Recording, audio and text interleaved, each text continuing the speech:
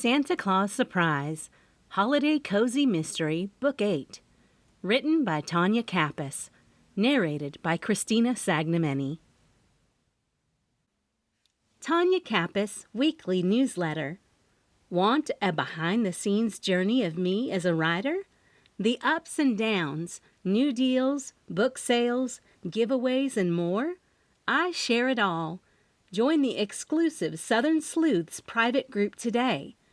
Go to www.patreon.com/Tonya Kappas Books. As a special thank you for joining, you'll get an exclusive copy of my crossover short story, A Charming Blend. Go to tonyakappas.com and click on subscribe at the top of the home page. Santa Claus Surprise, A Holiday Cozy Mystery, Book 8, by Tonya Kappas. Chapter 1. The distant crowing of a rooster, loud and clear, broke through the chilly night air. It was odd to hear it at this hour, with the sky pitch black and the world asleep. Ugh, what's Dave the rooster up to now? I muttered, trying to shift the weight of the heavy wooden jack-in-the-box Darren and I were lugging. With every step, the oversized spring inside the box made the wooden Santa bob up and down, as if he, too, were chuckling at our predicament. I've no clue, Violet. Dave's usually quiet until the sun comes up. But right now, let's just focus on getting this thing to the park. Darren replied, out of breath and panting slightly. The sand crunched beneath our boots as we hurried along the beach path, doing our best to stay out of sight. With every passing minute, I felt the weight of our secret responsibility as a pair of Holiday Junction's secret merrymakers. The Jingle Junction Jamboree was just days away, and we had to place this giant holiday sign to mark the grand finale. Our destination was Holiday Park, a magical place during the Christmas season. Even from a distance, as we rounded the seaside sidewalk that went up the path from the sea to the downtown area, I could make out the lights of the massive tree that stood in the fountain's usual place. The cold, crisp air seemed to still for a moment. Then a sudden and surprisingly close rooster cry sounded, making both of us halt in our tracks. Dave's crowing, louder and more insistent this time, sent a shiver down my spine. "Why does it sound like he's right around the corner?" I whispered, my breath turning to fog in the winter air. "That's just impossible, Violet. Dave's post is by the airport. He shouldn't be anywhere near here." Darren squinted into the darkness, trying to spot any sign of the infamous rooster. "He could have gotten out of Diffie's office," I said. Knowing Diffie Delk, Dave's owner, had an office in the business district just a few blocks north of here. The festive lights from the park bathed the area in a soft, multicolored beam, creating a whimsical contrast to our current mystery. It was supposed to be a quiet, covert mission. Just place the sign, then retreat into the shadows, and let the townspeople enjoy the magic of the Jingle Junction Jamboree. The tension grew with every crow from Dave. "I've heard rumors," Darren began, a mischievous glint in his eye, "that Dave isn't your ordinary rooster. Some say he's got a sixth sense, like he knows things." I chuckled, shaking my head. "Now you're just trying to make me more spooked than I already am. Come on, let's move. We're almost at the park." With renewed urgency, we quickened our pace. Out of the corner of my eye, I caught a glimpse of the lake. The swan paddle boats had cute light-up wreaths draped on them. They looked like they were dressed for a Christmas party. As we passed the amphitheater, I saw it appeared to be awaiting its Christmas pageant, and the scent of pine and cinnamon filled the air. "Pay attention." Darren brought my focus back to the task at hand. We have to get this sign up. I've got a final in about 4 hours. Darren had decided to go back to law school. Over the past few months, he had been studying so hard for his final semester that we just never figured our merrymaker duties into his schedule. Being the merrymaker wasn't just any tradition. It was the tradition. "We're nearly there," Darren whispered as we approached the park, the distant sound of waves crashing to the shore, now entwined with Dave's cock-a-doodle-doos. Holiday Park served as a charming ending to downtown. Nestled at its very edge, the park melded seamlessly into the town's vibrant heart. From where we stood, the distant luminescence from the town's boutique shops sparkled like stars. Along the main street, vintage carriage lights bathed the pathway in a warm, inviting halo, while pine wreaths with white lights hung gracefully from ornate dowel rods, cast a merry atmosphere over the wintry scene. And there was Holiday Park, a magical place during the Christmas season. The massive Christmas tree stood where the fountain usually did. Next to it, a living manger scene added to the town's festive spirit. "Just a little more, Vi," Darren encouraged, using the nickname he'd recently coined for me. A warmth spread through me at the sound of my name. I had to admit, I liked the way Vi rolled off his tongue. It felt intimate, personal, and somehow, coming from Darren, it felt right. "Only you get to call me that," I teased, despite the heaviness of our load, positioning my hands for the last few feet. "I see the manger." The manger, even though currently vacant, radiated a serene ambiance. The beautifully crafted wooden structure had fresh hay scattered inside, awaiting its daytime occupants. The backdrop was painted with a starry night sky and a distant town, setting the perfect scene for the living nativity that would come alive during the day. Soft golden lights hung overhead, casting a gentle stream on the empty crib. Or, rather, it should have been empty. Darren and I shared a puzzled glance as Dave continued to crow. The rooster's usually impeccable timing seemed way off tonight. "Why on earth is he here?" I whispered, setting one corner of the heavy sign down.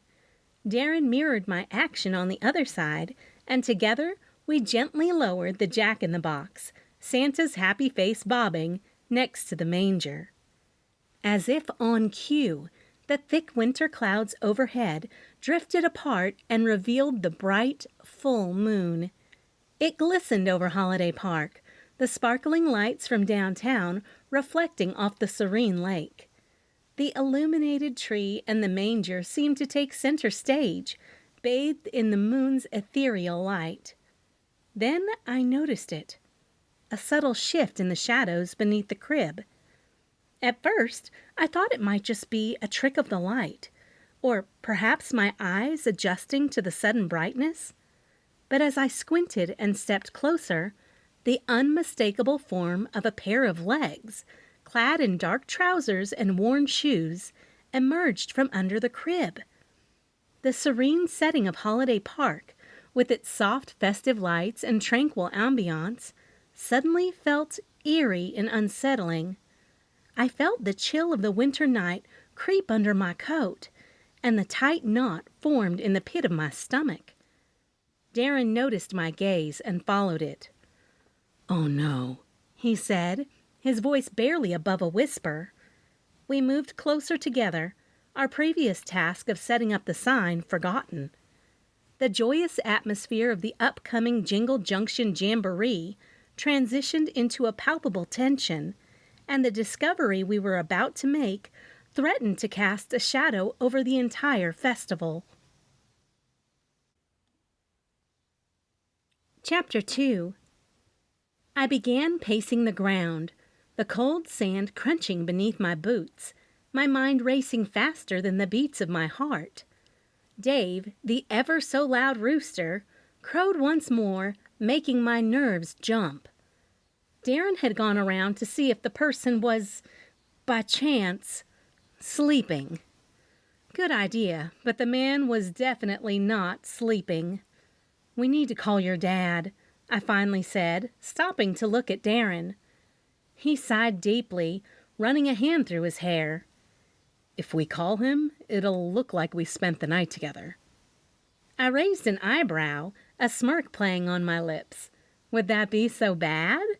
He chuckled. "Not for me, but it would give the town a lot to talk about in the morning." I threw my hands up in exasperation. "Okay, fine. Then it'll look like we were out as merrymakers. Either way, we're in a pickle." He grinned. "A Christmas pickle. Those are supposed to be lucky." I shot him a mock glare. "Do I look like I feel lucky right now?" Darren stepped closer and took my hands in his. "Okay, listen. We need to let the police know about the body without implicating ourselves. Maybe we could make an anonymous call." I bit my lip, thinking. The Christmas lights around the manger cast a gentle sheen on Darren's concerned face. "But they'll trace it back to us eventually. It's a small town. Secrets are like hot pies here. Everyone gets a slice." Darren looked thoughtful for a moment.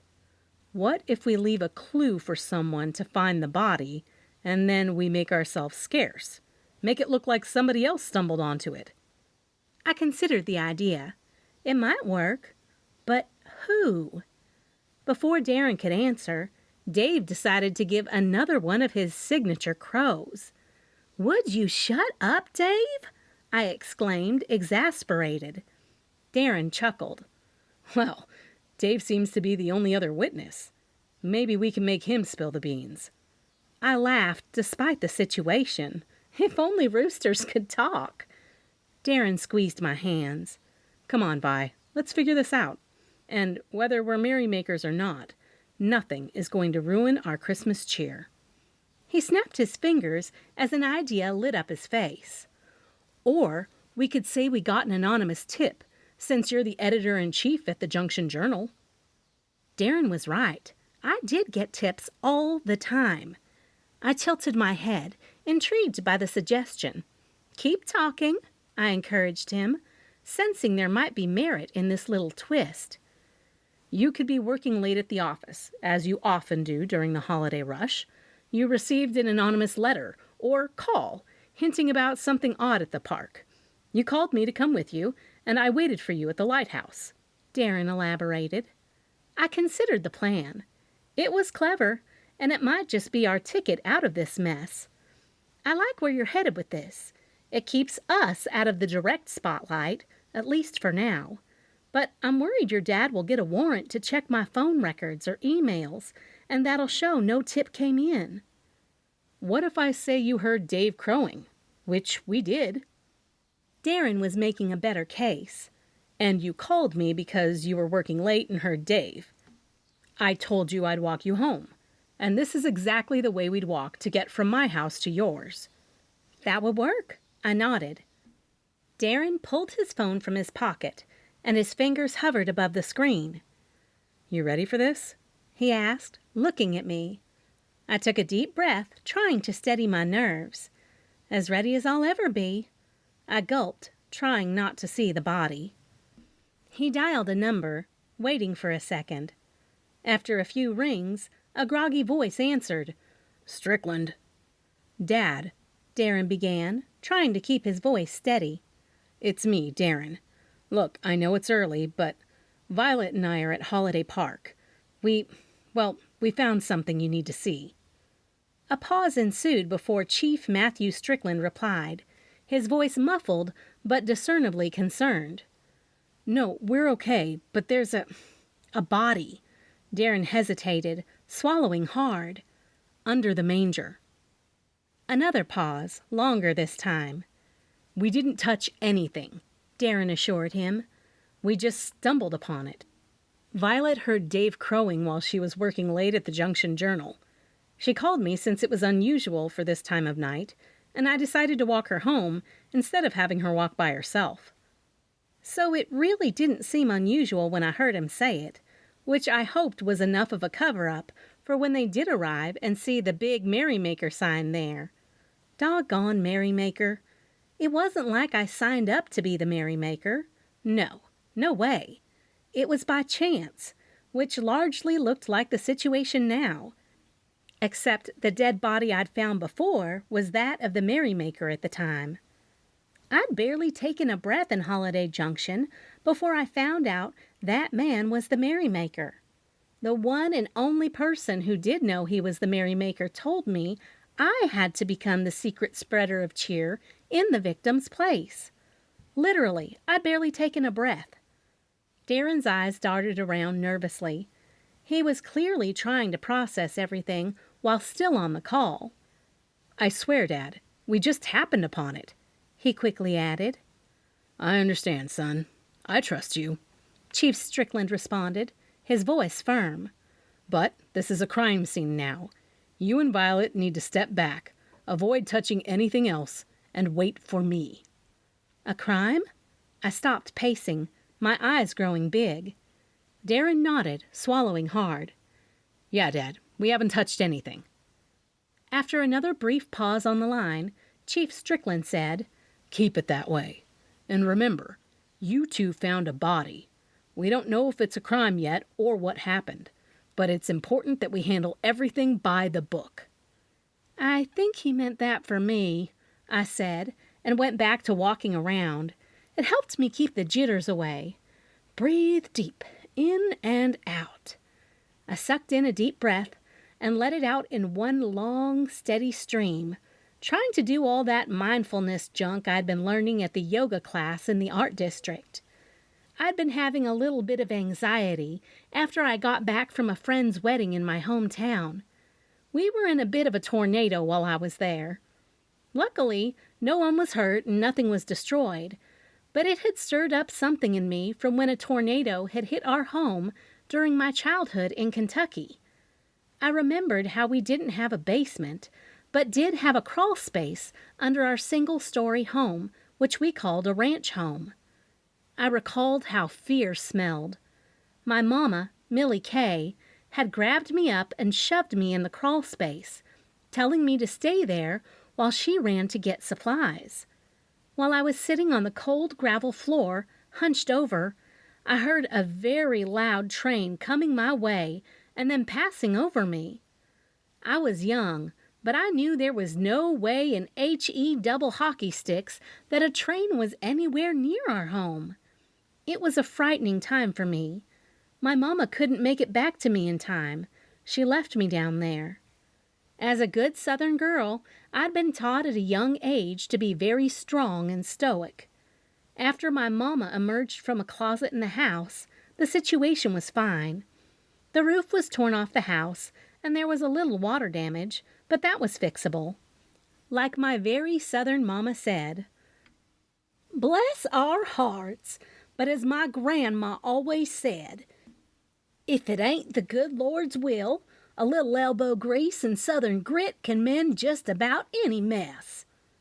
Unfortunately for me, no amount of elbow grease or Southern grit helped me to forget or even get over the fact that I was left alone, scared, and thinking I was about to die because I'd eaten my share of grits and worked hard enough to warrant the banishing of any scary feelings. So when I was thrust back into a tornadic situation, though I was with a room full of people, the memories had brought back so many anxieties that I decided to take a yoga class. I was starting to think all this breathing junk was a bag full of coal, until I got to about the 6th long, deep breath. "Vi," Darren said, breaking me out of my head and breathing routine. "Are you okay?" "I'm fine." I shoved my numb, tingling hands into the pockets of my jacket. "I got a little anxious, that's all." "I told my dad I was walking you home," Darren said, thinking this was the reason for my sudden shift. "I appreciate you defending my honor, but that's not necessary. I don't care if people think I was at your house or we were hanging out at—" I pulled my phone and hands out of my pocket and noticed the time. 4 a.m.? I looked back toward downtown, away from the manger, when I saw headlights from a car coming our way. It's the fact that the Merrymaker sign is right there. I pointed at it. I don't want people to know it's you and me. We can say it was already there when we were walking by. He rocked back on the heels of his shoes, pushing his hands farther into the front pockets of his jeans. Keep building lies upon lies? I asked. Then what do you expect us to do? He questioned above the sound of the car coming to a halt and a car door slamming. The sound of footsteps grew more defined, echoing through the silent night. The rhythmic, heavy footfalls I recognized instantly. Chief Strickland had a commanding presence, even in his stride. However, the accompanying patter was lighter, almost tentative. The night, which had temporarily cleared, was shrouded once again in mystery as the moon slipped behind the thick veil of clouds. Everything around us was blanketed in a soft darkness, only intensified by the occasional whisper of the winter wind rustling the leaves of the nearby trees as we waited for Darren's dad. A hushed stillness lay over us. The normally audible hum of nighttime critters had dimmed, as if even they were awaiting the next move in this unfolding drama.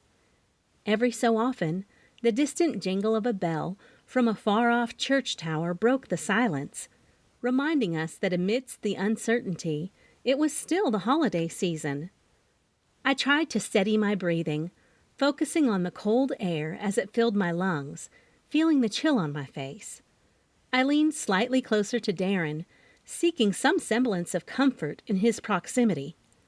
"Evening," Chief Strickland boomed in his familiar deep voice as he emerged from the shadows with his wife, Louise, by his side. A flashlight illuminated their faces just enough to confirm their identities. "Oh, honey, not again," Louise Strickland, Darren's mama, cried out to him. She hurried over and took Darren into her arms, like a mom should, to comfort him. Louise, even in the depths of winter and at this ungodly hour, carried her distinct style with her. Around her head, she wore a vibrant headscarf, its pattern a medley of deep blues and golds, tied in a knot at the base of her neck, keeping her hair tucked neatly away. The ends of the scarf fluttered softly in the winter breeze. Over her usual attire, she had thrown on a thick woolen caftan, its length reaching her ankles. The caftan was a rich emerald green, embroidered with golden snowflakes and intricate patterns around the cuffs and hem. A brooch shaped like a Christmas wreath was pinned near her shoulder, glinting subtly in the sparse light. While her feet were snug in fur-lined ankle boots, her hands were encased in leather gloves, embroidered to match her caftan. Louise, even at this hour, was the epitome of elegant winter warmth. "Thanks, Mom," Darren said, and he patted her before he pulled away. "I'm fine. The body is over there." He aimed his words at his father and pointed at the manger. Louise wasn't getting much from Darren, so I was her alternative. She turned to me. "Violet, are you okay?" she asked with concern and shifted her body toward me. "Do I need to call Millie Kay?" No, I waved her off. "I'm fine." Chief Strickland followed Darren over to the manger, leaving Louise and me there by ourselves. My goodness. She shook her head and frowned with the edges of her eyes and mouth. "Do you know who it is?" I didn't look at the face. I shook my head too. I only saw the legs and feet. "Why on earth were you looking in the manger?" she asked. Her eyes slid over to the Merrymaker sign, but she kept a tight lip. Please don't lie," I told myself. I cleared my throat. We were walking by, and that's when we noticed the feet. Phew, it wasn't a lie. That was what had happened. "At this hour?" she questioned, reminding me that she was actually my boss and co-owner of the Junction Journal with Marge, her sister-in-law, Chief Strickland's sister.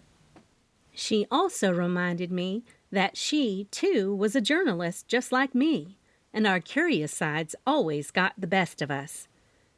You know, the brisk night air is good for the cobwebs in my head, and I've really got to get all the Junction Journal Jamboree events in the morning online edition.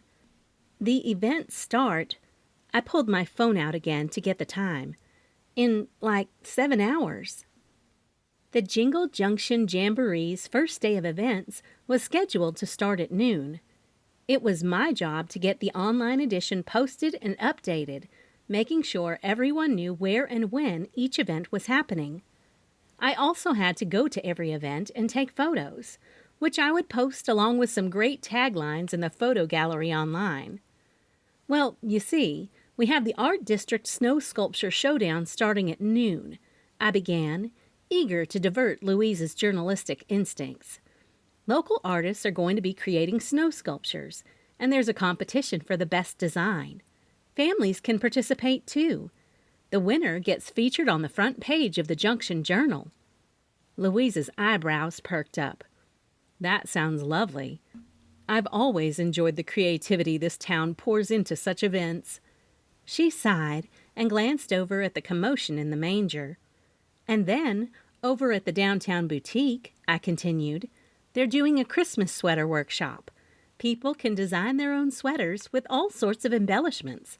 There's also a ceramics workshop next door where the kids can paint their own Christmas ornaments. Oh, that will be delightful, Louise said, her eyes alight with excitement, though I knew her better than to believe she took a second of joy in any sad situation. It was just like her to try to make everyone feel a little better or point out something to look forward to in light of what we were seeing. Marge mentioned something about a Christmas carol karaoke? She asked, making nervous chit-chat.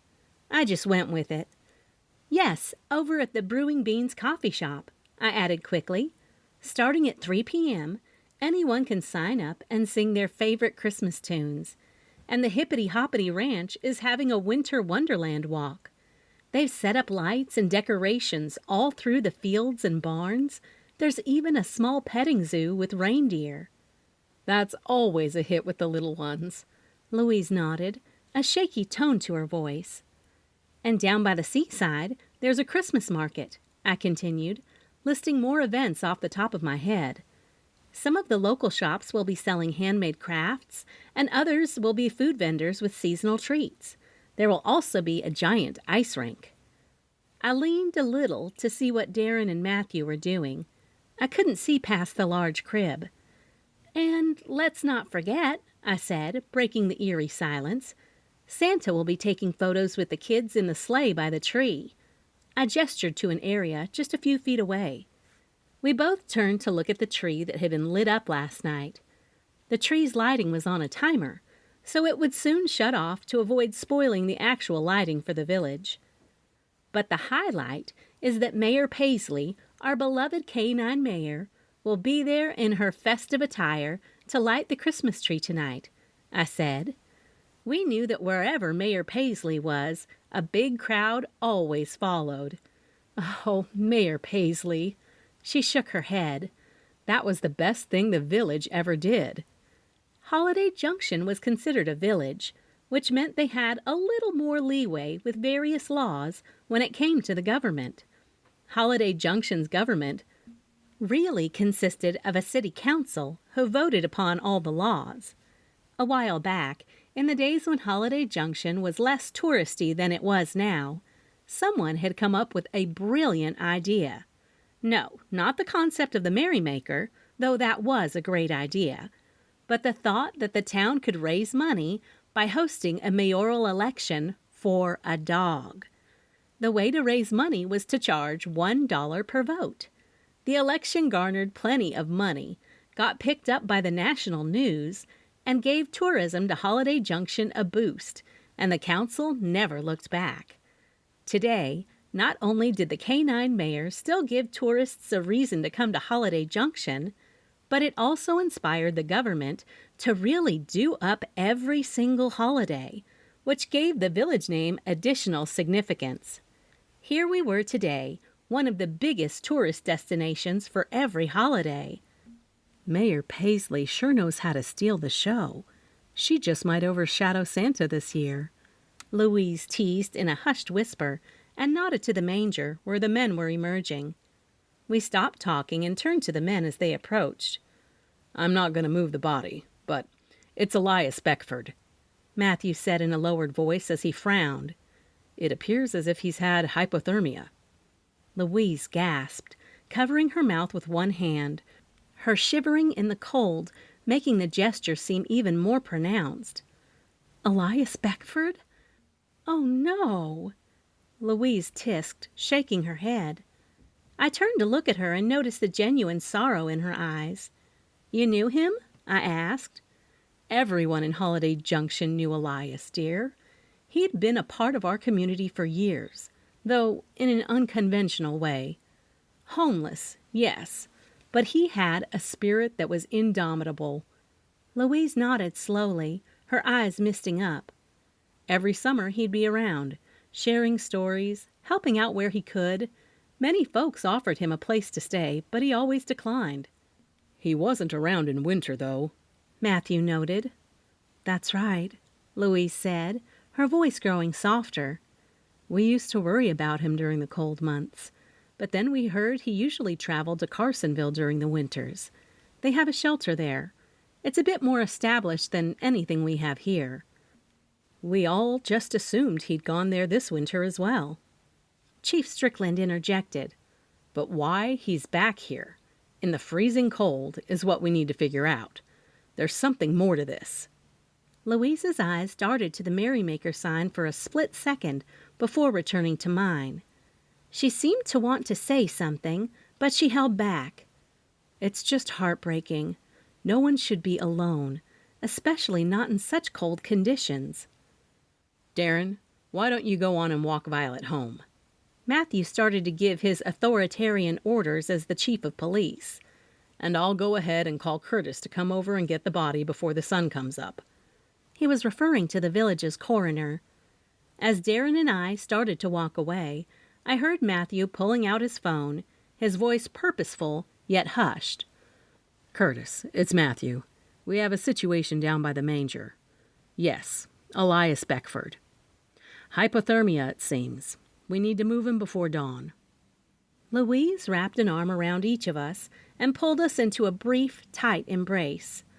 "I will see both of you this afternoon," she whispered, her voice thick with emotion. Darren nodded. He wrapped his arm around my shoulder as we walked, trying to provide some comfort and warmth.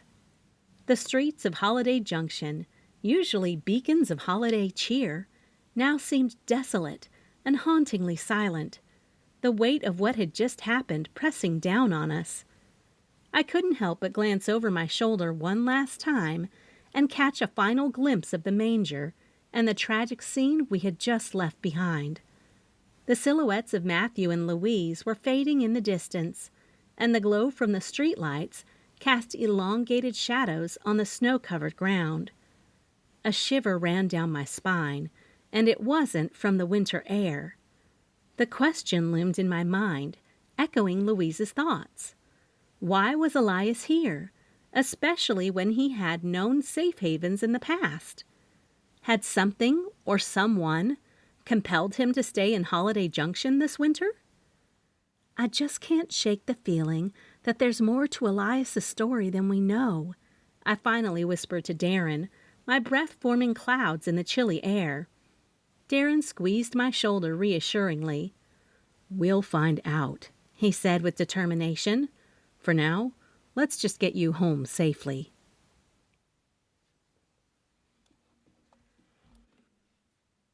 Chapter 3. The first light of dawn began to peek over the horizon, casting a soft golden hue over the world. From the French doors of my parents' cozy kitchen, I took in the scene, my fingers cradling a steaming cup of coffee. The comforting aroma of the brew mingled with the scents of pine and fresh snow in the chilly morning air.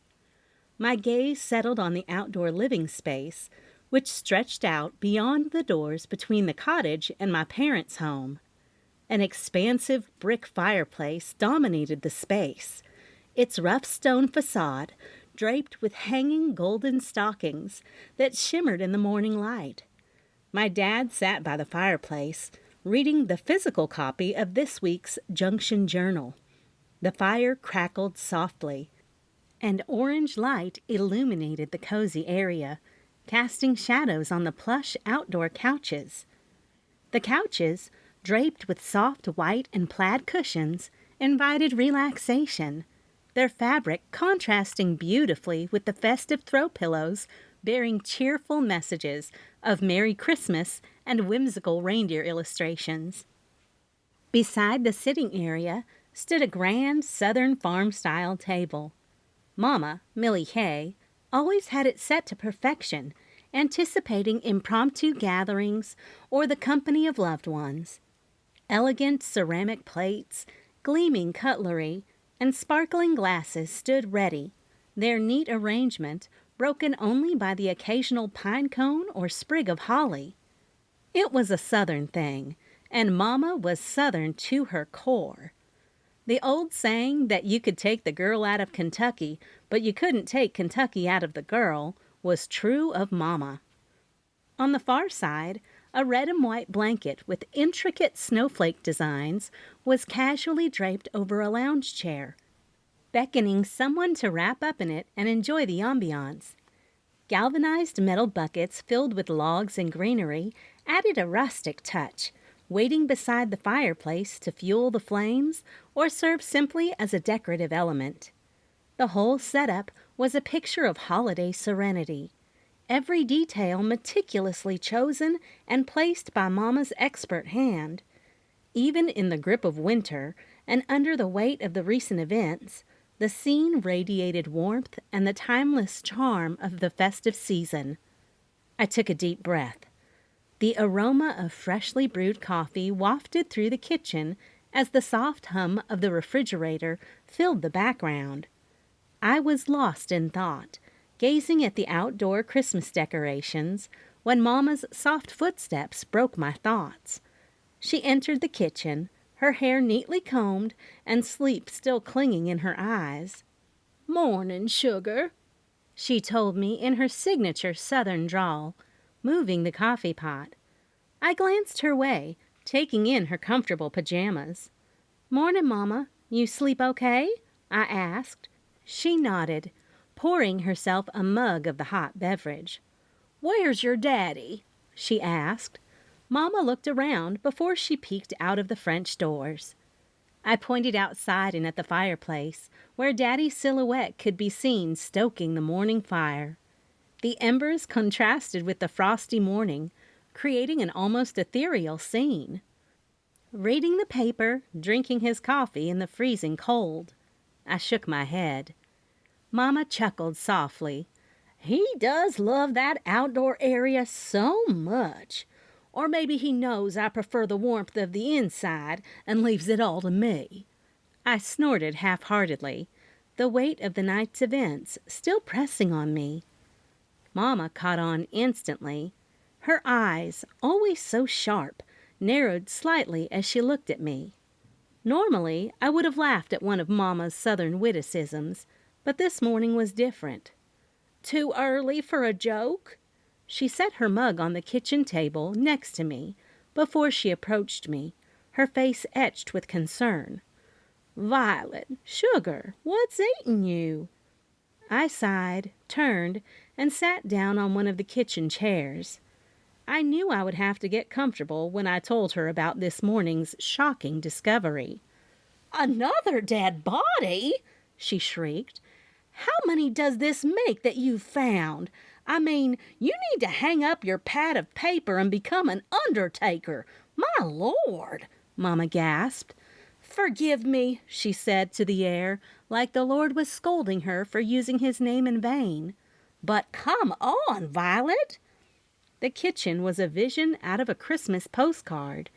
Green garlands hung in the windows, sparkling with fairy lights. Red and gold ornaments, ones I recognized from my childhood, hung from the ceiling, swaying gently. The table was covered with a white lace tablecloth, decorated with delicate red poinsettias. Mama's collection of porcelain Santa figurines stood proudly on the wooden counter, each one with a unique pose and expression. The scent of cinnamon and pine filled the air, contributing to the ambiance of warmth and festivity. I took a moment to soak in the familiar sights, a temporary distraction from the reality I was about to share. Mama's brows furrowed as she waited for me to continue. The gentle morning light streamed through the window, reflecting off the shimmering decorations.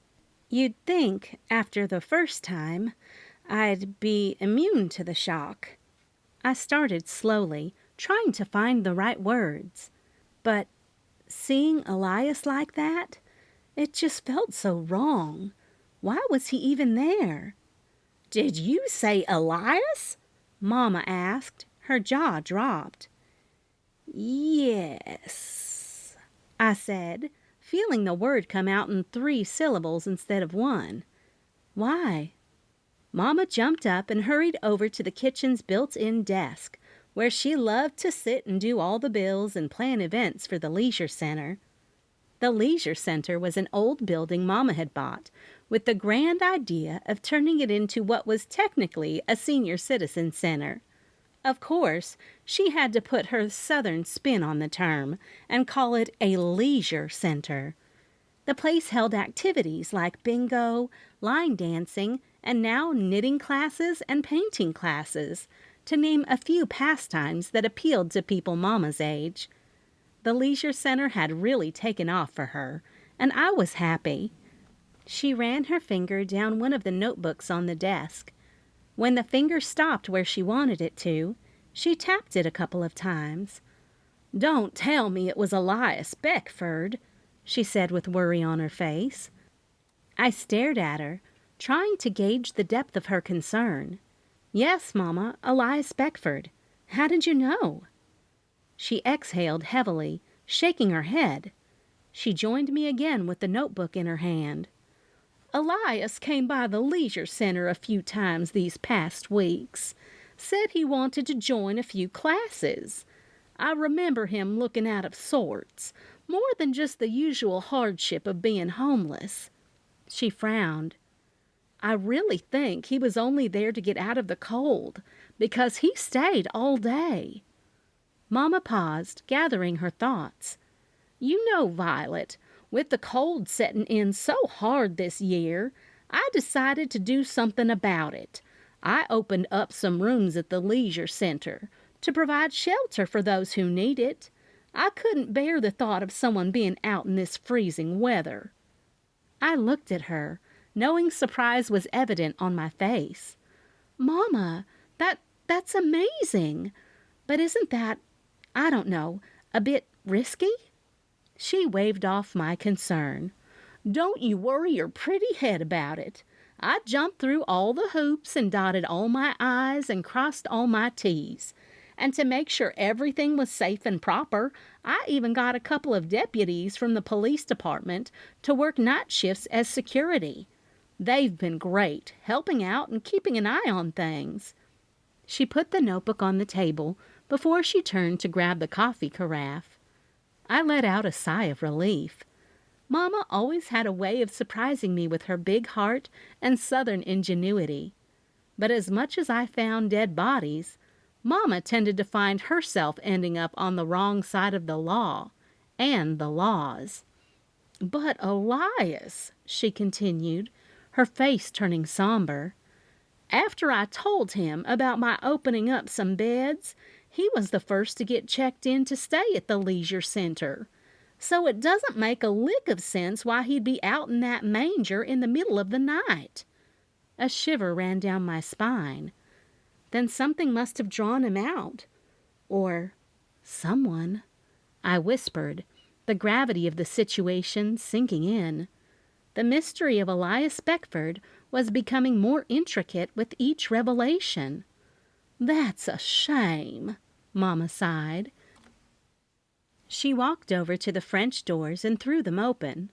"Noah, you get on in here. We don't want you to get hypothermia like the man in the manger." "Jesus," Dad called, his brows pinched in confusion. "Just get in here like I said," Mama snapped back in a tone that meant no arguing. She turned to me, her eyes filled with worry. "This town! I swear it seems like we can't catch a break." Daddy shuffled in, rubbing his hands for warmth.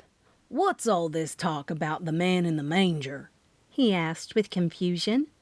I exchanged a glance with Mama. It seemed like this morning would be filled with much more explaining than any of us had anticipated. The sun's soft golden rays began to illuminate the room, casting a warmth over the festive decorations. "Mama, Dad, I need to head over to my place and get ready for work." I walked over to the dishwasher to put my mug inside it. "You sure you're okay, sugar? It's been quite a morning." Mama's concerned gaze met mine. "I'll be fine, Mama," I replied, offering a reassuring smile. "I just need a moment to process everything and get my day started." Dad gave me a supportive pat on the back. "Take care, sweetie. And remember, we're here if you need to talk or just want some company." "Thanks, Dad. I'll see you both later." I nodded, grateful for their understanding. Don't forget your daddy put the Christmas tree box in your family room, so be sure you get up your decorations after work," Mama called to me as I stepped out of the main house and made my way to my little garage-turned-home. On the way, I couldn't help but feel a mix of unsettling emotions around the mystery of Elias's death. The day had only just begun, and I had a feeling it would be a long one.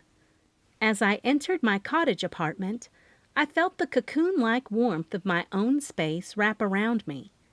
My living area was an open concept, a modest kitchenette that flowed into a cozy family room, and off to the side, my small but comfortable bedroom.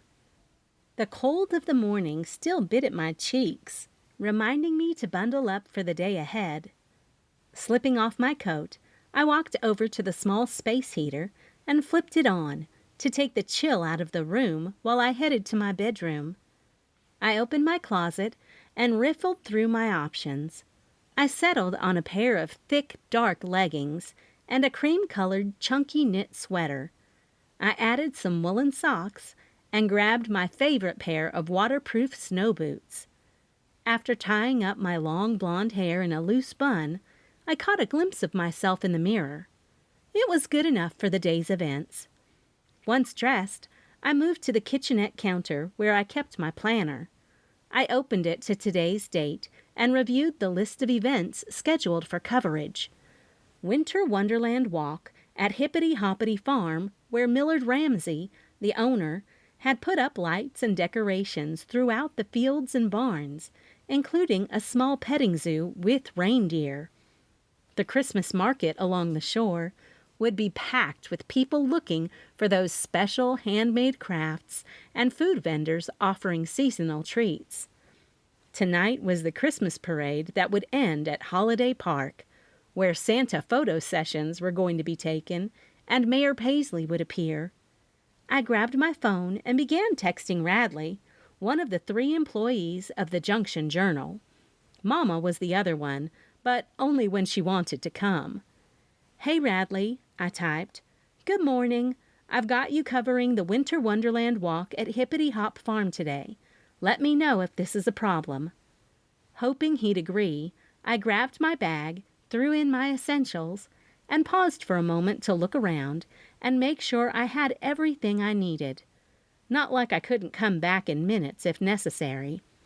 On my way out the door, my phone chirped. After pulling on my coat, I headed out into the brisk morning air. As I walked through the backyard, I took a moment to glance toward my parents' house. Through the frosted windows, there was no sign of movement. Mama and Dad were probably cozying up inside with their morning coffee. I reached into my pocket and pulled out my phone just as I approached the gate. The hinges creaked slightly as I pushed it open, signaling my transition from the warmth of home to the awaiting world beyond. Looking at my phone, I saw a text from Darren. Stepping onto the pavement of the sidewalk, I turned left to walk down Hart Way. Although I'd lived here for only a few years, the street felt familiar and comforting.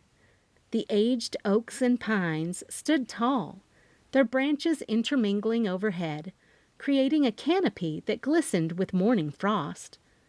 Christmas lawn decorations captured my attention.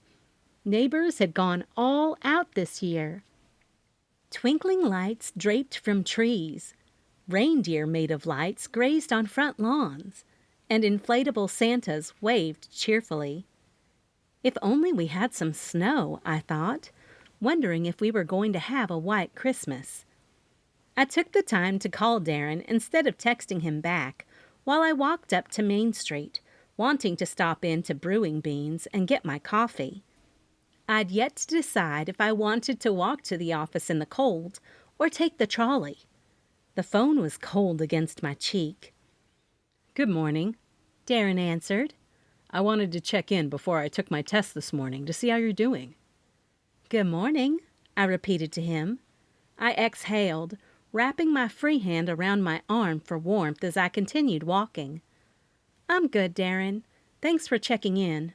I mean, it's never easy stumbling across something like that. But you don't need to worry about me. You just go ace that test." He chuckled softly on the other end. "Always looking out for everyone else, aren't you, Violet? But seriously, after everything you've been through, it's only natural I'd worry a little." I grinned, my breath visible in the cold morning air. "Thank you." I couldn't stop smiling. It felt good to have someone who had stolen a piece of your heart worry about you. And speaking of looking out, I was having coffee with Mama this morning, and she said Elias had been staying at the leisure center. They had beds opened up for the homeless. "Huh," Darren replied. Then he paused as though he was processing the information. "That's surprising, to be honest. So why was he at the park?" He asked the same question I had. "I've been wondering the same thing," I confessed, slowing my pace as I took a left on Main Street and then crossed the road to the side where Brewing Beans was located, a few shops away. "There's a piece of a puzzle missing." "And I'm sure you're going to find out." He laughed. "Maybe he was out there and lost track of time." "Maybe. Anyways, good luck with your test. And call me as soon as you get out," I said, then added, "After work, why don't we grab a bite to eat before we go to the parade?" "That sounds great," he said, confirming our earlier plans to go to the parade together. Ending the call, I pushed open the door to Brewing Beans, grateful for the warmth that greeted me. As I stepped into Brewing Beans, the scent of freshly brewed coffee and cinnamon welcomed me. The cozy glow from the interior bathed the sidewalk, a stark contrast to the chilly morning outside. I pushed the door open, and the familiar chime signaled my entrance. The cafe felt like a Christmas wonderland. The walls shimmered with silver and gold garlands, intertwined with strings of multicolored lights. Snowflakes dangled from the ceiling, catching the light in a dazzling display. In one corner, a grand Christmas tree stood, its branches weighted down with sparkling ornaments, delicate icicles, and festive coffee mugs. Hazel Lynn, the owner, stood behind the counter, engaged in animated chatter with a customer. When she spotted me, a playful gleam sparked in her eyes, hinting she had some news or gossip to share. As I patiently waited, she handed the customer their steaming drink, her words spilling out faster than the coffee from her machine. Sensing her urgency to converse with me, the customer grabbed their beverage with a nod and hurried out of the shop. Almost bouncing with anticipation, Hazel Lynn quickly proceeded to my side, her holiday cheer evident in her bright smile. Hazel Lynn leaned in with a twinkle in her eye. "So, what's the buzz?" "Honestly?" I quirked a brow. "Just coffee. Needed to start my day." She smirked, leaning against the counter. "Not what I meant. Heard any news on Elias? Given your..." Hazel tilted her head suggestively toward me, her eyes dancing with mischief, referring to my relationship with Darren. Current status with Darren. I figured you'd be in the loop. I took a moment to respond, sidestepping a direct answer. Darren's swamped with his law exam this morning. Ah, right. Preparing to be our town's dashing lawyer, eh? She grinned, pointing a playful finger at me. Lord knows we need someone better than Diffie Delk. As we bantered, Herschel approached and handed me a to-go cup. Morning, Violet. Your daily dose. He winked. I smiled gratefully. Thanks, Herschel. Keeping the town informed requires caffeine. Hazel nudged her husband, her lips pursed in mock disapproval. Don't egg her on. She's feisty enough. He chuckled, shooting a teasing look at his wife. And whose fault is that? Now, back to the grind. The Winter Wonderland Walks crowd is swamping us today. He looked around the coffee shop. Before I could leave, Hazel's voice dropped to a conspiratorial whisper. If you hear anything about who did Elias in, promise you'll let me know. I blinked, taken aback. Did him in? Elias died of the cold, I said, wanting to set the record straight. Now, Hazel, this is how rumors get started. She leaned in closer, shaking her head slowly. My eyebrows knitted in confusion. Accident? Last I heard, Elias succumbed to the cold.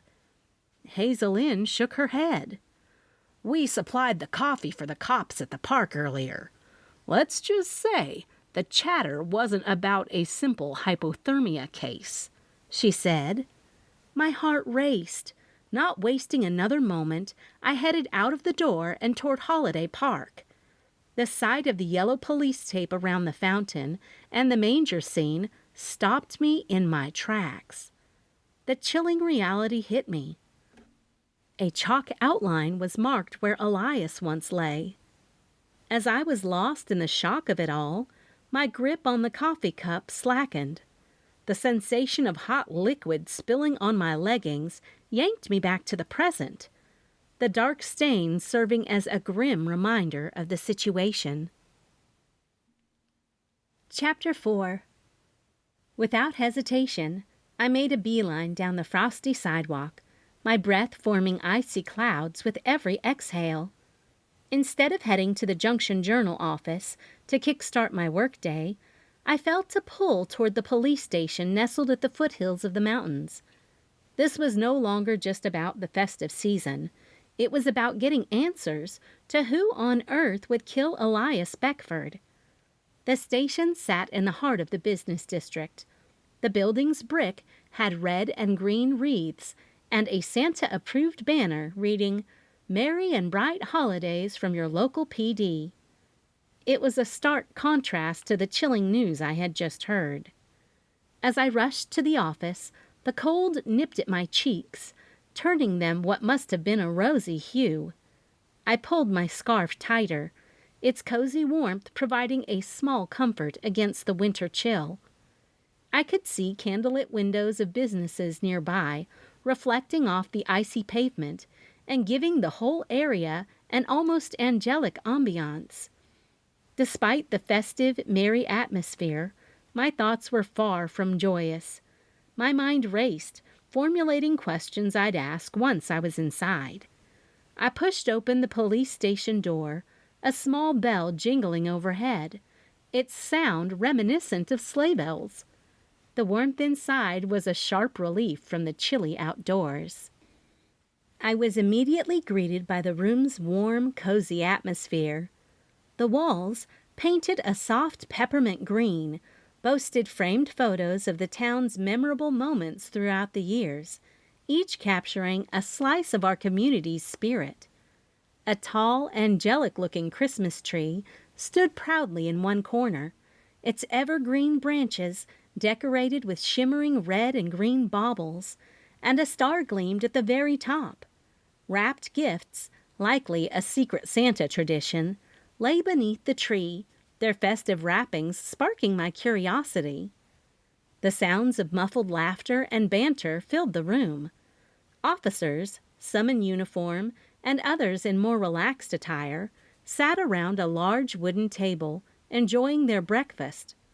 A spread of frosted doughnuts, some sprinkled with sugar, lay on a platter, their sweet scent mingling with the smell of freshly brewed coffee. Rhett Strickland greeted me with a smile and a mischievous look in his eyes. The dimples on his cheeks deepened as he grinned. Rhett, who was Darren's cousin, occasionally helped out at the police station when he wasn't working security at the small airport. "Violet," he waved me over. "Come and get a festive treat," he said, holding up a donut with red and green icing. I managed a small smile. "Actually, I had some questions about Elias," I began, trying to match the room's casual tone, feeling all eyes on me. I continued, searching for some answers. "When was the decision made to treat Elias's death as a homicide?" I asked. Matthew stood up and looked at me intensely. A hush fell over the group, the earlier mirthful atmosphere replaced with one of somber understanding. They exchanged glances, and Matthew, sipping from a coffee mug labeled naughty or nice, nodded at me. "Let's talk in my office," he said. I followed Matthew down a short hallway, away from the chatter and clinking of coffee mugs. We reached his office, where a modestly decorated Christmas tree stood in one corner, its lights creating a soft, festive scene. The room smelled of pine and the lingering scent of a peppermint candle. "Louise did all this," he said, pointing to all the decorations. Then he closed the door behind us, creating a barrier between us and the cozy atmosphere outside. He walked around his desk, sat in the chair behind it, and gestured for me to take a seat in front of him. As I settled into the chair, he took a deep breath and leaned back, studying me for a moment. "Violet, what do you want to know?" he asked. When was the decision made to treat Elias's death as a homicide? I repeated my earlier question. When I left you this morning, you said it looked like hypothermia. Matthew sighed, interlacing his fingers and resting them on the desk. "When Curtis arrived and we began moving Elias, we found stab wounds on his back. It wasn't apparent at first, due to the position he was in and the layers of clothing he had on." Briefly, he stopped, as though he was trying to pick his words because he knew I would have to print this in the Junction Journal. "Once we saw those, everything changed. It's no longer a simple case of hypothermia. Someone wanted him dead." His voice was steady, but I could detect a hint of regret. "You and I both know the first 48 hours of trying to catch the one who did this is crucial." Were there any specific signs at the scene that pointed at foul play? I asked. Matthew rubbed his temples, thinking for a moment. "There wasn't much out of place at the scene initially. Now that we're treating it as a homicide, though, we're taking another look. The snow around the area had been slightly disturbed, but we attributed that to Elias possibly struggling in the cold. However, it could also indicate a struggle with someone else. And there was a peculiar absence of any personal items on Elias. No wallet, nothing that might identify him or give us clues. Either he left without them or someone took them." My mind circled back to Mama, telling me how he'd been staying at the leisure center. I wondered if his wallet was left there. I kept the information to myself. After all, I was a reporter, not a police investigator. He paused, eyeing me carefully. "But it's the stab wounds that really shifted our perspective. The frosty conditions and Elias's attire concealed them. But now everything takes on a new light. We're combing the area, looking for any other evidence or signs of a possible attacker." Did Elias have any known conflicts with anyone? I asked. "We haven't gotten that far into the investigation, but you know I can't tell you if we did have any possible suspects." Matthew was good at keeping a tight lip when it came to police matters. Were there any witnesses during the night? I pressed. His face scrunched in thought before he answered. The only thing that comes to mind is the merrymaker. The merrymaker? I tried to keep my voice steady, keeping the secret that Darren and I shared. What do you mean? Yesterday evening, no one had placed a merrymaker sign. But come morning, there it was at the manger scene with Elias. He leaned forward, eyes sharp. The only thing I can think of is maybe Elias saw something he shouldn't have, say, the merrymaker. If he threatened to reveal their identity, it might have been motive enough for the merrymaker to, you know. I gulped, anxiety gripping my heart. The implication that the town's merry spirit might be involved in something so dark was jarring. It also brought up a dangerous idea.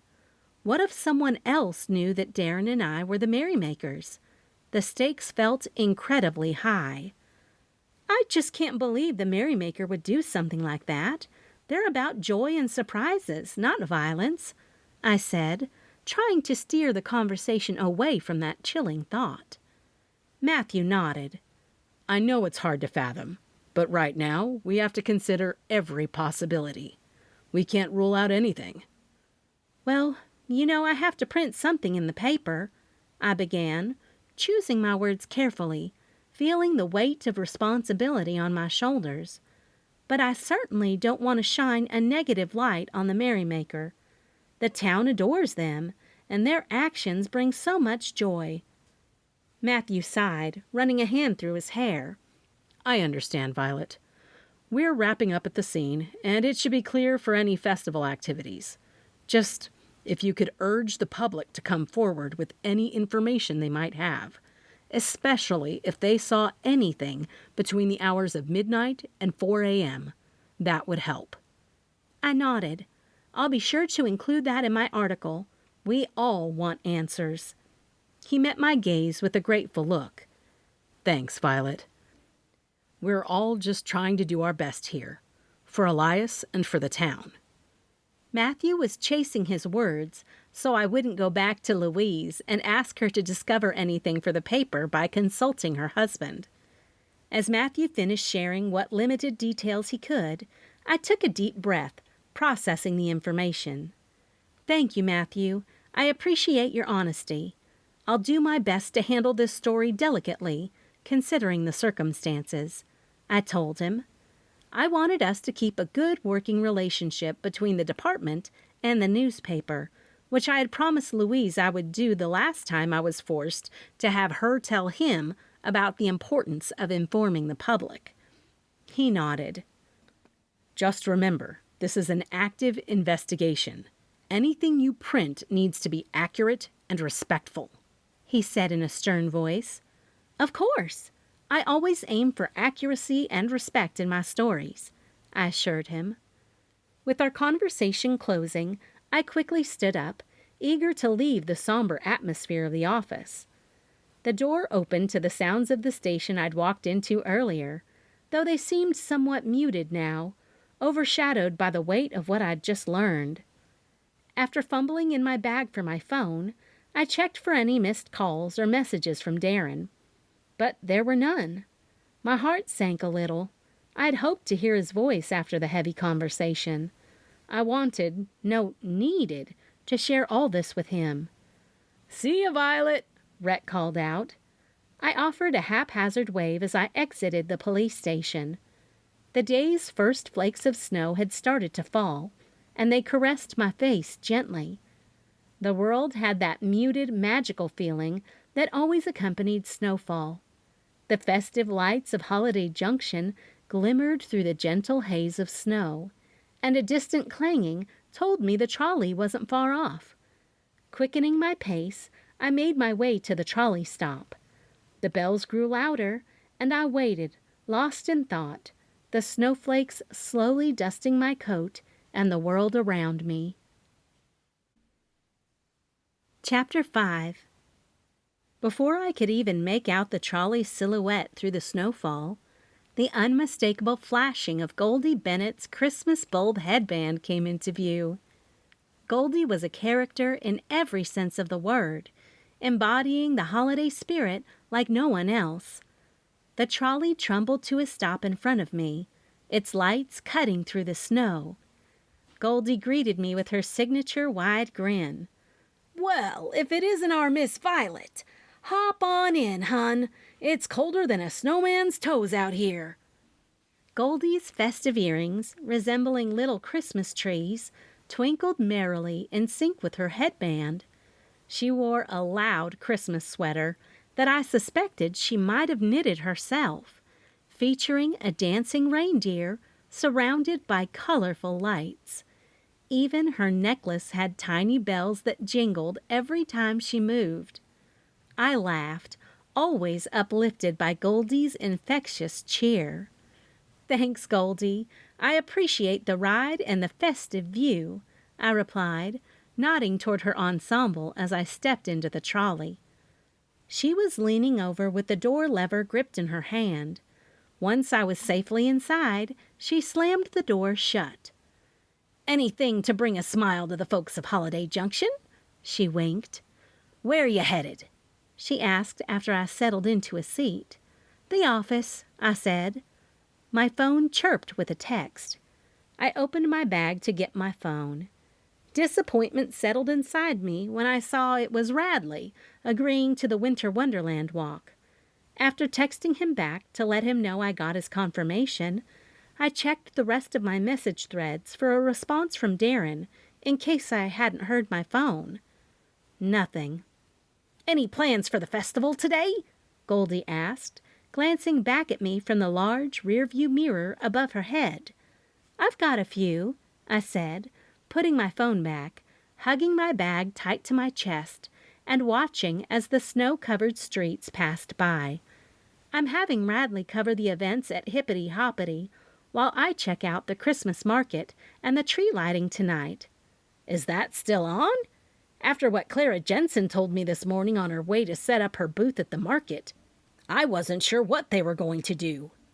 Goldie had my ear. "You know about Elias Beckford?" I asked. "I sure didn't until Clara told me," she said, bringing the trolley to an abrupt stop in front of Bubbly Boutique Clothing on Main Street. "Look there! Aren't those the cutest sweaters?" The window display of Bubbly Boutique Clothing was a winter wonderland of its own.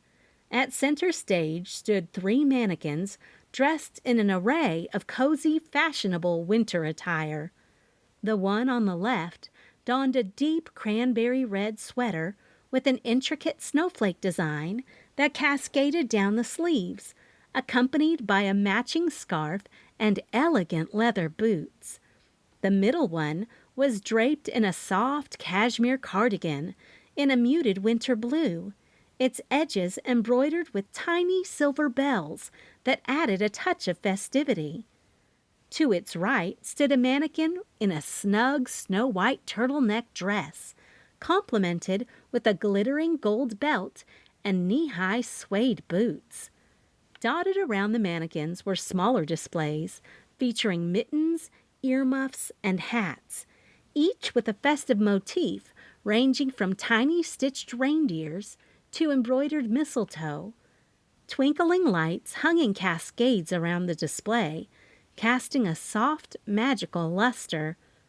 The backdrop depicted a serene, snowy night, with silhouettes of trees and the outline of Holiday Junction's iconic church steeple decorating a harmonious blend of fashion and the holiday spirit. Goldie, pointing at the window, remarked, "Every year they outdo themselves. Makes me want to pop in and grab something cozy for the season." "Clara?" I asked, trying to weasel my way into getting some gossip which Goldie loved to talk. "Oh!" Goldie began with a conspiratorial wink. "Clara always has her ears to the ground. She's setting up her famous gingerbread stall at the market, you know. Well, anyway, she told me she saw Elias last night at the festival. Said he looked out of place, wandering around like he was lost or searching for something." I leaned in more closely, intrigued. Did she mention anything else? Maybe someone he was with or talking to? I asked. Goldie paused, tapping her finger to her lip in thought, the other hand on the wheel. Now that you mention it, she did say something about Elias having a chat with Nell Parker near the library booth. Thought it was odd, seeing as how Elias and Nell would have had nothing in common. She shrugged. Nell Parker? The retired school teacher? I tried to mask the surprise in my voice. The very same. Clara said they didn't seem to be arguing or anything, just deep in conversation. But she did think it was peculiar, given Nell's reputation for keeping to herself. I pondered this new piece of information. Nell and Elias. What could they possibly have to discuss? Maybe Elias was seeking shelter in the library. It didn't matter now. What mattered was their conversation. Most of the time I used my journalistic skills. I found the smallest of details led to the biggest clues, and that was no different in a murder case. I took out my phone, but this time I pulled up the notes section and typed in Elias Beckford. Goldie gave me a knowing look, breaking my train of thought. You reporters, always on the hunt for a story. But do be careful, dear. This isn't just a tale. It's people's lives. I know, Goldie. I know, I replied, appreciating her genuine concern. The trolley started moving again, its bell ringing cheerfully as we made our way farther down the snow-dusted Main Street. While she talked to a few of the tourists who'd boarded, I took the moment to quickly type in what I knew so far. Elias Beckford had been stabbed. From what I'd learned in my time reporting crimes, stabbings generally were a sign of passion. Not like romantic passion, but having had such a bad grievance against someone that the culprit would stab them over and over out of rage. When Matthew said he was stabbed multiple times, that stood out to me. I also noted that he was supposed to be staying at the leisure center. I was 100% positive Mama would call me when she went there today to see if Elias had, in fact, checked out, which would leave a bed open for someone else who needed to get out of the cold. Furthermore, it seemed important to remember that according to Matthew, Elias didn't have any identification on him. Then I wrote down the two people who actually laid eyes on him last night, Clara Jensen and Nell Parker. The speakers of the walkie-talkie and Goldie's palm crackled to life. "All right, folks," she boomed cheerfully into the mic. "Welcome to Holiday Junction's festive trolley unofficial tour." I snickered at her use of unofficial to mean she was going to point out whether the passengers liked it or not. Outside, the snow was painting the town a gentle shade of white, giving everything a pristine, untouched look. "Holiday Junction," Goldie continued, "is a gem nestled among the most diverse landscapes. Whether you're a fan of the peaceful countryside, the refreshing seaside, or the majestic mountains, we've got a slice of heaven for everyone."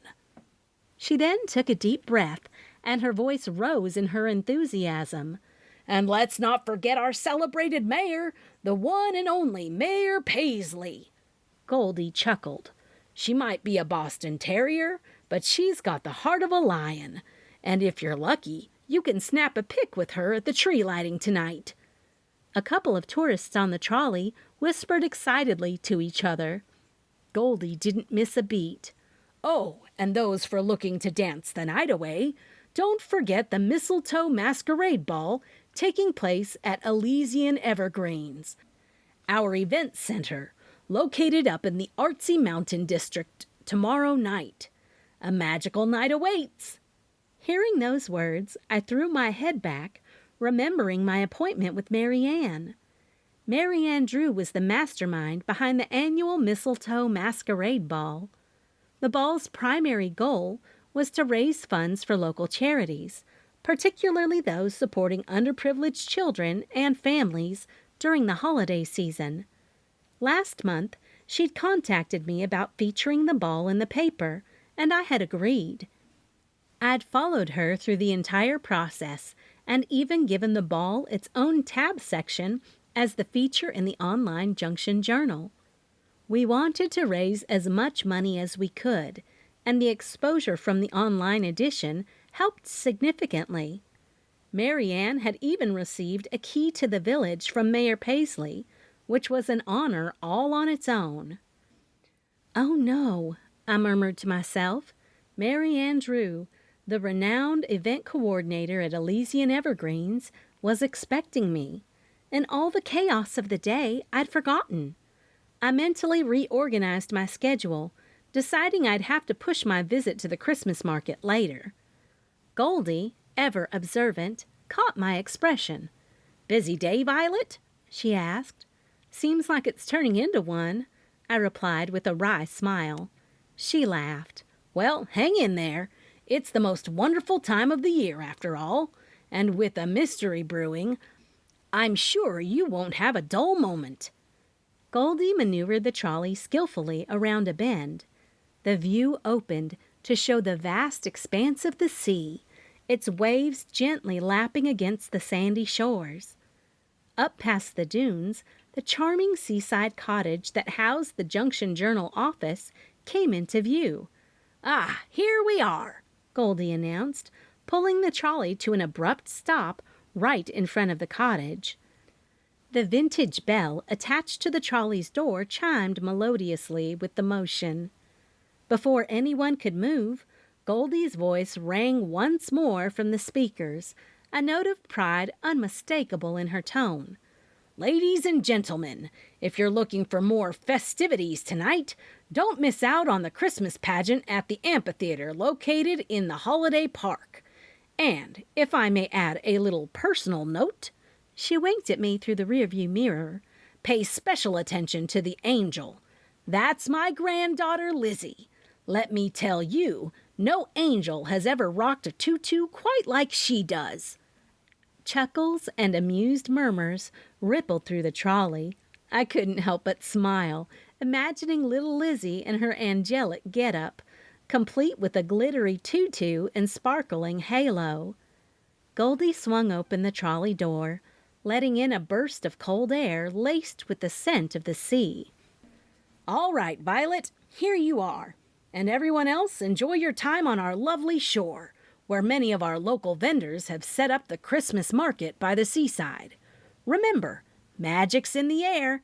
It's the Holiday Junction way." She clicked the walkie-talkie and draped the springy black cord over the speaker hanging near her head. "Thanks, Goldie," I said, tossing my empty cup in her trash can. Then I stepped down onto the snowy ground, and my boots crunched softly. As the trolley pulled away, I took a deep breath, inhaling the salty sea breeze, and started to think about my plan for the rest of the morning.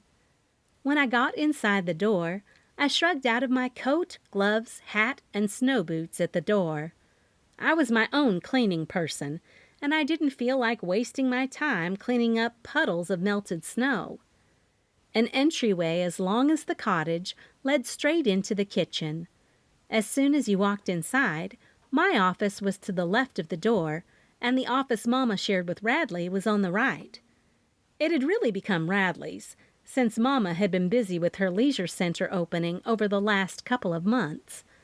Radley did need his own office, but we were still doing renovations on the cottage, and those were on Rhett Strickland's timeline because he was the actual landlord.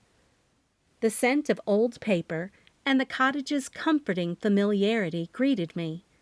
The atmosphere always reminded me of how much this place meant to me, a haven, a work of passion, and now a testament to how we had brought the newspaper back from the dead. The wooden floorboards creaked gently underfoot as I proceeded to the kitchen, hoping to kickstart my day with another cup of coffee. The kitchen, with its white painted cabinets and hanging copper pots, was the heart of our operations. We'd had many brainstorming sessions, comforting meals, and late-night editing bouts here. I reached for the coffee pot when I heard the door open, followed by a familiar voice. "Morning, Violet," Radley called out, his voice slightly muffled by the scarf he was unwinding from around his neck. I looked up just in time to see him shake the snow from his disheveled brown hair, a pair of glasses slightly askew on his nose. Radley had a boyish charm, despite the early silver strands in his hair and the lines around his eyes, signs of many nights spent poring over news and articles. "Radley," I said with a grin, pouring fresh coffee into 2 mugs. "Just in time. Was beginning to think I'd have to brave the day without any caffeine-fueled backup." He chuckled, taking the mug I offered. "Wouldn't dream of leaving you to fend for yourself," he said, raising his mug slightly in a mock toast. "I'll head out to the farm around lunch. What's on the agenda this morning?" I took a sip of my coffee and savored the warmth. Well, between the mysterious death, festival reports, and my upcoming appointment with Elysian Evergreens, it's shaping up to be quite a day. How about you?" Radley raised an eyebrow, curiosity evident in his eyes. "Mysterious death?" I hesitated for a moment, debating whether to let him dive with me into a tangled web that had begun to form around Elias's death. I would definitely investigate his demise myself, since Matthew had tabbed the merrymaker as a suspect. The only suspect. "Come," I finally said, motioning for him to follow me to my office. I just couldn't help myself. Radley trailed behind me and set his mug on the kitchen counter as we entered my workspace. The room was bathed in the morning light, filtered through the sheer curtains that draped the windows. I moved the 2 large whiteboards that dominated one wall. On one board, a detailed calendar showcased our upcoming topics, deadlines, and brainstorming notes. It was a colorful mosaic of Post-its, scribbles, and hastily jotted ideas. The other board was covered with the intricate schedule of festival events. Each event had a specific color coding indicating priority, location, and time frame. Without a word, I reached for the eraser and began to wipe away the festival events. The colorful details slowly vanished, leaving a stark white canvas in their wake. Radley watched silently, his expression a mix of surprise and anticipation. Taking a deep breath, I uncapped a marker and wrote Elias Beckford's name at the top in bold letters. "We have a mystery on our hands," I began, turning to face Radley. "Elias was found dead this morning at the nativity scene." Radley pulled a chair over and sat down opposite my desk. "And we are going to report on it?" As I started to outline the details, the weight of the situation began to sink in. This wasn't just another story. It was personal. And the contrast with the town's festive spirit couldn't have been starker. I hesitated for a moment, the gravity of the secret about the merrymaker pressing down on me. "We were walking to my house. Well, Darren and I began cautiously, making sure to keep any hint of the merrymaker out of the story. And that's when we just stumbled upon the scene. It was jarring, to say the least." "You saw the body?" Radley frowned, studying my face. I nodded, avoiding his gaze. "Yes, and given that the festival is ongoing, this could either make or break the town's reputation. I mean, a death at the center of our most awaited event?" I noted how serious it was that he didn't make a huge deal out of it, but I was on board for him to find out anything he could, which would only help me investigate and thereby take the heat off the merrymaker. Using Radley's skills to benefit Darren's safety and mine could be considered a little immoral. Oh well. "That's intense. And you want the journal to cover it?" His eyes narrowed slightly, as if he was piecing together the facts. "It's news, Radley, but we need to approach this with sensitivity and caution. The last thing we want is to stir up panic during the festival," I said. Radley drummed his fingers on the desktop, deep in thought. "So what's the plan? Are we just reporting the facts, or are we digging deeper?" he asked as he made himself a little too comfortable in my chair. The question hung in the air between us, charged with implications. How far did I want to go with this investigation? And how much could I trust Radley with the information, especially with the merrymaker's involvement still a secret? After taking a deep breath, I said, "We report the facts, but we also keep our ears to the ground. We need to be careful, Radley. Let's not jump to conclusions or make any assumptions." He nodded slowly. "All right, I'm with you." He stood up. "What do we know?" "I swung by the police station earlier," I started, my tone serious. "The case shifted to homicide status." Radley's eyes widened. "What? How did that happen so quickly?" "They did a preliminary examination," I explained, shifting my weight from one foot to the other. "It seems Elias was stabbed multiple times in the back. We didn't see it initially because he was lying on his back when Darren and I came across him." Radley let out a low whistle. "That's brutal." I nodded. "It's more than just a mysterious death now. This is a full-blown murder investigation. It also makes our role in reporting it even more crucial.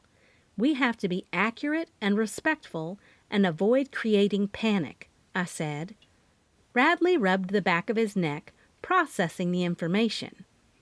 "Okay, so how do we approach this? What angles are we considering?" "Firstly, we need a profile on Elias.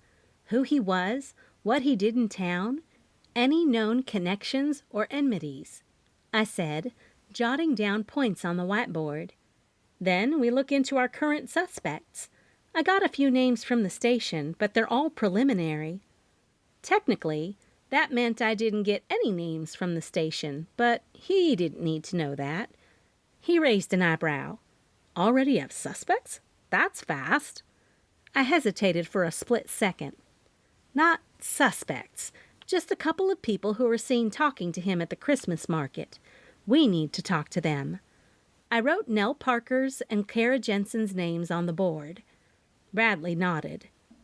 "I'll go find them while I'm covering the market and see what they say." I was making a full plan in my head, as well as keeping the paper's needs in mind, so I didn't lose sight of the obligations of my job. "While you wait to go to the farm, why don't you go ahead and see what you can pull from the internet about Elias, since we don't know a whole lot about him." "On it." He jumped up from the chair and headed into his office. I was about to jot down a few more names and connections on the board when my phone buzzed. Darren's name flashed across the screen. "Hey," I whispered into the phone, glancing at Radley's office door to ensure it was still closed. "Violet," he began in an urgent tone. "I just heard Elias's case has been moved to homicide." "I know," I whispered back, my heart pounding in my chest. "First, tell me how your exam went." "It was good, but I'm concerned about my dad's only lead," he said, bringing us back around to the situation at hand. "I was at the station earlier." I let him know I'd already heard the news, so I didn't have to say it out loud for Radley to hear. Darren paused for a second, a sure sign he was trying to think. "Violet, I also heard that the merrymaker might have been the last person to see Elias alive, and it wasn't from Dad," he said, letting me know someone else had heard it. A chill ran down my spine. "Yeah, your dad told me the same thing," I said. "Listen, meet me at the Jiggle Joint in 20. We need to talk," Darren said, urgency evident in his voice. "I'll be there," I replied. Then I ended the call and took a moment to process everything. The stakes had just gotten higher, and the merrymaker was in the crosshairs. If Radley found out... After tucking my phone into my bag, I grabbed my coat. The snowflakes outside danced in the wind, beckoning me into the mystery that was deepening by the minute. The Jiggle Joint awaited. Chapter 6. 20 minutes gave me enough time to at least stop by the Christmas market by the seaside and look for Clara, since I was going that way already. I stepped out of the cottage, the salty tang of the sea breeze immediately greeting me. I took a moment to appreciate the gentle lapping of the waves just beyond the sand dunes. The seaside view was always something special, and it never failed to invigorate me. The quaint little shops along the sidewalk buzzed with activity, their festive displays drawing in locals and tourists alike. I walked down the wooden steps leading to the sidewalk, my eyes darting toward the other side of the street. There, right on the beachfront, was the Christmas market, a lively sprawl of vendor tents with Christmas lights and mistletoe garlands. The sounds of merry chatter and occasional bursts of laughter floated over to me, mixing seamlessly with the harmonious notes sung by carolers nearby. I couldn't resist. I had to stop and take their photo for the Junction Journal while they were in costume. The carolers were dressed in delightful old-fashioned attire, reminiscent of a Victorian Christmas card. The women wore long, velvety dresses in deep hues of burgundy and emerald, cinched at the waist with gold-embroidered belts. Their skirts flared out, cascading down to the ground, with lace petticoats peeking out just slightly underneath. High-necked blouses with delicate lace collars framed their faces, and each woman had her long hair done up in intricate braids or buns, with ribbons and mistletoe sprigs. The men stood equally resplendent, in fitted woolen waistcoats layered over crisp white shirts. Their trousers were a contrasting dark shade, tailored so that they sat perfectly above polished leather boots. Each one sported a top hat, some with holly leaves or a dusting of faux snow, adding to the festive charm. Around their necks, they wore thick scarves, striped or in solid colors, and every so often one would raise a gloved hand to adjust his monocle or clear his throat before belting out another verse. As a group, they evoked a sense of nostalgia and warmth, their voices blending in perfect harmony. It was a scene straight out of a Dickensian tale, and I quickly snapped a photo, capturing the essence of Holiday Junction's festivities in one frame. After taking their picture and being pleased with how it looked, I continued to walk into the market, where I passed a variety of booths, each with something different inside. A craftsman displayed carved wooden toys that seemed to come to life under his skilled hands. Next to him, a jeweler showcased delicate ornaments, their surfaces glinting under the soft lighting of the lanterns. A few steps ahead, I paused to admire an artist's booth, where watercolor landscapes of Holiday Junction took center stage. Forgetting exactly why I was there, I smelled the sweet and spicy allure of mulled wine, teasing me from a distance. Freshly baked gingerbread cookies and warm cinnamon pastries tempted every passerby. But what truly caught my attention was the unmistakable scent of roasted chestnuts. Following my nose, I found a vendor with a large open fire pit where chestnuts popped and sizzled, filling the air with their rich, nutty aroma. I took a deep breath, letting the vibrant atmosphere of the market wash over me. It was my way of allowing the presence of every single feeling I had, so I could write a journal article that subscribers would love. I snapped a few photos of the chestnuts and took out a $20 bill to purchase a bag before I set out looking for Clara. "Can you tell me where Clara Jensen is?" I asked the chestnut vendor. They would know, because they must have set up here through Clara. The chestnut vendor pointed at a booth that had colorful garland and candy cane cutouts. "You see that lady with the big hat near the candy cane decorations? That's Clara." I looked in the direction he indicated and recognized Clara Jensen immediately. She was a robust older woman with bright blue eyes and a head of snowy white hair. Her standout feature was her oversized burgundy hat, accentuated with a single feather that danced with each movement. Engrossed in conversation with an ornament vendor, Clara held a clipboard filled with papers, making it evident she ran the show. "Thank you so much," I said, then followed up with, "I can't wait to eat these." "You'll be back for more," the vendor said with confidence. "Then I'll see you soon." I had no doubt I would return, because as soon as I popped one of the warm chestnuts in my mouth, the rich, nutty flavor enveloped my taste buds. It had a slightly sweet undertone, almost reminiscent of roasted sweet potato, but with an earthier, more mellow touch. The texture was soft, almost creamy, contrasting with the slightly crisp outer shell. The chestnut's warmth and comforting taste were instant reminders of why these treats were a holiday favorite. I couldn't help but smile, thinking the vendor was probably right. I'd be visiting his booth again soon. Clara studied the camera with a hint of amusement in her eyes. The large brim of her hat threw a slight shadow on her face, but the rosy tint of her cheeks was unmistakable. Her white hair framed her face beautifully, making her blue eyes stand out even more. "That's right," I replied, offering her a friendly smile. "I'm Violet, and yes, Christine did mention you were hoping for some coverage.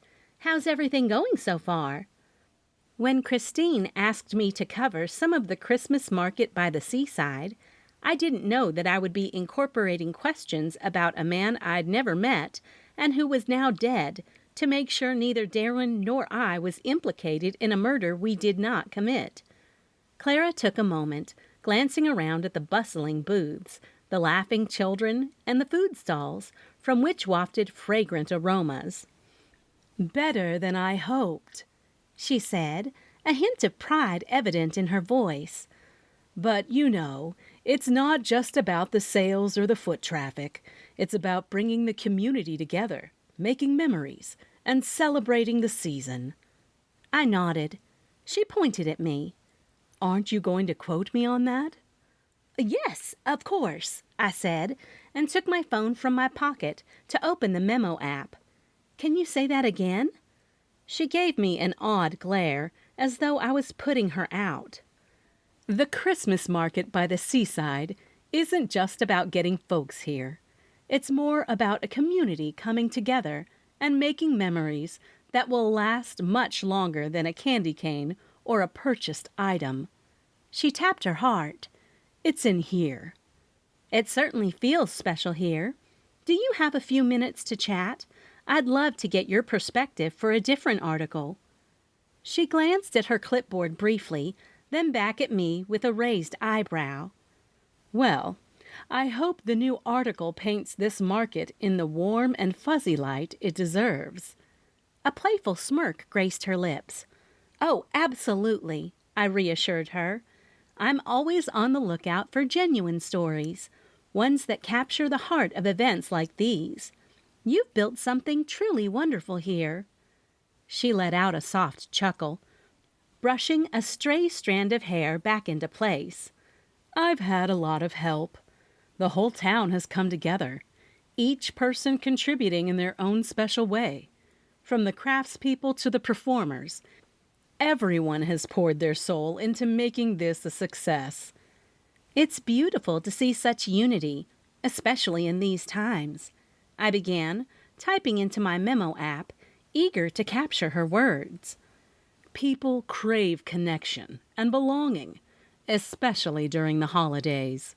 Clara nodded, her blue eyes reflecting deep wisdom. "This market offers a piece of that."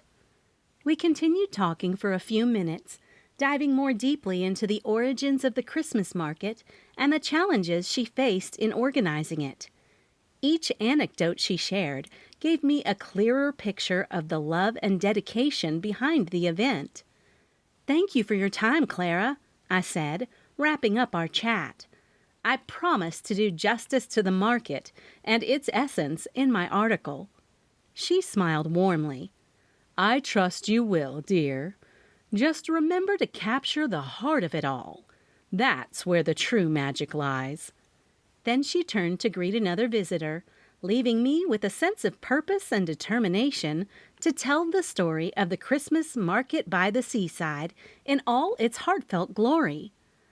"Clara," I began, taking a slight pause, knowing the sensitivity of what I was about to address. "There's something else I wanted to ask you about." She tilted her head, the festive merriment in her eyes dimming just a tad. "What is it?" I decided to lower my voice to ensure our conversation remained private amidst the hum of the market. "It's about Elias." A shadow of concern crossed her face. "What about him?" Her expression grew stern. I took a deep breath. "I heard about the tragic incident at the nativity scene. I was hoping you might have some insight, given your role in organizing the market and your interactions with vendors and attendees." I kept the details of how I found him to myself. She took a moment, her eyes clouded with sadness. "It's such a shock. Elias wasn't someone I knew very well, but he was always polite, quiet. It's hard to believe." "I understand," I replied gently. "Did you happen to see him with anyone in particular at the market, or notice anything unusual?" She seemed to think for a moment, fidgeting with her clipboard. "To be honest, I've been so engrossed with the market preparations that I might have missed details. But I did see him having a conversation with a couple of folks from time to time. Can't say I recognize them, though." I knew she wasn't telling the truth. Goldie had told me Clara said something about seeing him chat with Nell Parker near the library booth.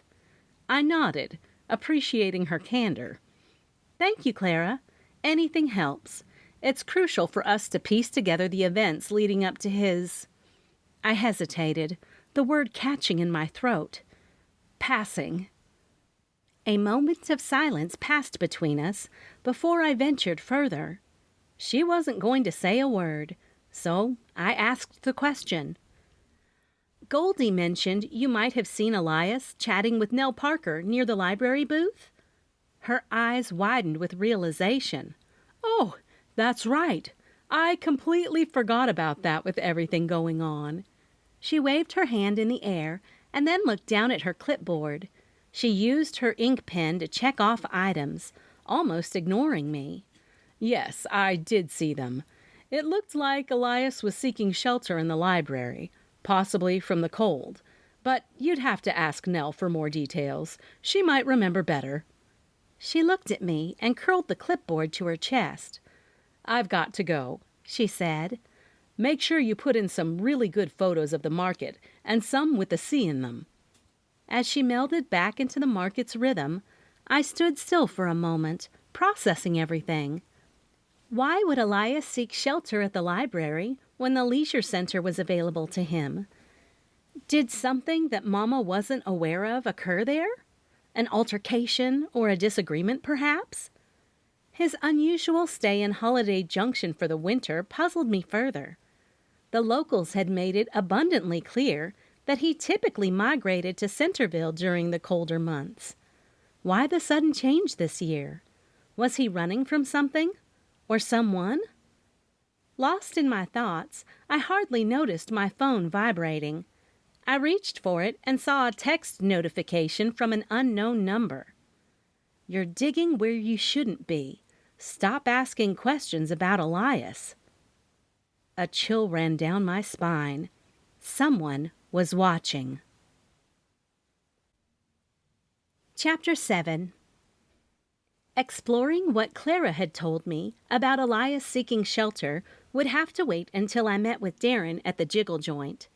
With the bag of chestnuts in my grip, I weaved in and out of the crowd on my way back across the street from the beach to where Darren's bar was located.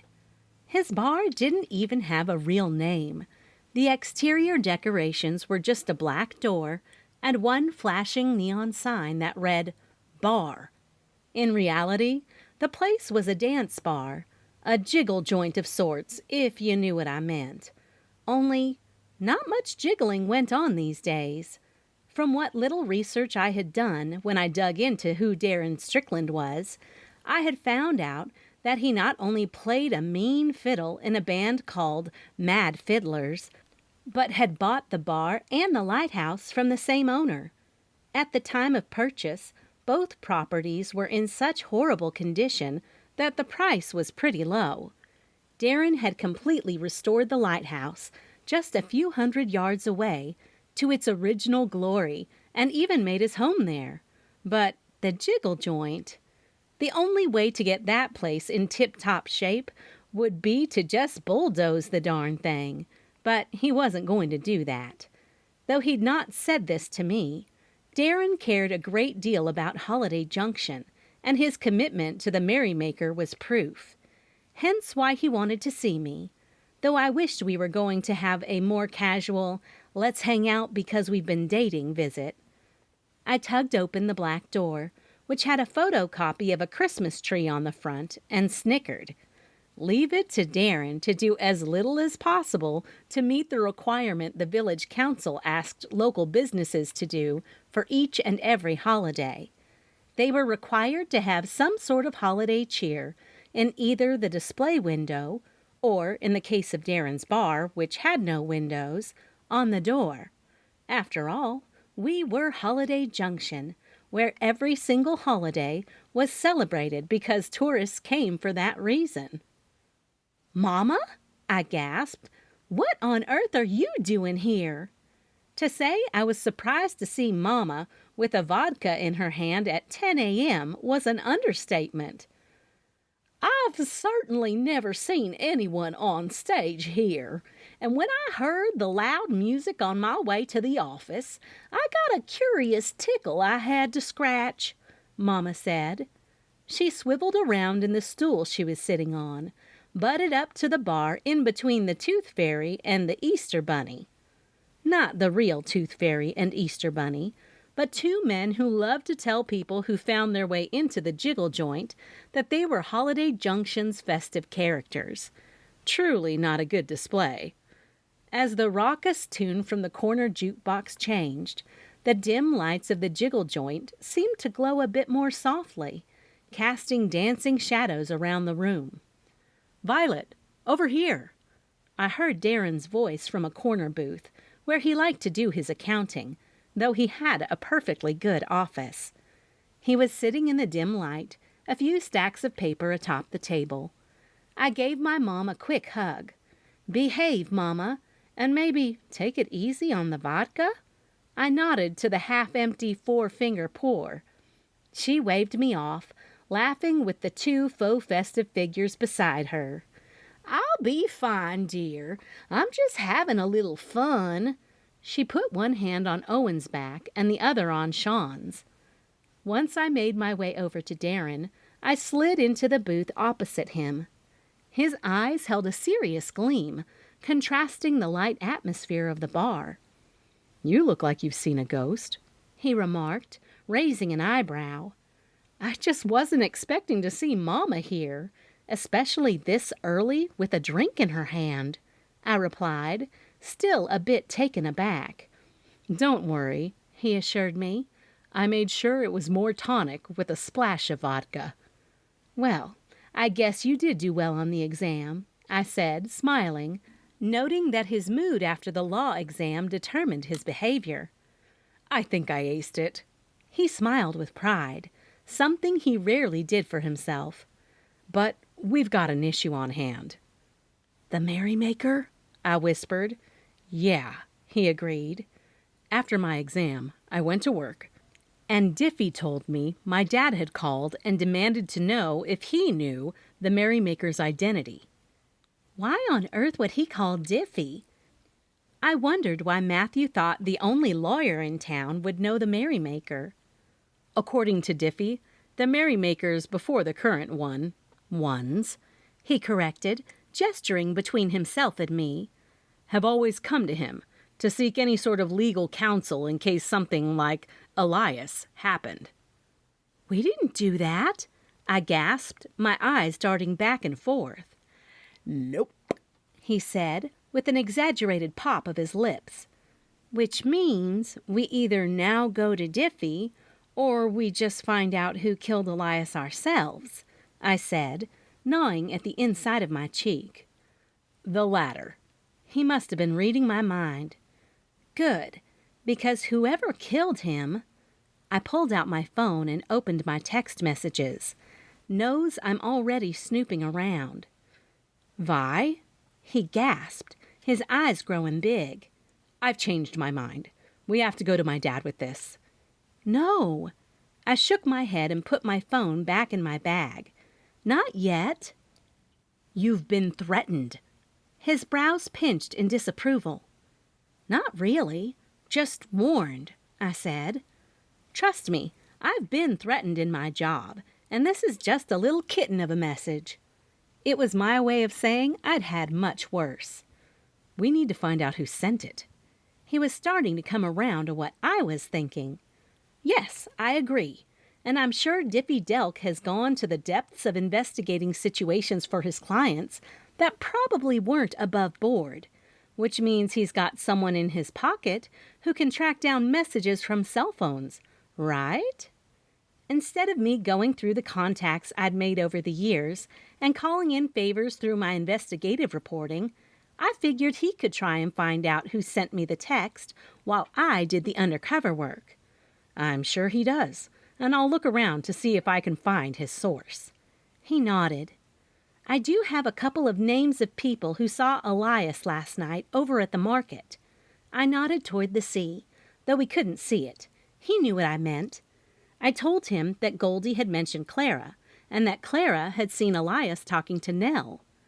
Miss Parker? He squirmed. She's a tough cookie. You know her? I asked. She was one of those old school teachers no one wanted when I was in high school. I swear she was as old as the school. I didn't even know she was still living. He made her sound awful. Well, I have to go see her. Apparently, she's involved with the library now because Clara saw Elias talking to her at the library booth last night, I said. Clara seemed to think he might have been looking for a place to stay for the night, but it doesn't make sense if he already had secured a place at the leisure center. I smacked my hand on the table. "Mama!" I called across the bar and waved her over when she looked at me. "Good call," Darren said, because Mama did know our secret. If she knew we were in a bind, she'd do whatever it took to help me. "I was about to come over and say hello, but you two looked all cozy, and if I'm ever going to get this girl to give me grandkids, I will stay out of the way." She winked creepily at Darren. "Yuck, Mama!" I snarled and shook my head, scooting over a little more to make room for her in the booth. Darren kept his mouth shut, looking unsure of how to take Mama's comment. "I'm not getting any older. Your father certainly isn't either." She lifted a brow and then took a sip of her cocktail. "I think you made this strong." She leaned over and looked at Darren. Both of us laughed, knowing he didn't at all, but we let Mama think so. "Millie Kay, we have a problem." Darren's voice was mysterious. He leaned in on his elbows and looked her straight in the eyes. The seriousness of his tone made Mama's eyes grow and her face still.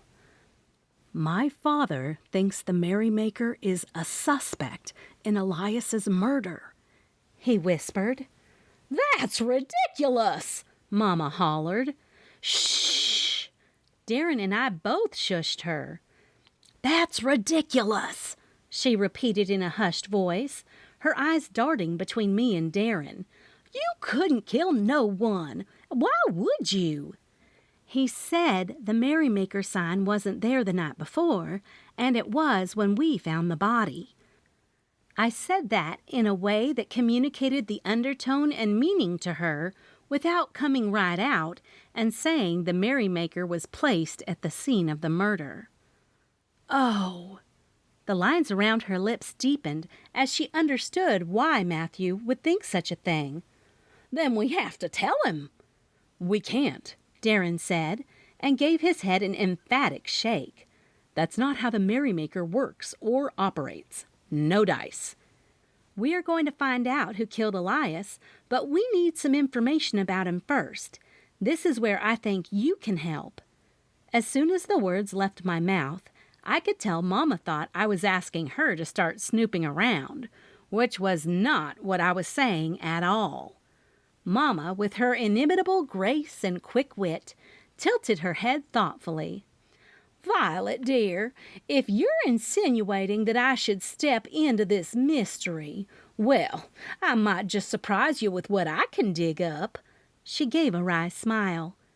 Darren tried to conceal his own grin, but the twinkle in his eyes gave him away.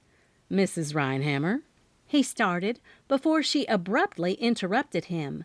"Millie Kay," she corrected him. "Millie Kay, we certainly don't want to drag you into this, but any insights you can provide would be invaluable," he replied. Mama tapped her perfectly manicured nail on the table.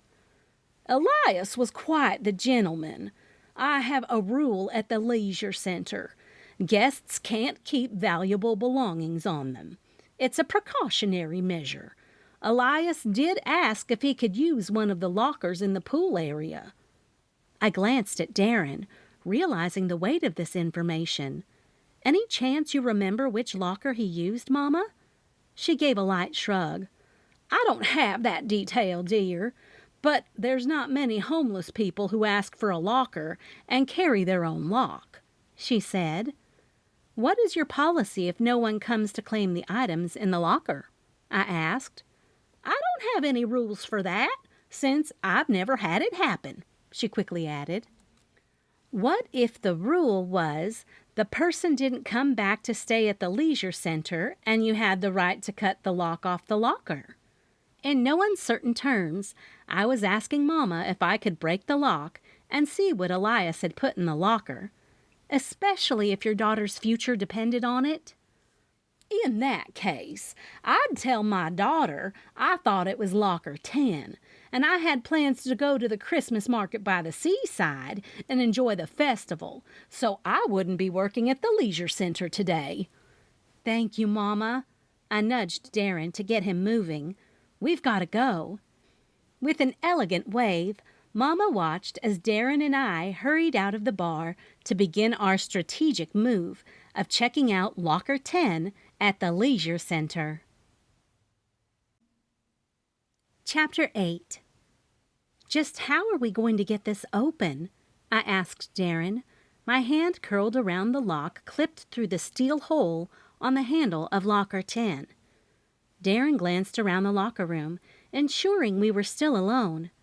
The distant noise of splashing water resounded through the room, punctuated by a swim instructor's voice directing some children. "Breathe! Kick! Glide!" The familiar cadence was almost reassuring amidst the current chaos.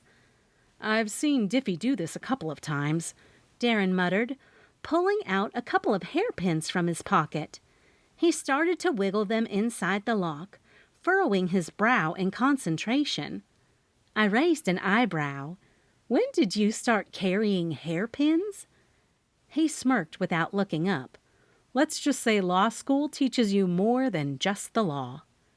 As he worked on the lock, my phone buzzed again in my pocket. When I pulled it out, I saw another series of texts from Mary Ann Drew, each one more frantic than the last. "Violet, where are you? We need you here. This isn't like you. Please respond. If you're in trouble, at least send a thumbs up emoji or something." Ignoring the incoming calls and notifications, I quickly sent a text. "Caught up. We'll be there soon." "Mary Ann?" Darren looked up from his lock picking. On our way here, I'd mentioned that I was supposed to be taking photos for her in the art district, so everyone would still make it to the Mistletoe Masquerade Ball. I nodded. "She's blowing up my phone. I was supposed to be with her by now.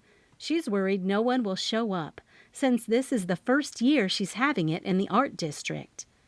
Last year, nothing would have been held up in the mountains, where all the artists and their shops were located.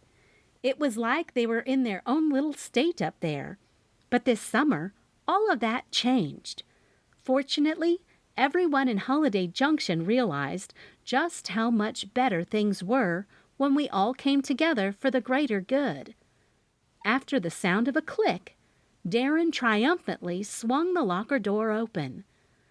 "Got it!" Both of us jumped with excitement and peered inside.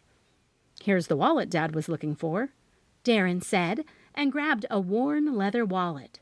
"What's that?" I asked, gesturing back to the very corner, which held a white envelope. Darren reached inside and took it out. "There's something in it." His brows shot up. "This could be what we're looking for," I whispered, carefully taking the envelope from him. Suddenly, a loud crash echoed from the corridor outside the locker room. Panicking, we quickly shut the locker, Darren pocketing the wallet.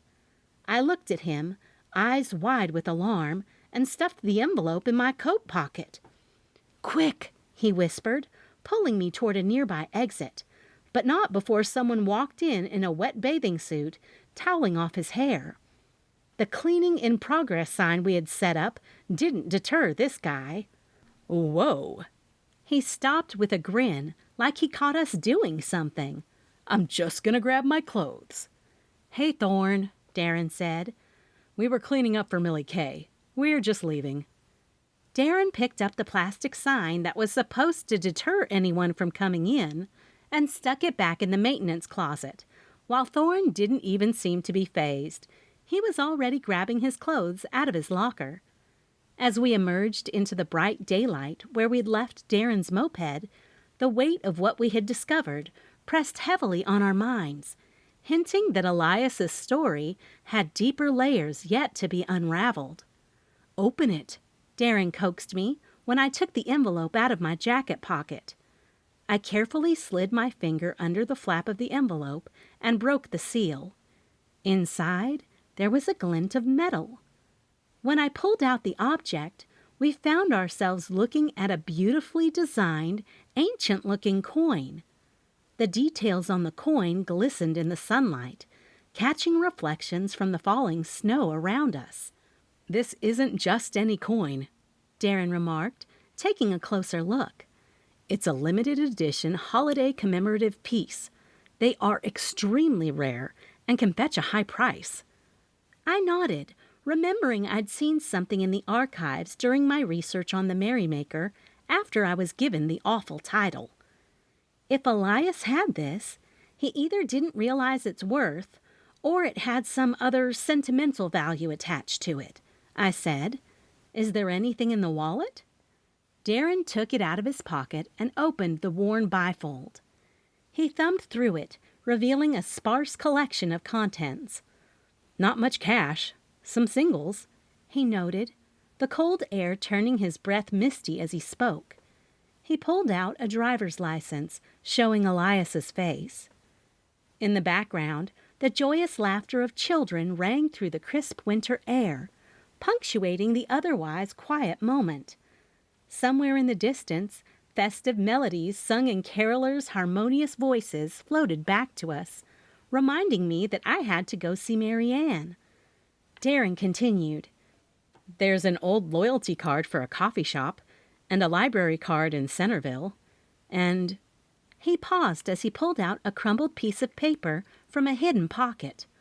"A receipt." Upon unfolding the receipt carefully, he read aloud, "Festive Finds Thrift Store." My eyes widened. "That's Louise Fletcher's shop." Darren nodded. "There's a date and description. It says, 'Antique gold coin, limited edition.' The same item we found in the envelope." He handed me the receipt and I checked it out. Snowflakes, delicate and unique, began to drift down from the gray sky, melting as they touched the ground. The chill in the air intensified, causing me to pull my coat tighter. So Elias bought the coin from Louise. My words drifted off as the theory started to form in my mind. Do you think she wanted them back? Or someone knew he had them? "That could be a strong motive," Darren agreed, slipping the wallet back into his pocket. He unhooked the helmet from the back of the moped and handed it to me. Which means a stop to see Louise at Festive Finds thrift store is now on the list of the many things I have to do. I sighed, placing the helmet on my head and watching him don his. First, can I ask you to give me a ride up to Elysian Evergreens? Do you want me to stay or drop you off? He asked, and got on the moped, steadying it for me to get on behind him. I know you have to get back to work at the law office. I strapped my bag across my body before wrapping my arms around him and locking my fingers together. If you want to drop me off, I can grab a trolley back. The moped roared to life, and we started our ascent up the serpentine roads that led to the art district nestled in the heart of the mountains. The engine strained slightly against the incline, but Darren maneuvered expertly, taking each turn with ease. As we climbed higher, the town below shrank, transforming into a patchwork of lights and snow-covered rooftops. The dense canopy of pine trees on either side of the road stood tall and majestic, their dark green needles contrasting sharply with the soft white dusting of fresh snow. Every now and then, the trees gave way to a clearing, revealing quaint wooden cabins with smoke wafting from their chimneys, an indication of the warmth and coziness that resided within. I couldn't help but tilt my head upward, where the sky, a vast expanse of steel gray, threatened more snow. The air grew crisper, making each breath I took form tiny clouds of mist before dissipating. In the distance, the grandeur of the snow-capped peaks stood out, their white summits glistening against the dull backdrop, seemingly untouched by human presence. The surroundings were a sight of pure, unadulterated beauty, a reminder of nature's wonder. But amid this winter wonderland, a realization crept in. The thin layer of snow that crunched under the moped's tires was a hint of the weather changes to come. It wouldn't be long before these winding roads would become too treacherous for the little vehicle. While I didn't voice my concern, I held on to Darren a bit tighter, trusting his instincts and skills to get us to our destination safely. Navigating through the art district's snow-dusted streets, I was once again taken aback by the sheer beauty and transformation the season had ushered in. Where summer had painted the district in bright colors and florals, winter had bestowed upon it a serene elegance, wrapping it in a blanket of shimmering white and icy blues. Each storefront, while retaining its individual charm, had morphed into a winter wonderland of its own. Art pieces on the sidewalks, once vibrant, now bore a winter palette. Sculptures of frosted glass, silver and blue, and painted canvases, capturing snow-covered landscapes and winter wildlife. One particularly captivating piece was a life-sized ice sculpture of a ballerina, poised gracefully on tiptoe, her tutu sparkling with embedded fairy lights. Sugar Brush Bakery, with its frosted window panes, displayed an array of winter-inspired treats. I could see gingerbread houses with sugar snow sprinkled on them, as well as delicate pastries shaped like snowflakes and pine trees. Gallery 360 had transformed its exterior with elegant strands of white fairy lights, draped gracefully along the outside. Inside, a warm glow suggested an ongoing exhibition, possibly showcasing winter-themed art by local artisans. Next to its entrance stood an impressive metal statue of a stag, its antlers frosted and under the lights. The event center we had named earlier, in all its grandeur, now stood with deep green wreaths, each punctuated by bright red holly berries and a bow. Large white candles in lanterns illuminated the center's pathway, guiding visitors in. Ivy, which had once climbed vivaciously during the warmer months, now lay dormant, covered in a dusting of snow, making the buildings appear as if they were wearing lacy white veils. The entire district seemed to have embraced winter, each corner proof of the artistry and imagination of its inhabitants. The result was a magical, wintry dreamscape, a testament to the ever-evolving canvas of the art district, no matter what the season. Darren pulled over at the front of the event center. When I looked up at the large wall of windows, I could see Mary Ann Drew pointing at me. She had fiery red hair, perfectly styled in waves that cascaded down her back, and a posture that commanded attention. Even from this distance, her strong presence was palpable. "Thank you," I said, and unbuckled my helmet. I let Darren clip it on the back of the moped before he gave me a kiss.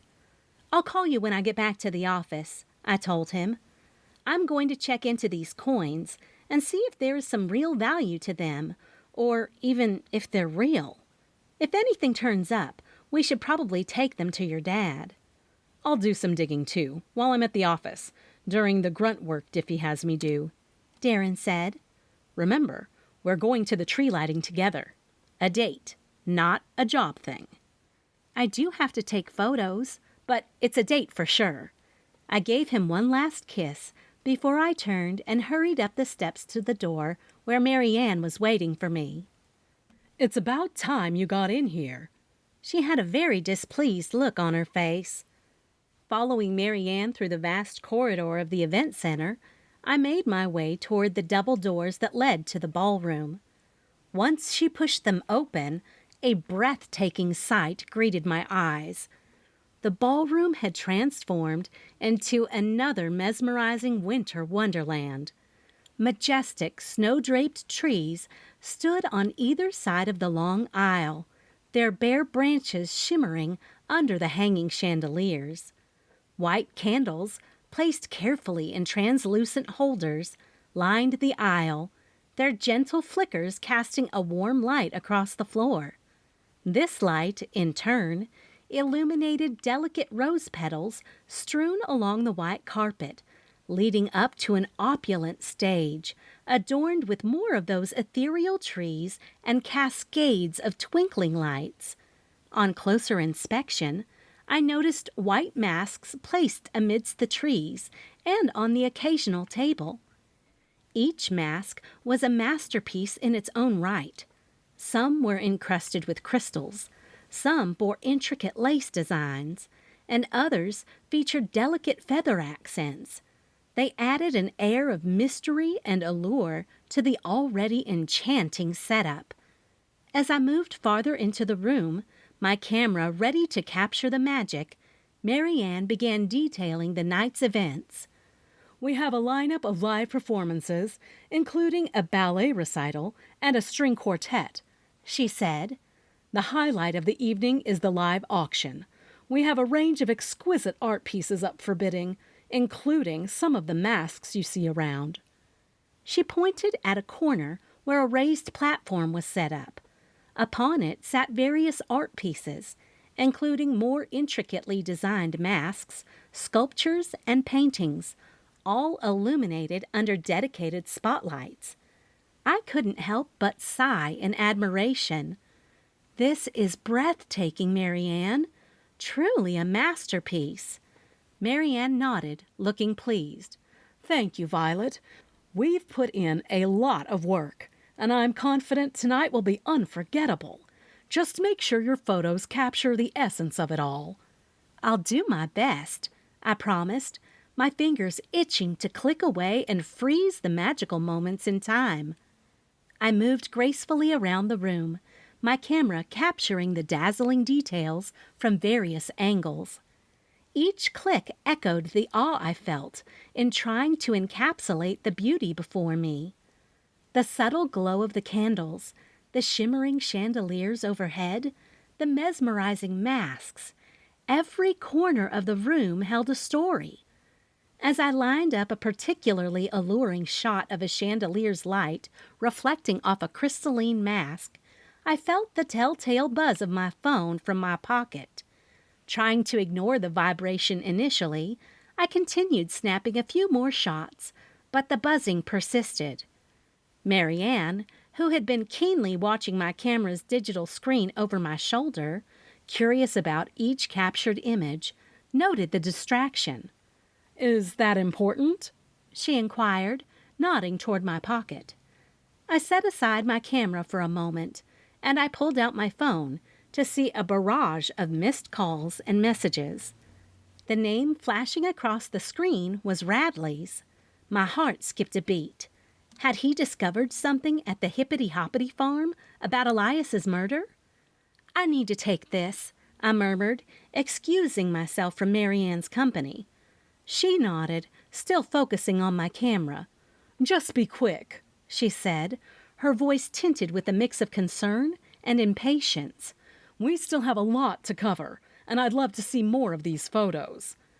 I stepped away and clicked on the text.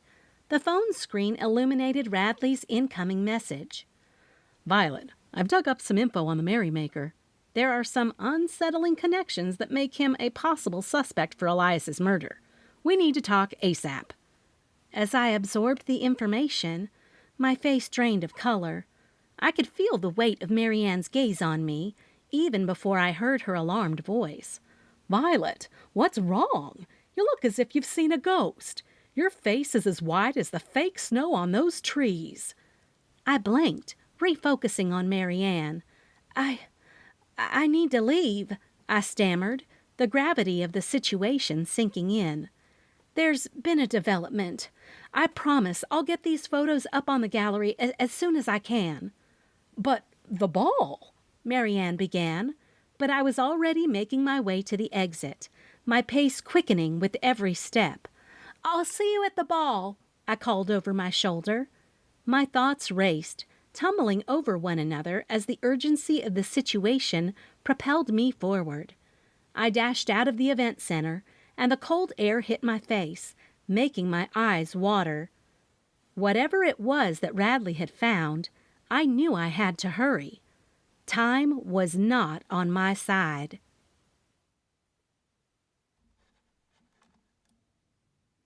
Chapter 9.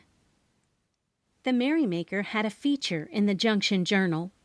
Radley knew that, so I tried to think of ways to tell him I'd been talking to the Merrymaker when the murder had taken place and knew the Merrymaker couldn't have done it. I pushed open the door to my office. The soft hum of the fluorescent lights greeted me. Radley stood next to the murder board, his tall frame casting a long shadow across the room. My eyes darted to the board, where Merrymaker was scribbled under the column of suspects. "You can't be serious," I began, my voice tinged with disbelief. I set my bag on the chair and removed my coat and hung it on the hook by the door. My heart raced, and a heavy weight settled in my chest. Radley looked up, his expression hard to read. "Evidence is pointing in this direction, Violet. I have to follow the leads," he said with a determined spirit. "But the Merrymaker? Really? They're just a figurehead for the community spirit and charity," I countered, my voice rising in frustration. "Besides, in the hours Curtis Robinson placed the time of death, the Merrymaker had already put up the sign. In fact," I walked over to my desk and shook the mouse to bring the computer to life. "The Merrymaker had written the article for the last event of the festival, and I talked to the Merrymaker." Luckily, on the night of Elias's death, I was at the office and writing the Merrymaker note for the Junction Journal. Now, Radley didn't need to know that. I saw a bit of a skeptical look on his face. Radley arched an eyebrow. The last Merrymaker was killed due to some illegal dealings in his personal life.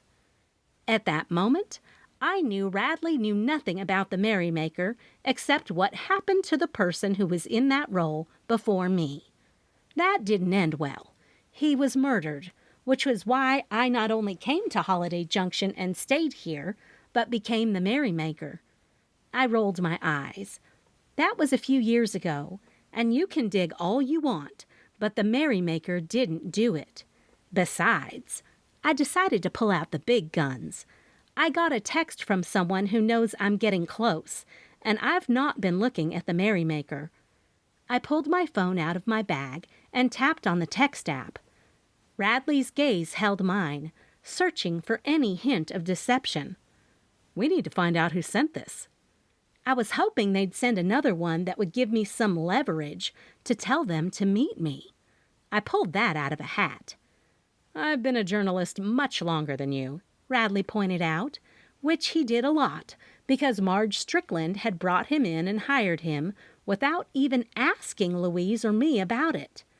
Radley just showed up on the front steps of the office and had been here ever since. I have some people who can trace messages, he said. I'm more than happy to get this taken care of for you. Really?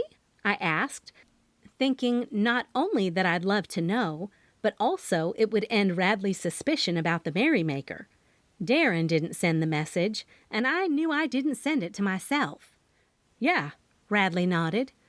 You could ask Matthew to do it, but it could take up to days, and they'd need a subpoena. He smirked. My guy doesn't need a subpoena, just your phone number. Do it, I told him. But first, how did you find out about the old merrymaker? I went to the Hippity Hoppity to get photos for the Winter Wonderland walk, and, just as you would imagine, they were all talking about the murder. I just kept my ears peeled, and that's when someone mentioned the merrymaker sign was there and asked what if history repeated itself. With my chin raised in the air and half a grin on my lips, I slowly nodded. It didn't take too much Googling to see what they were talking about, he said. Wouldn't it be something if it really was and Elias somehow threatened the merrymaker about revealing his identity? His. I grinned, knowing the citizens of the village would die if they knew I was the merrymaker. My job was a great cover for it, too. And I had to say that I was a genius to give the merrymaker a feature article, which did take the heat off of me. I've got your number, so I'll get on it. He put the dry erase marker back on the ledge of the board and headed out of the office. I already uploaded the photos I took of the walk for you to look through, he called over his shoulder as he crossed the hall. The click of the door shutting behind him inspired me to get to work. If Radley could discover where the text had come from, that would be wonderful. I still wanted to get the scoop for when the killer was found, though, so I decided to go to the library to learn more about the coins instead of going straight to Louise Fletcher about them. I wasn't sure who I could trust, but I also knew Clara told me she'd seen Elias talking to Nell, and I really wanted to know what that was about. But first, I had to go through the photos Radley had taken. I still had a job to do, and unfortunately, the library would have to wait. The soft humming of my computer filled the room as I settled into my chair, finger poised over the keyboard. I accessed the folder to which Radley had uploaded the photos, anticipation bubbling up within me. Each image that I clicked on showed a vivid picture of the Winter Wonderland walk. The very first photo was a wide-angle shot, capturing the grandeur of the event. Snow-covered trees lined the walkway, their branches glimmering under the shimmer of fairy lights. The ground was carpeted in a pristine layer of white, with footprints that traced the paths where visitors had walked admiring the sights. Another photo revealed a closer shot of the trees, each one adorned with delicate crystal icicles gleaming in the ambient light. The precision in the decoration was evident. Every tree seemed to tell a story, frozen in time. One could almost hear the rustling of the leaves, feel the icy touch of the snow, and get lost in the magic of the moment. A series of photos showcased people enjoying the event, their faces illuminated by the soft beam of the lanterns. Children building snowmen, couples taking leisurely strolls, groups of friends laughing and capturing memories. Every snapshot told a heartwarming tale. But the crown jewel of the gallery was the centerpiece of the Winter Wonderland walk, an ice sculpture of a magnificent stag, its antlers sprawling wide, reflecting the lights around it in a kaleidoscope of colors. As I delved deeper into the gallery, I found myself immersed in the enchanting ambiance of the event. Every photo attested to Radley's skill behind the lens. His perspective had captured the essence of the Winter Wonderland walk, bringing to life the winter magic. I began the process of editing the images, enhancing the brightness here, adjusting the contrast there. My cursor glided across the screen as I cropped certain photos to highlight their best features. Then I dragged and dropped each edited image into our online gallery, ready to showcase it for our readers. I reached for my phone and hesitated for a split second before dialing Radley's extension. The line rang once, twice, then his voice filled my ear. Radley speaking. He sounded very formal, since he knew the call was coming from me. "Can you come into my office for a moment?" I asked, trying to keep my tone casual. A brief pause. "Sure, I'll be right there." Moments later, the door to my office creaked open, and Radley stepped inside, his brow slightly furrowed. "You wanted to see me?" he asked. I motioned for him to come closer and turned my computer screen so he could see the image I had paused on, the delicate crystal icicles hanging from the trees. "These icicles," I began, pointing at the screen. "They're extraordinary. I'd like to mention them in the caption for the photo. Do you know anything about them?" His eyes lit up in recognition. "Ah, yes. Those aren't just your typical decorations. They were handmade by the artisans at 360 Gallery. They specialize in crafting unique pieces, and those icicles are one of their signature creations." I blinked in surprise. Handmade? They must have taken ages to create. He nodded. "Absolutely. I had a brief chat with one of the artists at the walk, and she mentioned that each icicle was crafted with meticulous care, ensuring it captured the light perfectly. It's a painstaking process, but the end result, as you can see, is nothing short of magical." I leaned back in my chair, taking a moment to appreciate the artistry. "Thanks, Radley. That's a wonderful bit of information to add to the article. The readers will love knowing the story behind these icicles." Radley smiled. "Always happy to help. Anything else you'd like to know?" Shaking my head, I replied, "No, that's all for now. Thanks again." "Say." He stopped at the door. "Amelia and I are going to the tree lighting. I know you're covering it, but she wanted me to ask if you and Darren wanted to grab a bite to eat before we all go." "I'd love that, but let me make sure with Darren that he can go." I glanced at my phone for the time.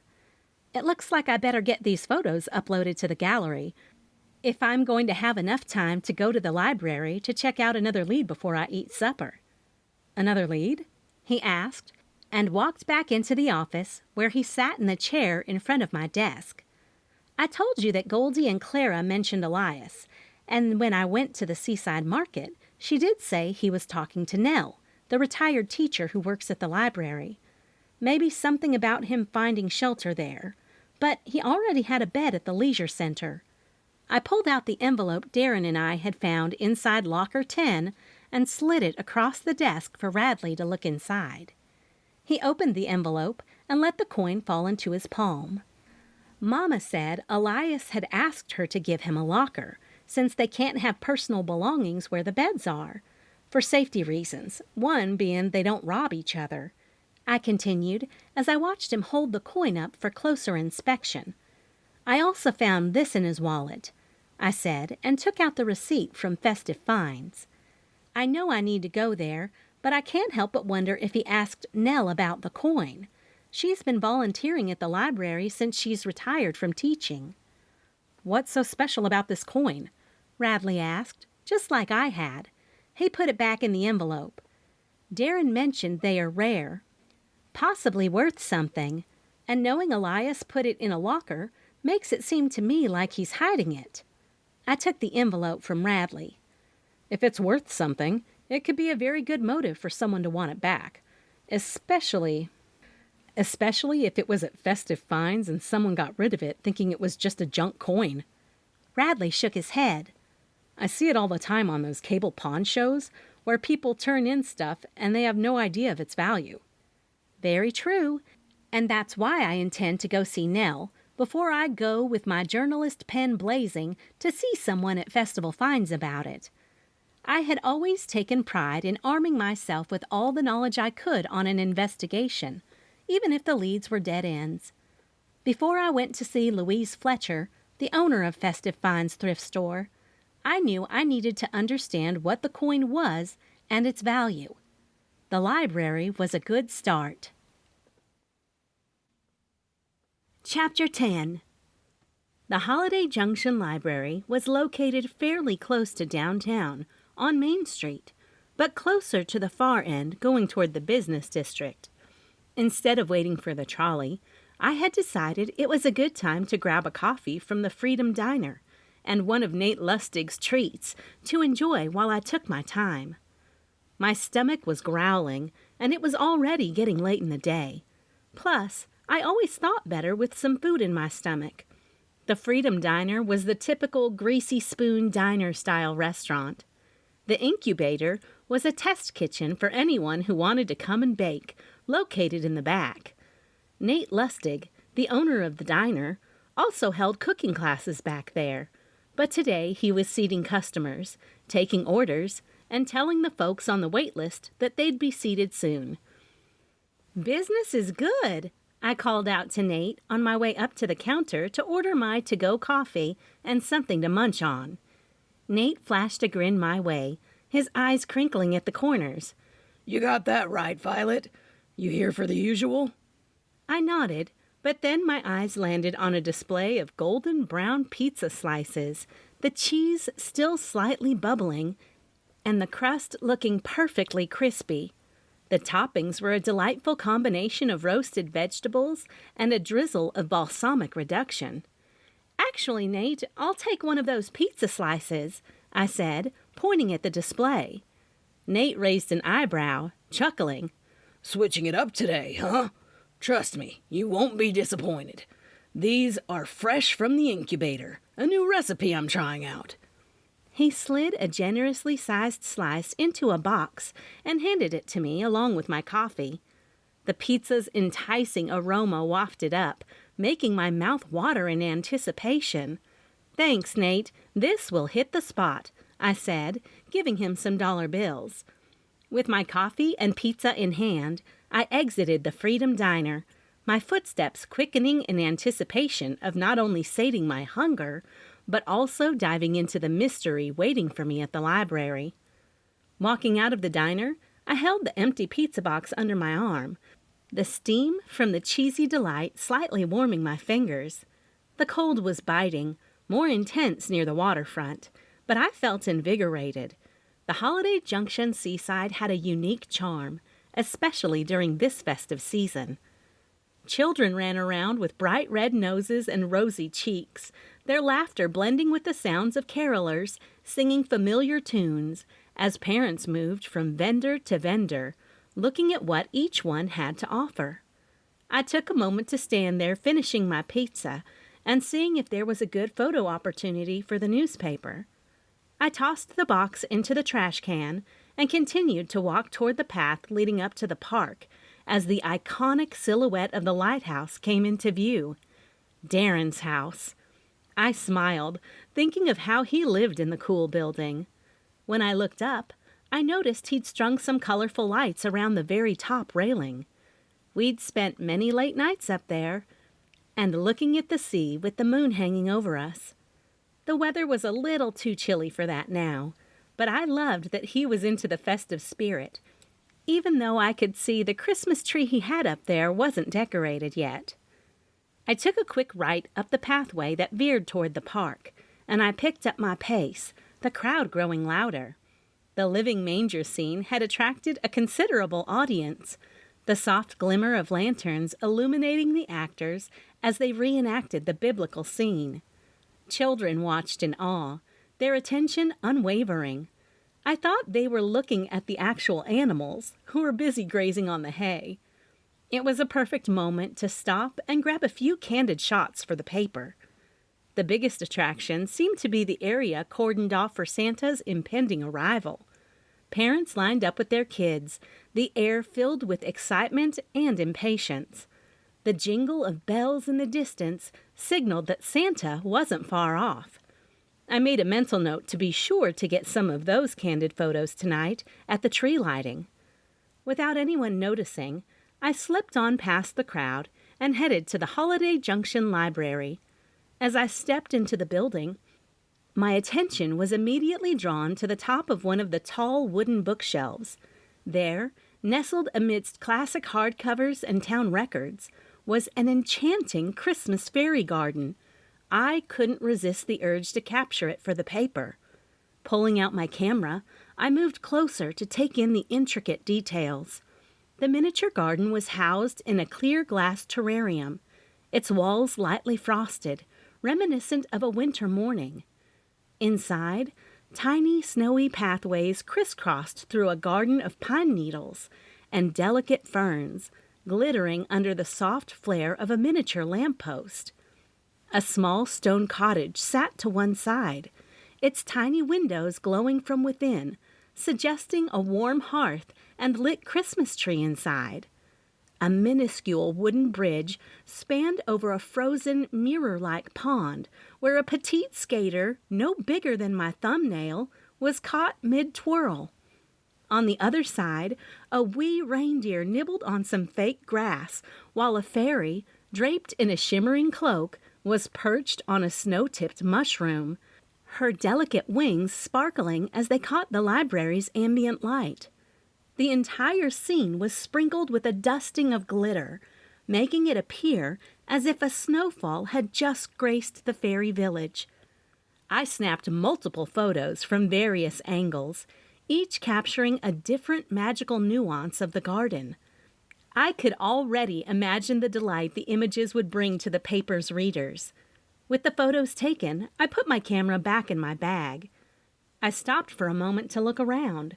My gaze landed on an elderly woman with graying hair, seated at a wooden table, surrounded by a myriad of historical documents and old town records. Her glasses hung at the edge of her nose as she read through a parchment. "Excuse me," I began tentatively, clearing my throat. "Are you Nell?" She looked up, pausing her perusal of the old manuscripts spread before her. "Yes, dear, I am," she replied, her eyes sparkling behind her round spectacles. "And who might you be?" "I'm Violet." Offering a tentative smile, I reached into my purse, produced a crisp business card, and placed it on the table between us. "I'm with the Junction Journal." Nell's eyebrows rose in surprise. "Oh my! I wasn't expecting anyone from the paper today." She self-consciously patted her whimsical red sweatshirt, adorned with a playful, puff-painted Santa design, the fabric slightly faded from countless washes. "Had I known, I might have opted for something a tad more formal." I quickly waved off her concerns. "I'm not here on official business," I reassured her, glancing toward the far corner where a small gathering of children sat cross-legged. Their attention was focused on a more animated librarian, whose voice ebbed and flowed with the rhythm of a captivating Christmas story. The man's eyes grew behind his round glasses, as did his voice. "I was merely thinking of taking a few candid shots for the festive season, if that's all right. The kids seem thoroughly engrossed," I said.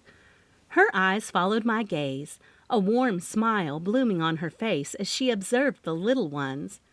Their eyes were wide with wonder, lips slightly parted in amazement at the unfolding tale. "It's the magic of the season," she whispered, her voice filled with emotion. "And the enchantment of a good story." She continued to smile. "Since you're here, you could cover the various children's activities we've planned. We're trying to boost our young readership, you see. There's a Christmas craft session right after story hour." I chuckled. "That sounds wonderful. If I'm still here, I'd love to get some candids." Then I paused for a moment. "I'm here because someone said they saw you talking to Elias Beckford." Her head tilted, and her brows pinched. "They must have been mistaken," she said emphatically. "I've not even seen him today." "I'm sorry," I apologized. "I'm a journalist. I laughed. I should be better at telling information. Let me back up. I was told you were talking to him last night at the Christmas market by the seaside. Yes, I did see him last night. She shook her head in disappointment. Poor Elias. Why would you say that? I asked. He hasn't ever been able to catch a break. A sadness settled in her eyes as her frown made her jowls sag a little more. I was his teacher when he was a child. She smiled as if she had some fond memories. That was a long time ago. I'm going to be 80 years old this year. Really? I asked, honestly shocked by her age. What on earth is your secret? Keep moving. She pointed a crooked finger. If you stop, you die. If you want to be doing something in your 80s like hiking around those mountains. She pointed at the mountainous region, though we couldn't see them through the library walls. You have to be hiking those now and continue. So when you're 80, it's not hard. That is some really good advice. I nodded and realized I'd never thought about things that way. I need to tell my parents about this. Who are your parents? She asked. Millie Kay and Noah Rhinehammer. I waved it off. We aren't from here. Millie Kay? She clapped her hands together. She's a delight. I've met her. She's a leading lady, and I've given them a lot of information to use in some of their plays.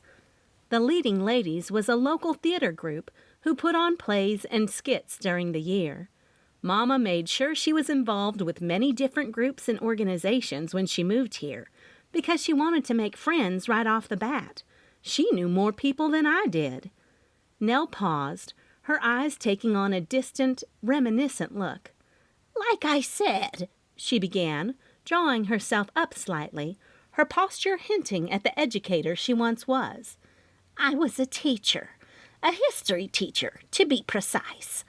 The corners of her lips curled up, and a glint of unmistakable pride shone in her eyes, reflecting the countless memories she had amassed over the years at the front of the classroom. Yes, that's how you know Elias. I made sure to bring the conversation back around to what I needed to ask her. That's right. The tone in her voice had changed from pride to almost sadness. Can you tell me about him? I asked. He was a bright young man, very bright, almost too bright. He always wanted a handout, and I would tell him that he had to do the work for the job he wanted. Her lips turned down. He had such potential. Had? I asked. Yes, he was a wonderful mechanic. He could work on diesel trucks like no one's business. She grinned. The school had a co-op program back then. He was able to go to school in the morning and the garage in the afternoon, where he got hands-on training as well as a paycheck. It wasn't until years later that I heard he wasn't able to keep a job, and here we are today. Still no job and almost homeless. Almost? The word hit my gut. Either he was or he wasn't, right? Wrong.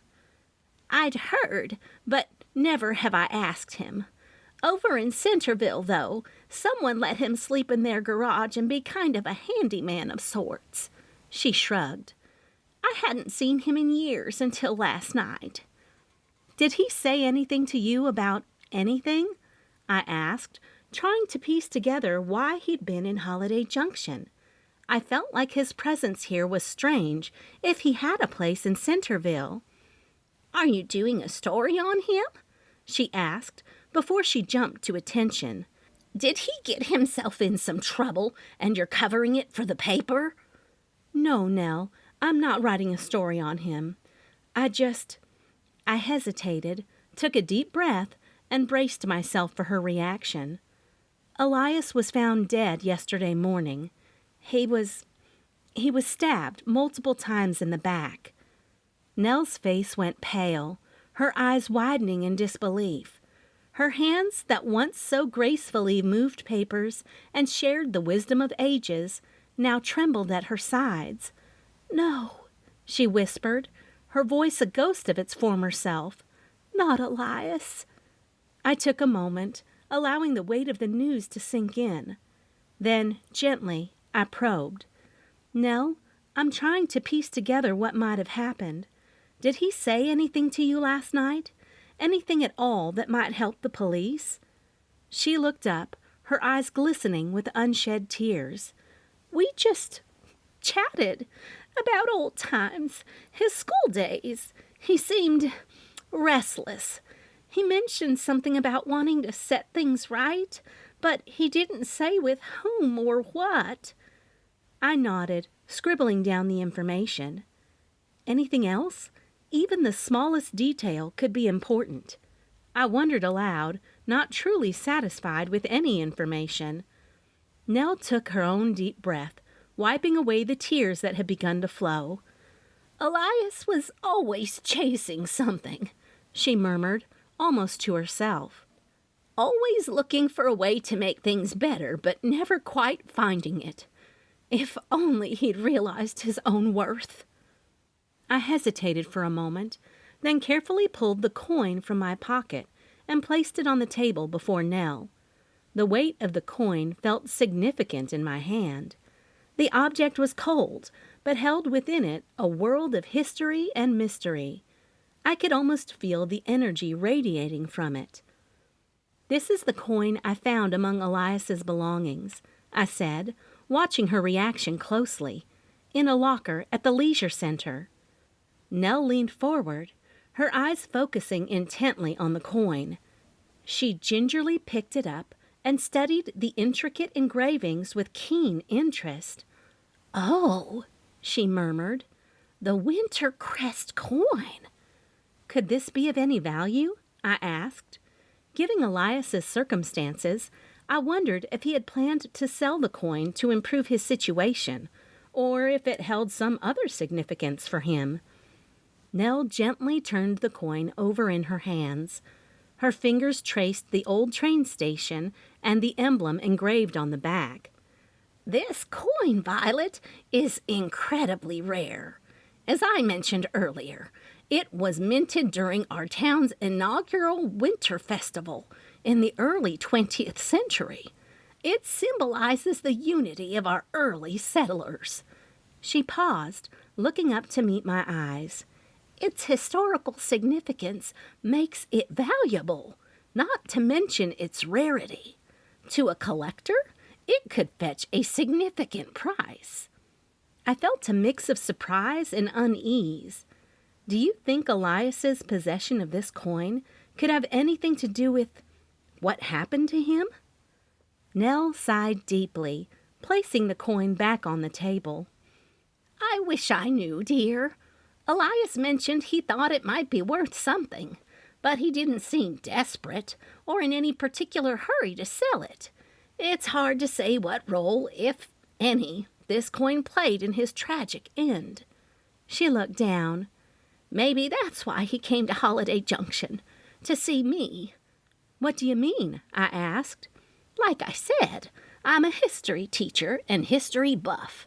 He must have come to see what I knew about the coin," she said in a voice that grew louder as the children from story time ran past us toward a few tables set up with crafts. Nell's eyes widened slightly. "You said you found this at the leisure center? That's unexpected." I nodded, frowning. "Yes, I think so too, especially considering what you said earlier about him having a place in Centerville.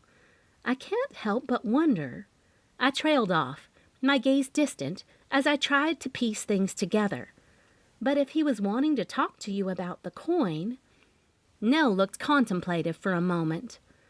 "Elias was always a bit of a strange child. Even as a student, he would sometimes make choices that puzzled those around him. Maybe he had reasons we aren't privy to. Perhaps there was something he was seeking in Holiday Junction. Or maybe he wanted to sell the coin to someone." I considered her words, the mystery deepening in my mind. "Did he ask you about the coin?" I wanted to ask many more questions, but the coin seemed to be the one possession he'd had that was worth anything or for which he might have been murdered. Nell sighed, folding her hands on the table. No. Well, he didn't have a lot of time. I was helping set up the booth for the library, and he said he'd stop by to see me here, but I've not. Oh, no. She lifted her hand up to her mouth. After covering it, she whispered, Do you think he was killed after he left the market? She gulped, her own realization hitting her hard. I don't know. I took the coin off the table and put it back in my bag. I do intend to find out. Sometimes, dear, the human heart has reasons that reason doesn't understand. We may never truly know why Elias made the choices he did. A tear rolled down her face. Feeling a shiver run down my spine, I nodded, knowing she wasn't referring just to the current situation, but to his life choices. Did you happen to see where he went after you talked? I asked. No, I just assumed he was there to say hello because he'd seen me there. A bit of a chit-chat and asking how he was doing. I didn't pay too much attention to where he went. She looked off into the distance and then brought her attention back to me. You know, I just thought it might have been him and his usual self, but he was a bit more fidgety than I remember seeing him. He was looking around as if he was searching for someone, and I have no idea if I observed that correctly. I just remember thinking that he was still the same Elias I'd tried to help out when he was a kid. You were at the booth most of the night? I asked. I'm sorry. I feel like you're asking me in a roundabout way if I had something to do with Elias. She offered a blank stare. I'm only trying to piece together people who knew him and where he might have been. If you tell me you went to Brewing Beans, I'll ask if you heard anyone say anything about Elias being in town. I smiled. That's all. No. I worked the booth to get it all ready for today's opening, and then I went home to go to bed. She raised her hands in the air. Every day, by the time the sun sets, my arthritis starts acting up, and I go home to take my medication so I can come here in the mornings to do what I love. Keep going and don't stop. She reminded me of what she'd said earlier about how she'd lived so long. There was so much to unravel, and every piece of information seemed to lead to more questions. Thank you, Nell. You have been incredibly helpful. I just hope I can find answers soon, for Elias's sake and the town's. Nell gave a gentle smile, her eyes filled with empathy. Chapter 11. I took my time walking toward the park.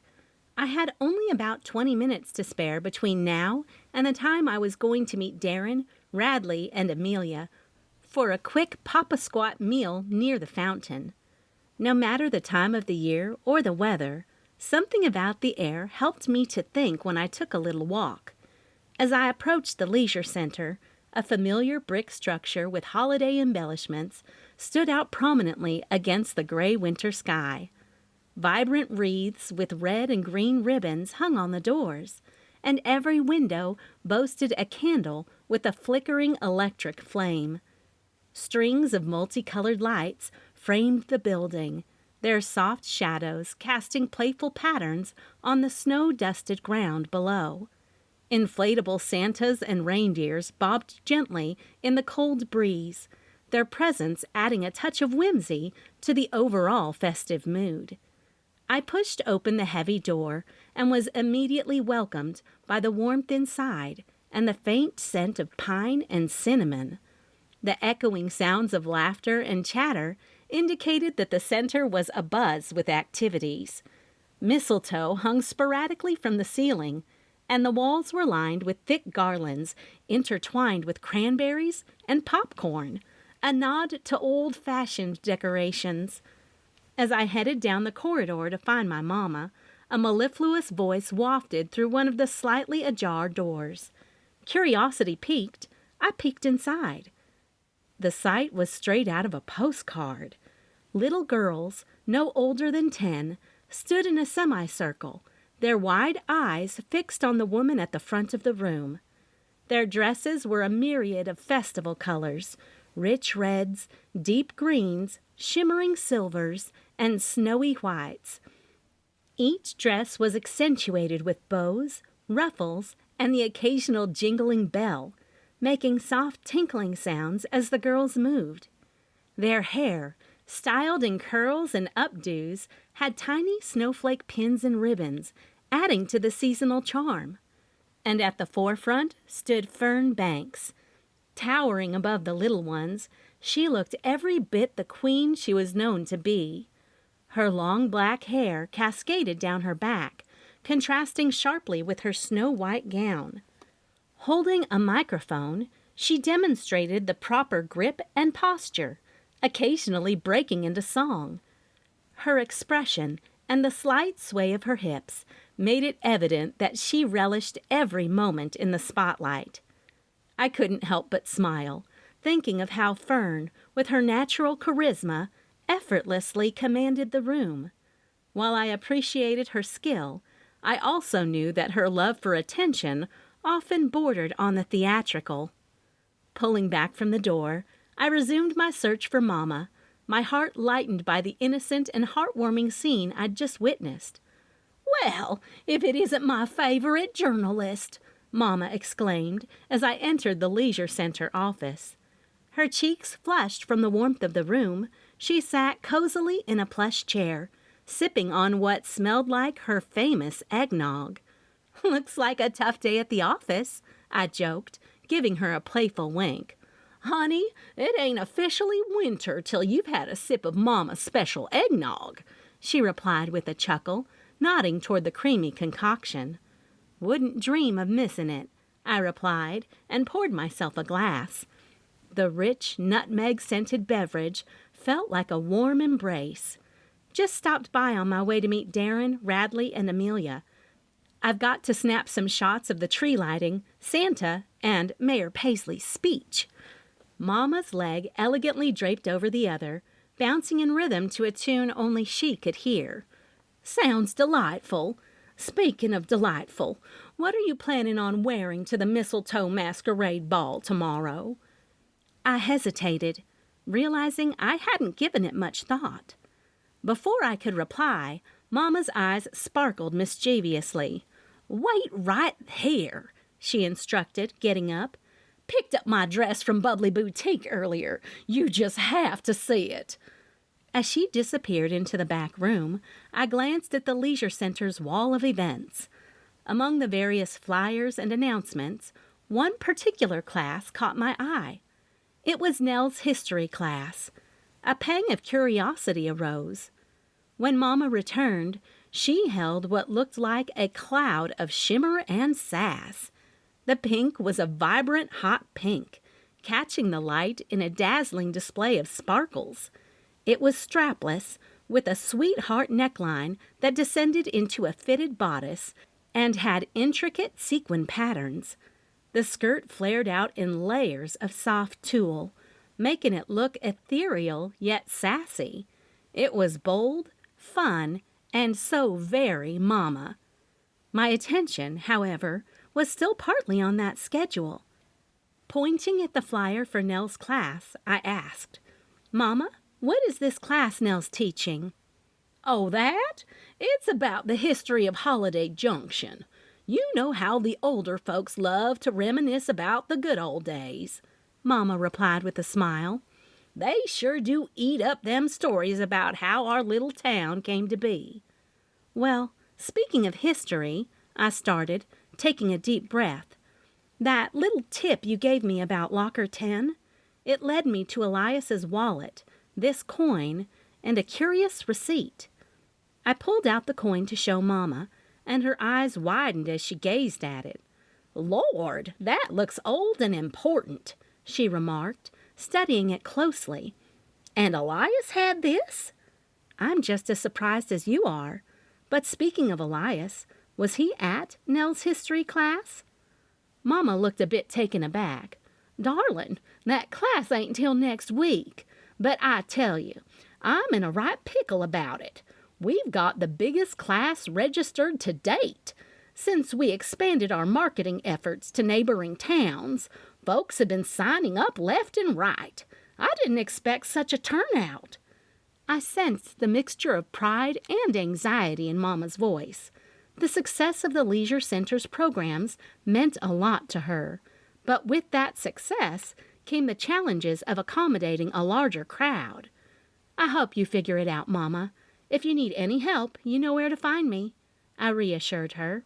Then I took a final sip of the eggnog. Mama, did you put out anything in Centerville, too? I inquired, pondering Elias's possible connections. She tapped her chin thoughtfully. Well, yes, as a matter of fact. Your daddy took some flyers there and all around the surrounding areas the past few weeks. We wanted to make sure the word got out far and wide. The realization began to dawn on me. You think maybe that's how Elias found his way back to Holiday Junction? Mama shrugged. Could be.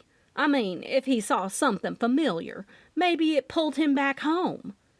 And I wonder, I continued, thinking aloud, how long it's been since he bought that coin from Festive Finds. It might give me an idea of his movements before... I trailed off, thinking about the tragic end Elias had met. Mama gave a sympathetic nod, understanding the weight of the mystery I was trying to unravel. Well, honey, all you can do is piece things together step by step. Yeah, I know. I gnawed on the edge of my lip.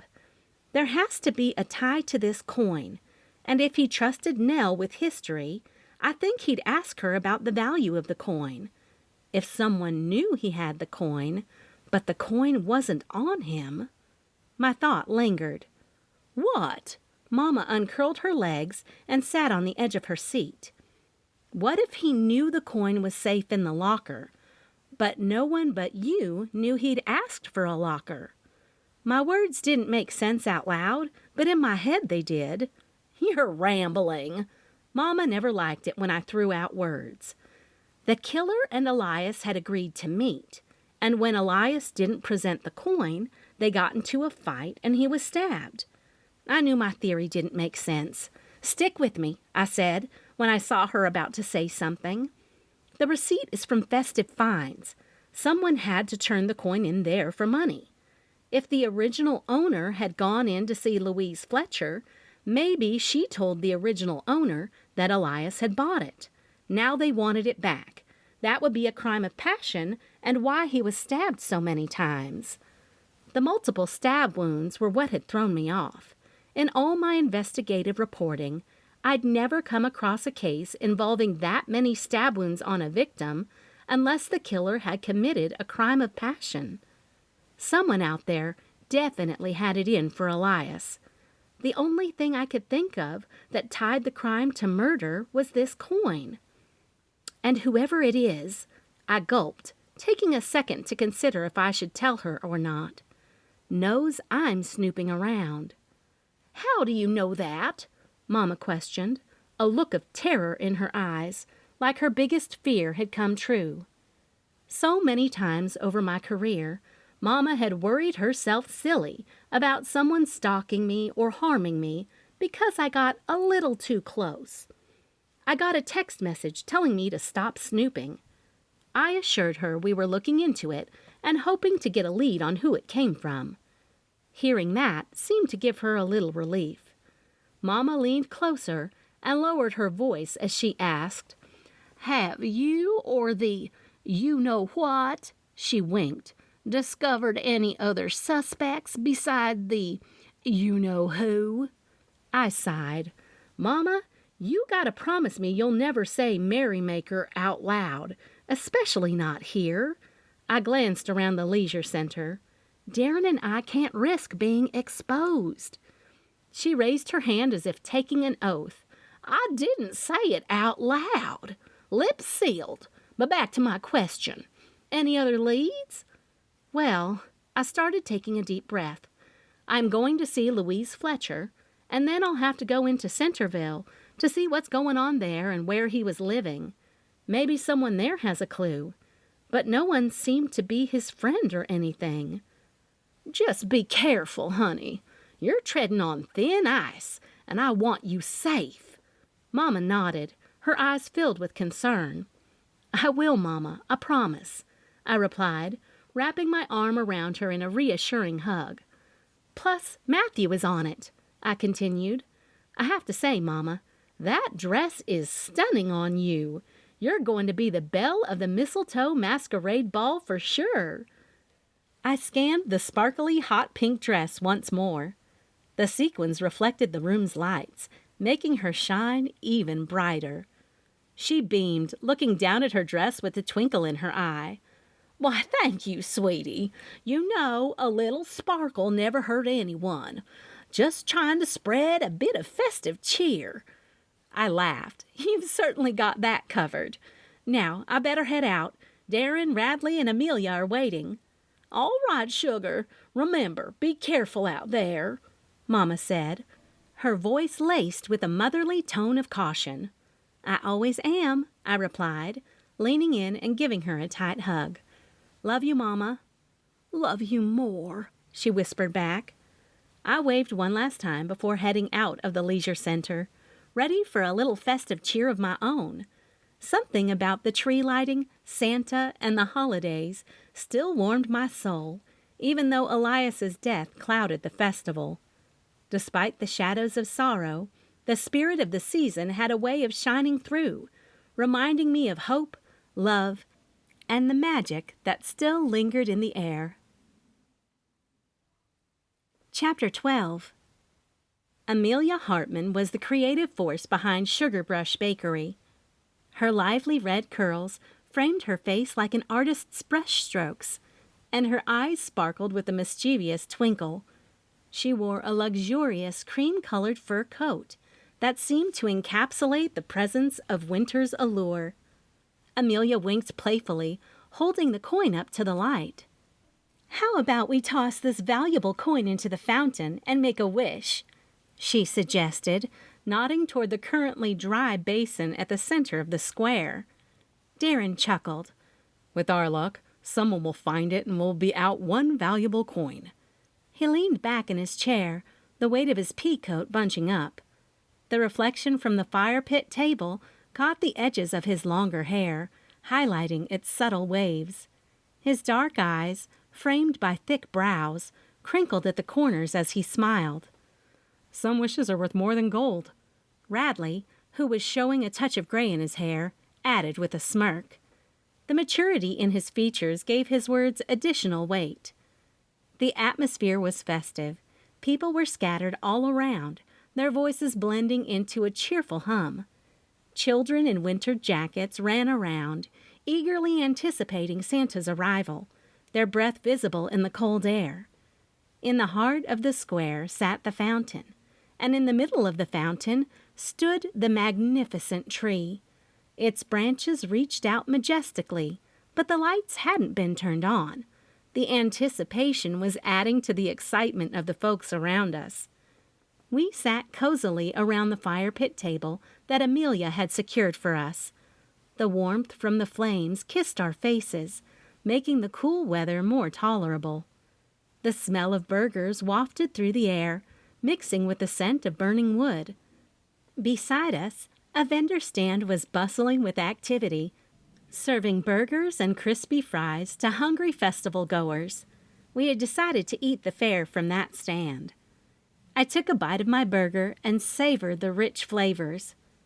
"You know, as tempting as it might be to throw that coin into a fountain," I said, smiling at Amelia, "I think we'll hold on to it for a bit longer." The soft, distant jingle of bells began to permeate the air, gradually growing louder. The unique blend of classic jingle bells and the metallic clang of the trolley bell piqued the interest of everyone around. Lights shimmered in the descending twilight as the trolley made its way down Main Street. The vehicle rounded the circle gracefully, given the constraints of the dead end that led into the park. The lights on the trolley seemed to dance in the early evening, casting a gentle luminescence on the frosty surroundings. The trolley came to a gradual stop, and Goldie popped out of her seat. Looking through the trolley's glass trifold doors, I saw she was dressed in a spirited elf suit. Her outfit was a vibrant green with festive red accents, and her pointy shoes curled up at the toes. A hat with a jingling bell sat atop her head, making her look like she'd jumped straight out of a Christmas card. Her smile and rosy cheeks were infectious, setting an even more cheerful atmosphere. With a flourish, she swung the trolley's door open wide. Standing in the doorway was none other than Santa himself, his iconic red suit looking as pristine as ever. His white beard was thick and well-groomed, and his eyes sparkled with the same joy and warmth spoken of in legends. Tucked securely under one arm was Mayor Paisley, the Boston Terrier, who looked dapper in a little festive bandana. Despite Santa's diminutive size, his presence was unmistakable, and he surveyed the scene with keen, bright eyes. In Santa's other hand was a bulging sack, undoubtedly filled with toys and gifts for the eagerly waiting children. A murmur of excitement rippled through the crowd as parents hoisted their children onto their shoulders for a better view. The festivities were truly underway. I quickly rummaged through my bag until my fingers found the familiar feel of my camera. "Excuse me for a sec," I said, already half on my feet. The perfect candid moments were just waiting to be captured, and I wasn't going to miss them. As I approached, children, their faces bright with anticipation, were rushing toward the trolley, their tiny feet crunching on the frost-kissed ground.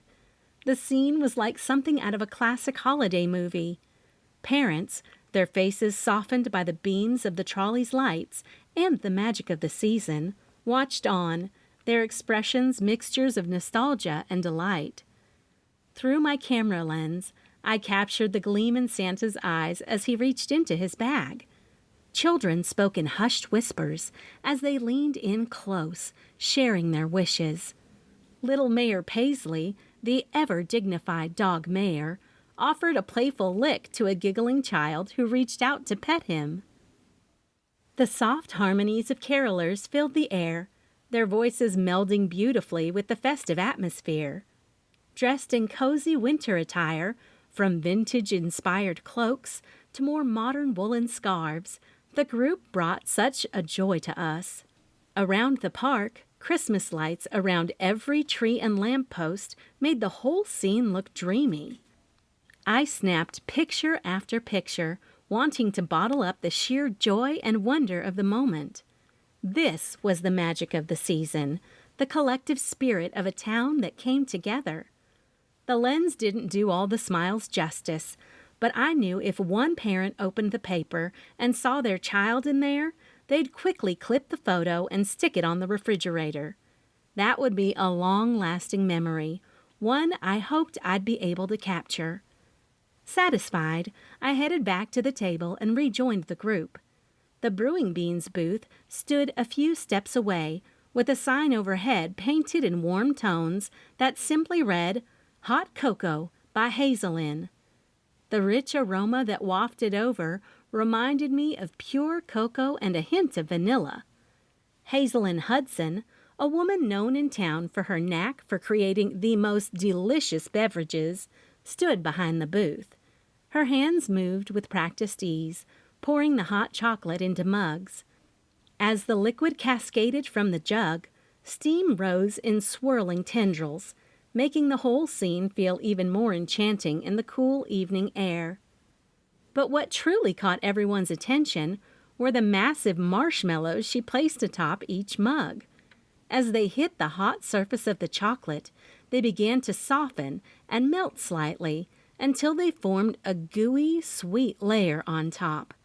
The marshmallows gradually sank into the rich brown liquid, creating a delightful contrast of textures. "How about a free hot cocoa for our favorite reporter?" Hazelin asked me, with her usual smile, when it was my turn to get a cup that I knew would warm up my insides. "Thank you," You're giving away the hot chocolate? Yes, it's a brewing beans tradition that started years ago. It's our little way of giving in to the Christmas spirit, she said, and pointed at a child wearing a white mustache from the gooey marshmallow. You can't get much happier than that. Just as she said that, Santa let out a big ho, ho, ho, which caused a stir from the kids as they all ran over and got in line before him. Santa settled into a large plush chair that looked as if it had been crafted just for this occasion. The red velvet upholstery was decorated with intricate snowflake patterns in a shimmering silver thread. Oversized armrests provided ample space for Santa's sack of toys, and the chair's high back lent it an almost regal look. It was no ordinary chair. It was a throne befitting the jolly old elf himself. Beside Santa, Goldie, dressed in her elf outfit, was in her element. She was busy helping him by rummaging through the bag of toys and handing the contents to Santa to give to the children. Every now and then, she'd whisper something into Santa's ear, probably a note about the next child or a reminder about a particular toy. To the side, a professional-looking photographer had set up his equipment, ready to capture the magic. Parents had the option to purchase photos of their children's gleaming moments with Santa, tangible memories to cherish for years. With each flash, excited faces lit up even more brightly, their joy immortalized in the split second of a camera's shutter. The line of children seemed endless, each one waiting with bated breath for their turn. Their eyes were wide, some with excitement and others with a hint of apprehension. But all the children were eager for that one magical moment with Santa Claus. Their giddy laughter and the excited chatter provided a heartwarming soundtrack to the evening festivities. Mayor Paisley's line was just as long. Mayor Paisley's setup was a marvel. It was a miniature replica of Santa's workshop, complete with a tiny wooden workbench, miniature tools, and even little toy soldiers standing guard. A soft white carpet meant to mimic snow covered the platform, and twinkling lights illuminated the display, giving it a magical shimmer. At the heart of the scene was Mayor Paisley, seated on a cushioned stool that was just the right height for the children to sit next to her. The Boston Terrier looked regal in her own right, with a festive bandana around her neck and her tail wagging every time a child approached. She seemed to revel in the attention, offering a friendly lick or a wagging tail to each visitor.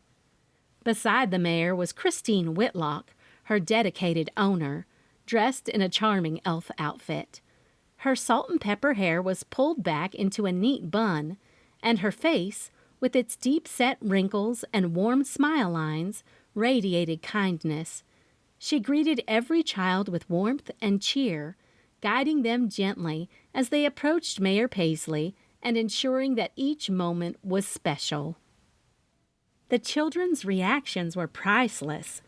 Some were initially hesitant, a little unsure of the canine mayor, but Christine's reassuring presence put them at ease. Others were giddy with excitement, rushing forward with wide smiles to give the dog a gentle pat or hug. "Hey there, stranger," Christine said to me as she gave each child who got their photo taken with Mayor Paisley a Christmas card signed by the mayor's paw print. "Where have you been?" "Covering all of these events," I said with a smile, happy to see my friend. "But this one has so far been the best," I winked, referring to Mayor Paisley. "I miss my roommates." "Me too." Christine's brows dipped in a frown. Christine and Hubert, her husband, owned the Jubilee Inn just a few feet away on Main Street, almost across the street from Brewing Beans. They had one room available, and I took the reservation and ended up living there for some time. I really did love the small room with the little desk that butted up to the window overlooking Main Street. It was simple and exactly what I needed. The Jubilee Inn was an intimate, cozy boutique hotel, making it a comforting place to call home, since I'd never been out of Kentucky much. Christine and Hubert made it very easy for me to live in the hotel, and it was nice to have someone to talk to. It was a shame to hear about Elias Beckford, Christine said, grabbing my attention. And by the way you look, I can safely say that you've been looking into it? You could say that. I rolled my eyes. Matthew thinks the merrymaker could be a suspect. I shook my head and gave another eye roll. Ridiculous. Definitely, Christine nodded. I don't understand why he'd be here for the winter when I know Walter Greenway has a perfectly good room for him. Walter Greenway? I could tell she was going to make me pull the details out of her. She'd never want to be caught gossiping, since she owned the mayor. From the local inn over in Centerville? In a lull between children, Christine reached over and fixed Mayor Paisley's outfit. Most inn owners in the small towns come together at least once a month to see what we can do to help bring business. Most of the time, it's just us getting together to complain about guests and how they feel like they can just leave anything, have us do their laundry, and be a maid. She laughed and then pointed at the next child in line, who was dressed like Mayor Paisley, a Boston Terrier. Christine hesitated for a moment, glancing at the line of children and then back at me, clearly weighing how much she should share. You see, Walter had always been accommodating to Elias, out of the goodness of his heart, gave him a room for free every winter. But, she lowered her voice, things changed this year. Christine leaned in slightly closer. I narrowed my eyes, sensing there was more to the story. What changed? I asked. She exhaled, looking a little uncomfortable. Well, I was probing you a few minutes ago when I said Elias had a perfectly good place to stay in Walter's Inn, just to see if you'd heard or snooped around. But the inn hasn't been doing as well. With all the new B&Bs and short-term rentals popping up, Walter's been struggling to keep rooms booked. And then Elias... She paused, her eyes darting to the side. Well, he claimed squatters' rights this year. Didn't ask, just stayed. Walter was frustrated, but being the kind man he is, he didn't want to turn him out, especially not in the cold. So Elias staying at the inn meant less income for Walter, especially if he occupied a room that could have been paid for. Christine nodded. Exactly. From what I heard, Centerville has been buzzing about Elias's murder, though most folks don't say it aloud. Walter's got a heart of gold, but desperation can drive a man to do unthinkable things. I chewed on my lip, pondering her words. I just can't believe he'd resort to murder, though. It'd be too extreme, I said. Christine shrugged, her face softening. People do strange things under pressure. I'm not saying Walter did it, but it's worth considering, right? She sighed. Not at all. She had even more information. Elias has always played the elf during their Christmas tree lighting. Now that he's gone, well, they don't have anyone at this late hour. Walter plays the Santa just like Elvin Bennett plays our Santa. She pointed out Santa's identity. I had no clue Goldie's husband played Santa, though it made perfect sense because Goldie was the elf. I was going to tell Goldie and Elvin about it while we were getting on the trolley for the big arrival, and Goldie said she was off tomorrow because of the Mistletoe Masquerade Ball and would be more than happy to go play elf. And miss the ball? I questioned. No. Christine shook her head. They have their lighting in the morning around 10 a.m., which starts off their Christmas parade. 10 a.m.? I wanted to make sure I heard her correctly, because I started forming a plan in my head, but I wasn't sure if I could pull it off. She confirmed the time. I nodded slowly. Thanks for the tip, Christine. With one last glance at Mayor Paisley and the joyous children around her, I left, my mind spinning with new leads and possibilities. "You look deep in thought," Darren said when I made it back to the fire pit. "Where's Radley and Amelia?" I asked. "On a romantic stroll," Darren said in his best romantic voice, causing us both to laugh. "Speaking of romance, I've got a surprise at the lighthouse for you." "You do?" I asked, trying to contain my excitement. "Mm-hmm." With a wink, he stood up and held his hand out for me to take. "You look like one of those kids up there about to take a package from Santa." "I love a good surprise," I said, snuggling closer to him, my hand in his. We strolled hand in hand, the cold biting but bearable, thanks to the warmth that radiated between us. The carolers' harmonious voices rang through the night, serenading passer-by with timeless festive tunes. Couples and families wrapped in layers of warm clothes, scarves, and hats filled the streets, giving the town a cozy community feel. Ahead, the lighthouse's imposing figure stood tall, casting its watchful shadow on the sands below. The moon hung above majestically, its soft luminescence lighting our path as the sea's rhythmic waves played a gentle lullaby in the background. We entered the lighthouse, and Darren swiftly guided me up the narrow steel spiral staircase. Each step echoed with our synchronized rhythm, the anticipation building with each rise. When we reached the top, I gasped in surprise. The entire area was transformed into an intimate dining haven. A table for two, draped with a white tablecloth, stood at the center, surrounded by unlit candles in elegant holders. Lights were strung on the railing, but the highlight was the still unlit Christmas tree from earlier, positioned beautifully to overlook the vast expanse of the sea.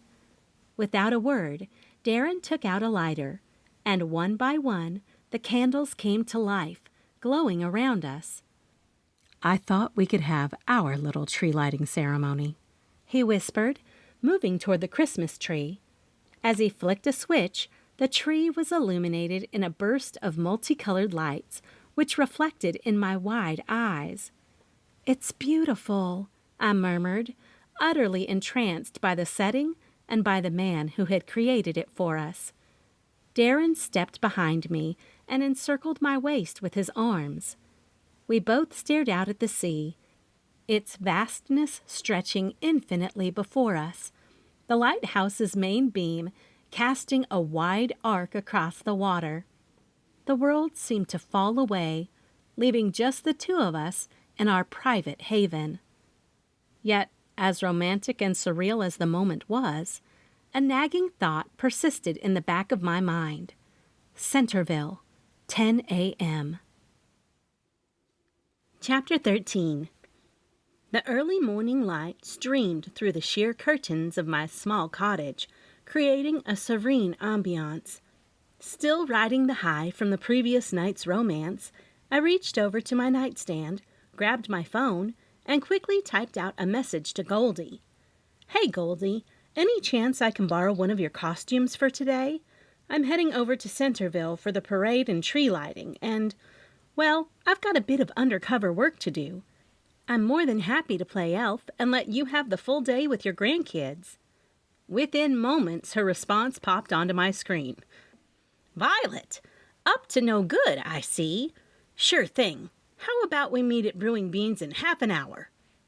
"Sounds perfect. Thanks, Goldie. See you soon," I responded, my plan in mind. There was only one problem. I didn't have a car. "Radley," I whispered, because he was pretty much my only option. Plus, I had to bet he would love a little snooping around. I called him. "Hello?" Radley answered in a groggy voice. "It's early. Too early for you to be calling unless something is wrong." "It's 6:30, I noted.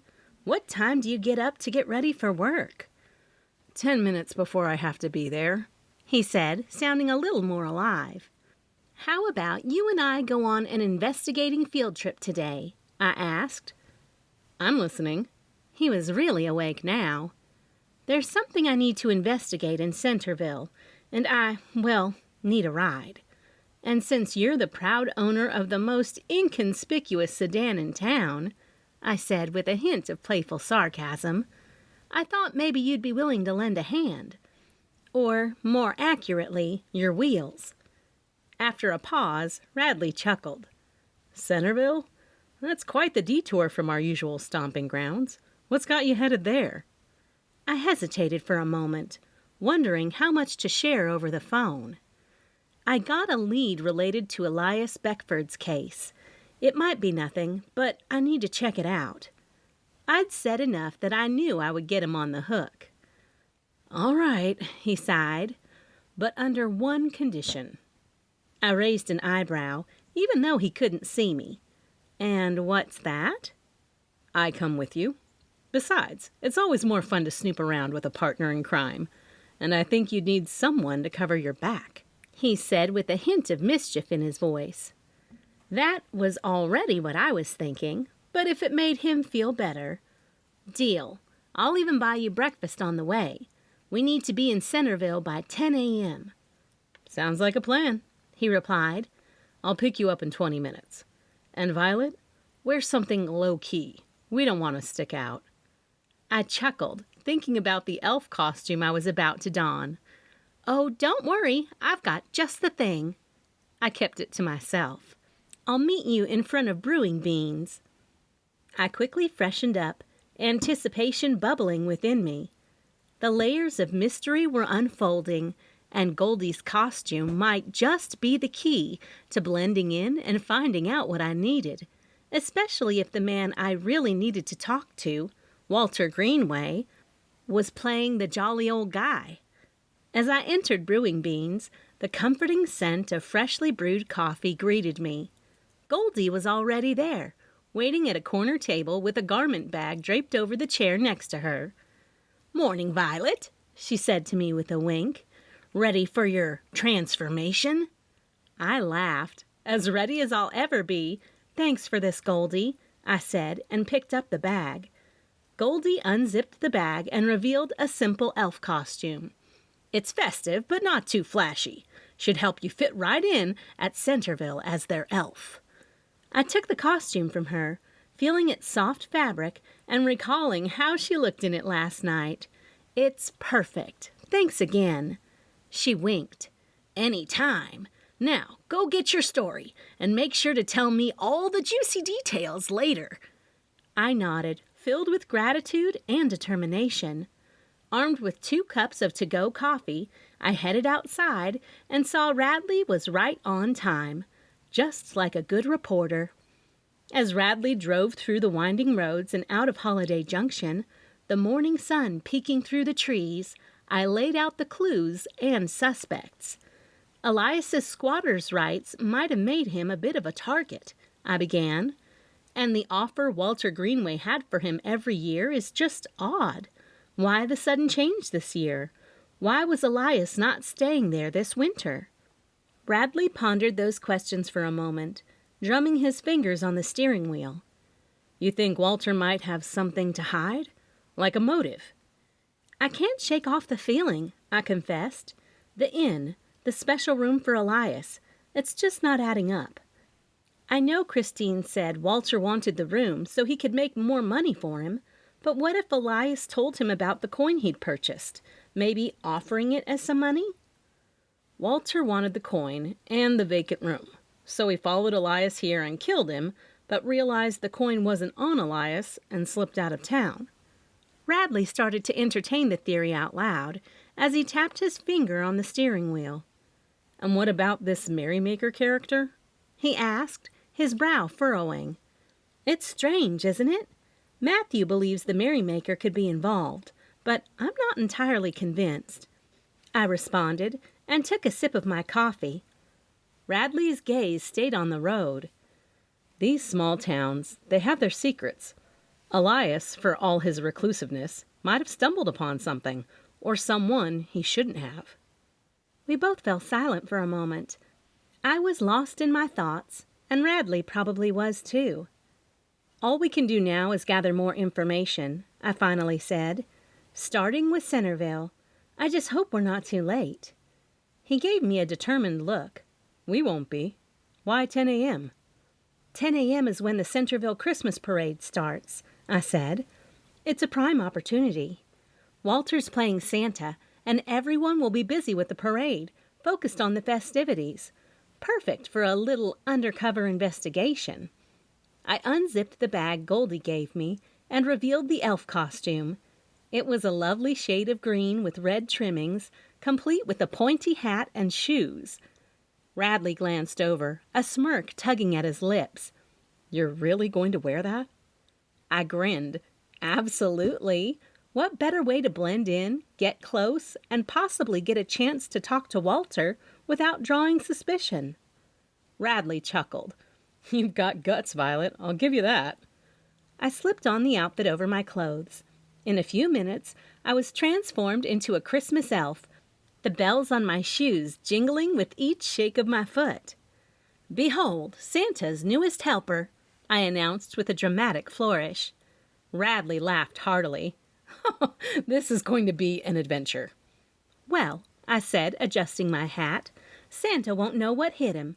Let's go find out if Walter Greenway has been naughty or nice." Radley pulled the car over and found a pay-to-park lot near the beginning of the parade route. I could see the local school's band, a few Boy Scouts, dogs on leashes, a couple of clowns, and a big float with Santa's name written in glitter on the side down the road. The attendant stopped us to collect payment. "I'm with the press."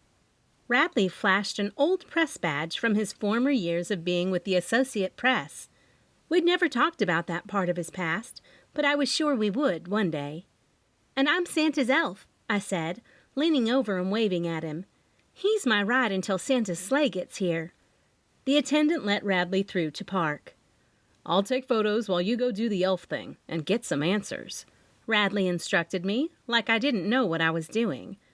When we got out of the car, he went one way and I went the other. The festive clamor around me was almost overwhelming. I could barely discern individual voices from the general murmur of excitement.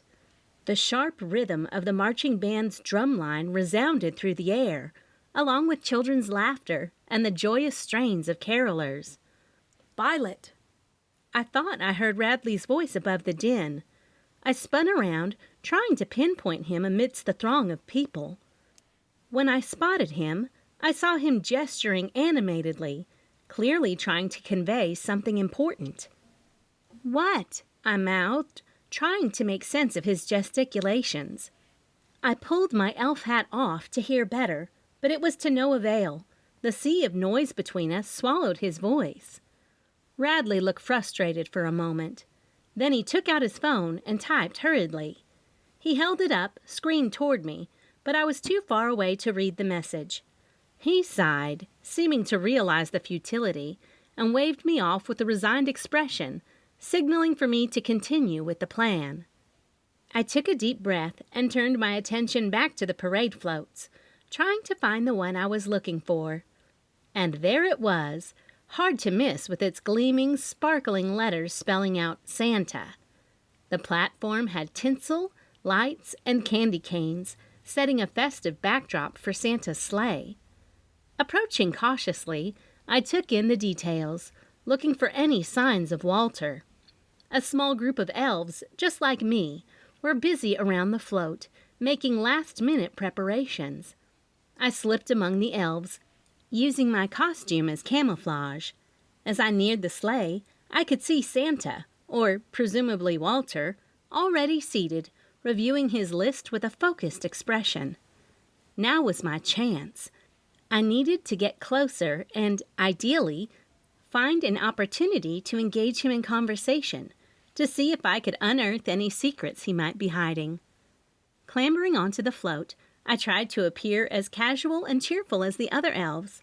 My heart raced, but I hoped my costume and act would make me blend in with the group.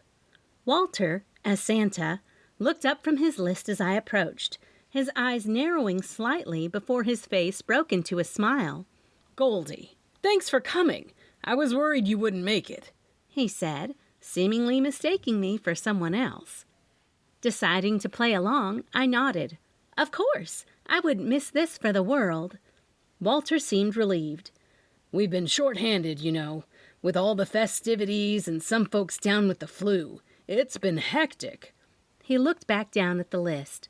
Speaking of which, I began, trying to segue into the topic I was interested in.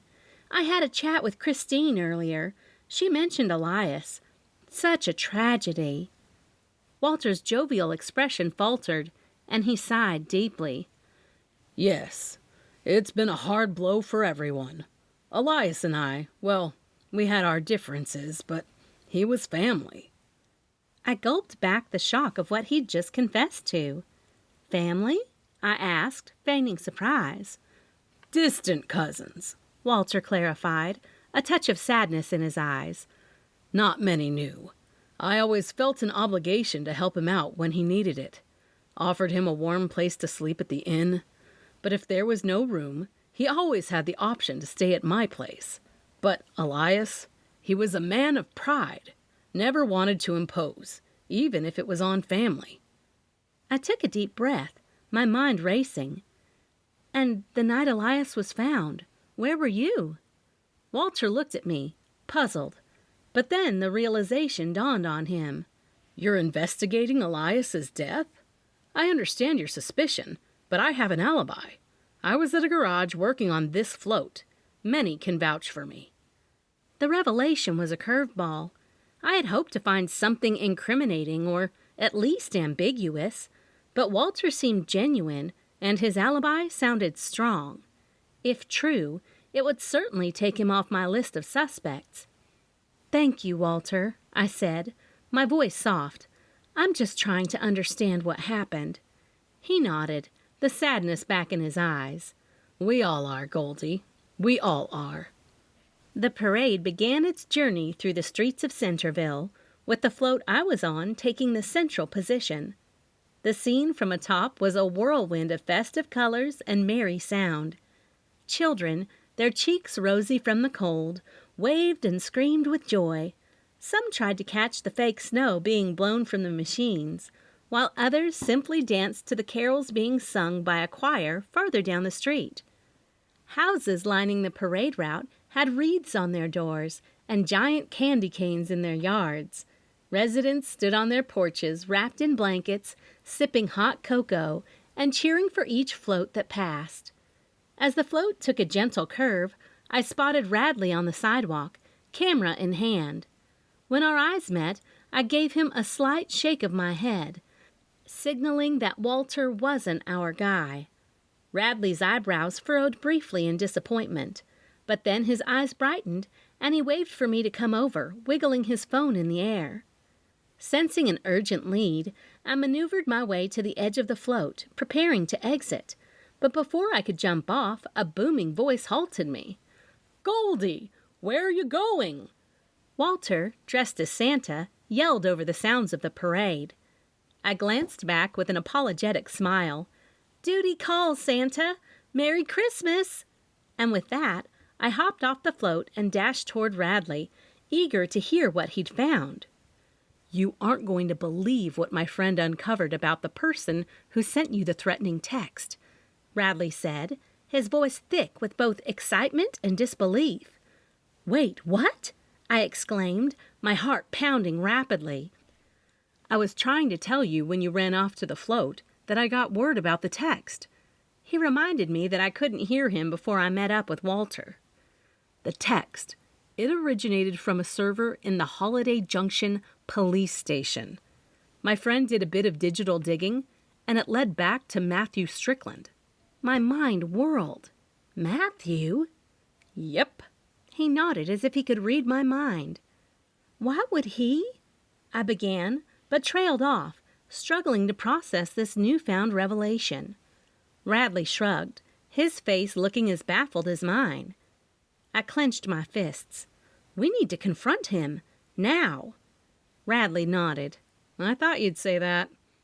We hurried back to the car, the chill in the air mirroring the icy shock of Radley's revelation. As he fired up the engine and we headed toward Holiday Junction, My mind raced. Was Matthew an ally, a foe, or something in between? The deeper I dug into Elias's death, the more the lines separating right, wrong, and the law blurred. I was determined to get clarity, no matter the cost. Chapter 14. We pulled into the parking lot of the Holiday Junction police station, the building's familiar brick now feeling more daunting than ever. The front door clicked shut behind us as we entered. Matthew Strickland's office was right where I remembered it, the door slightly ajar. I knocked briskly, and Radley and I walked in.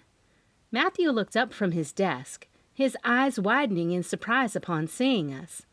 For a moment, an uncomfortable silence hung in the air. "Violet," he began, his voice tinged with a mixture of relief and concern. "why are you dressed like an elf?" His question caught me slightly off guard, and I could feel a blush creeping up my cheeks. I was undercover, I started, shifting uncomfortably in the elf outfit. It's a long story. Matthew raised an eyebrow, a hint of amusement breaking through his initial surprise. "Undercover as an elf." "More like undercover at Centerville's parade," Radley chimed in, trying to suppress a smirk. "Walter Greenway was playing Santa, and Violet here was his trusty elf." Matthew leaned back in his chair, processing the information. "Walter Greenway? The innkeeper. Why?" "That's what we were trying to find out," I replied, eager to steer the conversation back on track. "Did you know he and Elias were distant cousins?" The police chief's eyes narrowed slightly. "No, I wasn't aware. That's an interesting connection." "We thought so too," I said, "but Walter has an alibi. He's not our guy." Matthew exhaled deeply, rubbing his temples. "Every lead we've had has turned up dry. We are at a standstill with this investigation." The weight of his words settled heavily in the room, but my determination didn't waver. There has to be something we're missing, something we've overlooked. He looked at me, admiration and concern both evident in his gaze. "You have a tenacity I've always admired, Violet. But this isn't just about chasing a story. This is about real danger." "I know," I responded, my voice firm, "and I'm not backing down, even if you are sending me cryptic text messages to have me scared stiff." "Cryptic?" Matthew snorted, and the chair creaked underneath him. "I didn't send you any cryptic message." "Yes, you did." I pulled my phone out and scrolled through the text messages until I found the threatening one from him. "Oh, that's not cryptic. I sent that from the landline, and I meant it. I don't want you snooping around." "You used a landline to send a text?" I asked, my eyebrows furrowing in confusion. Matthew leaned forward, resting his arms on the desk. "Yes. There's a system that we have that allows us to send out alerts and messages from our landline. It's usually used for emergencies or to get information out quickly. I didn't think you'd think it was someone other than me." He'd admitted that he hadn't realized I didn't know it was from him. I took a deep breath, trying to process everything. "Matthew, I appreciate your concern, truly. But I can't just sit back and let this go. Elias deserves justice, and I want to help in any way I can," I said. He nodded slowly. "I understand. Trust me. My wife wants you to investigate the story too, but this is a murder investigation that has very few leads, so I need you to stay away from it until I can find the killer." I held his gaze, trying to convey my determination and sincerity. Matthew took another deep breath, seemingly coming to terms with the situation. "All right. I've got to get back to work." He pretty much kicked us out. "Now what?" Radley asked on our way out of the police station. "We still investigate." I reached down into my bag and pulled out the coin. "Next stop." With my thumb, I flicked it up in the air before I did a little heads or tail trick. I looked at the coin as it landed on the back of my hand. Festive finds, here we come. As we walked away from the police station, Radley glanced at his beeping watch and grimaced. Alarmed to cover the Little Miss Mistletoe beauty pageant. He tapped the watch to stop the beeping. "Boss," he said to me, "I've got to go." I totally forgot we have a real job to do. I looked at him and frowned as I took off the elf costume from over my actual clothes. "All right, then. You go do that.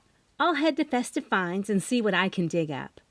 I pointed past him and up the sidewalk that wasn't a direct shot to Festive Finds, but could be cut across and let me miss the tourists' holiday foot traffic. My phone rang, and I took it out of my bag. "It's Darren," I said. "I'm going to take this while I walk over to the shop. Do you mind taking this outfit back to the office? The boots are in the passenger side floorboard." Radley looked hesitant. "Sure." He took the outfit. "Are you sure you're going to be all right on your own?" I smirked. "I'm not going into a dragon's lair, just a thrift shop. I'll be fine." I smirked. "Hey," I answered the call. "How's work this morning?" With a final wave, Radley and I went our separate ways. "It's been good. How did talking to Walter go? You didn't call me to let me know you're okay, even though I know you're fine." Darren knew how much I valued my independence and didn't like it when someone checked up on me. It did feel kind of nice, though. Walter is Elias's distant cousin, and they got along fine. In fact, Walter had even offered Elias to come stay in his house, but he didn't. I stopped at the intersection of the streets and looked both ways before I darted across. And he has a solid alibi. There was no need to go into any detail. "You know the threatening text I got?" I asked, realizing how silly it sounded that someone had sent a threatening text. "Yeah, Radley was talking about it last night at the tree lighting," Darren said. "Did his guy get back to him?" "Oh, yeah, he did. And the text was from your dad's work landline." I laughed because it sounded so silly. I went to confront your dad, and honestly, I can't believe I'd think he was threatening me. "He was, but not like a killer." Darren snickered, obviously thinking the idea was funny. "Next time you get any threats, we should go straight to him." "Next time?" I asked. Let's hope there's no next time. But he didn't say if the merrymaker was still a suspect. He didn't say anything at all, in fact. "It sounds like you're walking." "I am. Radley is covering the Little Miss Mistletoe pageant. And I know if he isn't there, Fern Banks would go nuts." I nodded and smiled as I walked by a couple of people. "I'm going to Festive Finds." The line fell silent. "Darren?" I questioned. "You don't want to wait until I get off work so we can go together?" he asked in a way that told me, without directly telling me, he was worried about my safety. "Cute." I smiled. "It's fine. There's a whole town of tourists here, and by the looks of it," I stopped in front of Festive Finds, "the place is packed." I pushed the door open, the tinkling of the bell overhead announcing my entrance. The interior of Festive Finds was an explosion of colors, textures, and, most importantly, Christmas cheer. Every nook and cranny of the place burst with holiday decor, from lights draped along the wooden beams of the ceiling to shelves overflowing with porcelain Santa figurines, hand-carved wooden reindeer, and vintage Christmas tree ornaments. To my immediate left was a rack filled with quirky Christmas-themed mugs, each with its own humorous slogan, like "Slay My Name" and "Santa's Fave." Farther down, a table was laden with second-hand Christmas storybooks and holiday-themed romance novels. But what caught my attention the most was the sea of ugly Christmas sweaters. Almost every customer in the store wore one. From fluorescent green trees to bedazzled snowmen and reindeers with overly large noses, the designs on these sweaters were everything you'd expect from a tacky Christmas sweater contest, and then some. It seemed like Louise Fletcher, the store's owner, had capitalized on the trend, turning festive finds into the go-to destination for everyone's ugly sweater needs. I maneuvered through the crowd, dodging excited shoppers, and made my way toward the counter where Louise stood. She wore a sweater that had a large gingerbread man with a missing leg and the saying, "Oh, snap," written below it. Her eyes brightened when she saw me. "Violet, how lovely to see you. Here to take photos of the ugly sweater contest, I presume?" she said with a chuckle, her eyes dancing mischievously. Laughing, I responded, "Actually, I'm here on some other business, but now that you mention it, I'd love to get some photos." I pulled my camera out from my bag and placed the strap around my neck. "But tell me, what brings you here?" she asked. After taking a deep breath, I began. "Louise, I was hoping to ask you a few questions about this." I dug back into my bag and pulled out the coin. Her cheerful expression faltered a bit, and she leaned in closer, her voice dropping to a more serious tone. "Where did you get that?" Louise's fingers twitched at the side of the coin, her knuckles paling. For a moment, her entire demeanor changed, the merry shop owner replaced by someone with a weight on her shoulders. "Beckford, Elias." She murmured the names softly, more to herself than me. Her gaze locked onto the coin, as if it held memories she wished to forget. I set the receipt on the counter. It was found in his locker, along with the receipt in his wallet at the leisure center. I'm trying to find out more about him and why he might have had this. Louise took a deep breath, her hand trembling slightly as she picked up the receipt. "I remember this sale. Elias came in a few days before, but before everything happened. He was looking for something special. A gift, he said. When he saw this coin, his eyes lit up, said it reminded him of something from his childhood." "A family member? Friend?" I asked, hoping to spur anything that would remind her of something she might have forgotten from her conversation with him. She paused, the weight of her thought evident in her eyes. "No, nothing, but I didn't talk to him long. I had no idea that it would end up being a clue in such a terrible event." Her voice quivered. "Do you know why this coin might have been significant to him?" I pressed gently, sensing the importance of treading lightly. Louise hesitated and bit her lip. "Elias and I were close years ago. We shared many memories, and this coin, it represents one of those memories. A Christmas fair we went to as children. There was a booth where they pressed coins into different shapes. We both got one. It was a symbol of our friendship, a token of the fun times we shared." I nodded, processing the information. Did he mention anything unusual when he bought it? Anyone he might have been meeting, or something that was bothering him? She shook her head slowly. "No, he seemed normal, happy even. It's hard to believe what happened to him." I sighed, feeling both frustrated and sympathetic. "Thank you, Louise. This information might be helpful." Her eyes now seemed filled with concern. "That receipt, that's Thorne's handwriting," she said. "Thorne?" I asked. That name got my attention. I remembered the man Darren had seen at the locker room in the leisure center. "Yeah, he's been working here the last 6 months, and when I decided to sell, he brought in those coins." She gestured at my hand. "He owned this?" I wanted to make sure I understood what she was saying. "Yes, he sold them to buy the shop." She paused, her brows pinched. "Do you think—" Her question hung in the air as the festive cheer from all the customers circled around us. "I don't know, but I do think we need to find out," I gulped. "Louise, is there any way you can give me Thorne's address? I think I need to talk to him about this." Louise hesitated for a moment, wringing her hands.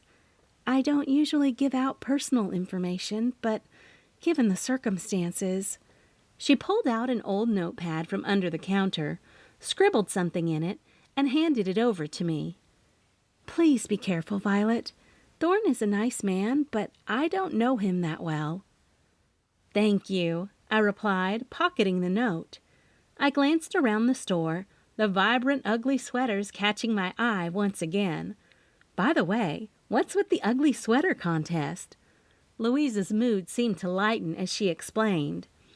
"The winner gets a 5-minute shopping spree in the store. I've been trying to clear out some of the old inventory before I sell the place to Thorn. It's been in my family for years, but it's time to move closer to my daughter out of state." I nodded, understanding her sentiments. "That's a generous prize, and a lot of these sweaters are unique." She laughed. "That's a kind way to put it, but it's all in good fun. I just want people to have a memorable experience before I leave Holiday Junction." Suddenly, a young employee waved her down from the other side of the store, taking her attention. A customer, looking a bit exasperated, held up 2 garishly clashing sweaters, seemingly needing Louise's expert opinion. "Excuse me, Violet," Louise apologized, her professional demeanor quickly taking over. "Duty calls." I nodded. Once she left, I pulled out my camera and snapped a few candid shots of the lively scene unfolding before me. The vibrancy of the sweaters, the shoppers lost in their festive decisions, and the decorations gave the thrift shop a whimsical feel. The scene felt like a page straight out of a Christmas storybook. After capturing a few more moments, I proceeded to the exit. I had a destination in mind, and it was time to find out what Thorn knew about the coin, Elias Beckford, and his possible involvement in the mystery surrounding the manger scene. Slipping my camera back into my bag, I stepped out into the brisk winter air, determination setting the pace for seeking my next lead in Elias's murder. My phone buzzed with a new message notification. I pulled it out to see a text from Mama. "Where are you, sugar? Lunch is getting cold, and these dresses won't try themselves on," the message read, followed by a winking emoji. I chuckled, momentarily sidetracked from my quest. Thorn's visit would have to wait. Typing quickly, I replied, "On my way. Can't resist the promise of food and fashion." Luckily, sarcasm was hard to detect in a text. I loved fashion and always made sure I looked presentable, since I was going to be the next Barbara Walters once I was discovered. But I sure didn't have the same glittery southern taste as Mama.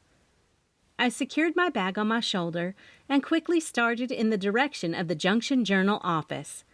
Thorn Graver wasn't too far from my mind. Chapter 15. I was immediately greeted by a shimmering cascade of sequins, beads, and rhinestones that seemed to have exploded across my office. Mama stood in the middle, her arms stretched out, surrounded by dresses that looked more suitable for a disco party than for a Christmas ball. The overhead lights reflected off the fabrics, sending twinkling lights dancing across the walls. "Look what I've got here! Aren't they just divine?" Mama exclaimed, picking up a particularly sparkly number that seemed to be made of more glitter than fabric. "Mama, these are very you." My eyes widened as I took in the sight. "Well, of course, darling. I want you to shine, quite literally, at the ball tonight." She fluttered her lashes, feigning innocence. One dress looked like it had been borrowed from a 70s disco queen, and another had feathered fringes that would make anyone the center of attention, for better or worse. And yet another had so many rhinestones that I was sure it could be seen from space. I tried to hide my amusement, picking up one dress with a sigh. "Mama, this has more sequins than all the dresses in my closet combined," I told her. Mama giggled, patting the dress fondly. "That's the idea. But don't worry. Among all these, I've got one that's more you. Just thought we should have a little fun first," she teased. Then she pulled out a simpler, elegant dress from behind her desk. The garment was a deep shade of emerald, with just a hint of shimmer. Classic and sophisticated. The perfect balance between making a statement and staying true to my style. I couldn't help but smile. Now that's more like it. Had to keep you on your toes. Now let's try 'em on. All of 'em. Mama winked. The office hallway, typically quiet and dimly lit, had transformed into a makeshift runway. With every step I took in a new dress, the clicking of my heels on the tile resounded like applause, complemented by Mama's hoots and hollers. "There you go, honey! Strut like you own the place!" She cheered and took a sip from her wine glass. I twirled in a red sequin number, its skirt flaring dramatically, sending shimmering reflections everywhere. The more ostentatious the dress, the harder we laughed. Mama clapped her hands, nearly spilling her wine. "Oh, that one's a stunner, though it might blind a few people at the ball." As I was about to disappear to try on the next potential disaster piece, the office door swung open. Radley stood there, jaw dropped, eyes widening in shock as he took in the spectacle before him. "Millie? Violet? What in the world?" Mama, unfazed and still holding her wine, simply raised an eyebrow and said, "Darling, you've never seen a pre-ball fashion show?" Radley blinked a few times, taking in the sequined chaos around him. Then he noticed the trace amounts of glitter sprinkled on the floor, some of which had adhered to his shoes. He groaned. "If I never see another sequin or glitter again, I'll be a happy man." That little Miss Mistletoe pageant was an explosion of shimmer. One of those little darlings even had a glittery tiara that shot sparks. Sounds mesmerizing. I stifled a giggle, imagining the scene. "You have no idea.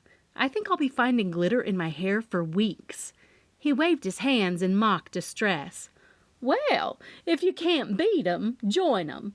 How about this one for your next cover story?" Mama smirked, pointing at a particularly shiny dress draped over her chair.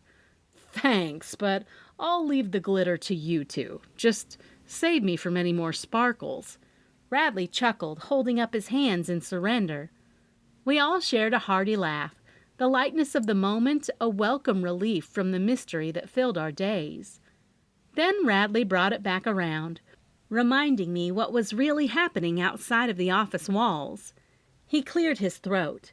Laughter still lingered in his eyes, but his voice had a more serious tone.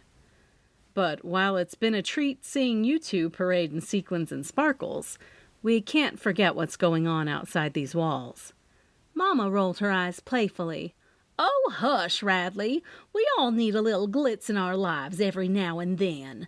She stood up, straightening her own shimmering gown, looking every bit the diva. "Come on, you two. I've got lunch ready in the kitchen, and I guarantee it's as delightful as these dresses." As we walked into the kitchen, the warm aroma of home-cooked food enveloped us. On the kitchen table lay a spread, a pot of creamy chicken and dumplings, a bowl of buttered cornbread, and a dish of mac and cheese with a crispy golden top, candied yams, collard greens seasoned with bits of ham, and, of course, Mama's famous sweet tea. "All right, you two, fill your plates. There's enough here to feed an army." Mama motioned for us to sit down. As Radley and I helped ourselves to the spread, I recounted my visit to Festive Finds. "Louise Fletcher's moving out of town. She's selling the shop to Thorne Graver. She said he's been working there for the past 6 months. Remember those coins I showed you? They belong to Thorne. Louise recognized his handwriting on the receipt." I frowned. Radley glanced up, looking surprised. Thorn again? Didn't Darren tell me last night that you'd seen Thorn at the leisure center? I nodded. Seems he's in the thick of things, he said. And she gave me his address. We need to pay him a visit. I stabbed a piece of chicken with my fork. Mama, who'd been digging into her mac and cheese with gusto, looked up, the sequins on her dress reflecting the overhead light. After you eat. You can't think on an empty stomach. Only you would make sure we're well fed before diving into a mystery, Mama. I laughed and took a sip of sweet tea. She winked, the glittery eyeshadow catching the light. Well, mysteries might feed the soul, but my chicken and dumplings feed the belly. Can't argue with that logic, Radley chuckled. With our plates in hand, we decided to go into my office to look at the murder board. Wiping my hands on a napkin, I walked over to the board, the glitter of my dress catching the light. The board was a maze of photos, notes, and strings connecting potential leads. When Radley or I had time, we filled in the gaps. Leaning against my desk, Radley took another bite of his cornbread. So, Thorn is becoming a central figure in all of this, he said, through a mouthful of food. Mama, balancing her plate in one hand, said, And what about Nell? Do you really believe she had nothing to do with this? Pointing at the photo of Elias, I replied, No, I don't think so. She's older and has arthritis, and I really don't know a motive. And we have to mark off Walter. I ran a line through Walter's name, leaving us with Thorn and the merrymaker. Seeing how he has an alibi, though we hadn't really contacted the people he was with, we did believe him, and he had no motive to kill Elias. I have the message thread and timestamps from the document the merrymaker sent for the online feature, where they told the reason they picked the manger for the last hurrah. I couldn't be happier that I was in the office, writing the piece during the hours of Elias's murder, which took the merrymaker off the list. Radley looked pensive. But what would be Thorn's motive? He gestured to the name I'd written. Why would he want Elias dead? That's what we need to figure out. I mused, tapping my chin with a finger. He sold his coin to Elias. He was at the leisure center in the locker room. Mama sighed. This is all so complicated. But if he wanted his coin back, because he did have a collection of them, he probably didn't want to sell them. And he could have gotten in touch with Elias about buying it back. Elias met him at Holiday Park, which isn't too far from the leisure center, where he had a warm bed and a locker where the coin was safe. He knew Thorn might not buy the coin back for his price. Radley made some great points. The theory wasn't too far-fetched. Shaking my head, I responded, We need more details on this theory, and the only way to get them is to ask Thorn. Mama took a sip of her sweet tea, the ice cubes clinking. There are so many pieces to this puzzle, but I trust you'll put 'em together, darling, and be at the ball on time. I gave her a reassuring smile. I intend to, Mama, but first we need to pay Thorn a visit. Radley nodded, and if we're lucky, he'll shed some light on this mystery. That was exactly what we did after we finished filling our bellies with Mama's delicious lunch spread. We need to use the angle of doing a story about him buying festive finds, I told Radley on our way over as I adjusted the heat in his car. A deep-set chill clung to my bones and stayed there. As we pulled up to Thorn's home, it stuck out like a sore thumb in a neighborhood brimming with festive cheer. Every house on the block was aglow with large bulbs in an array of colors.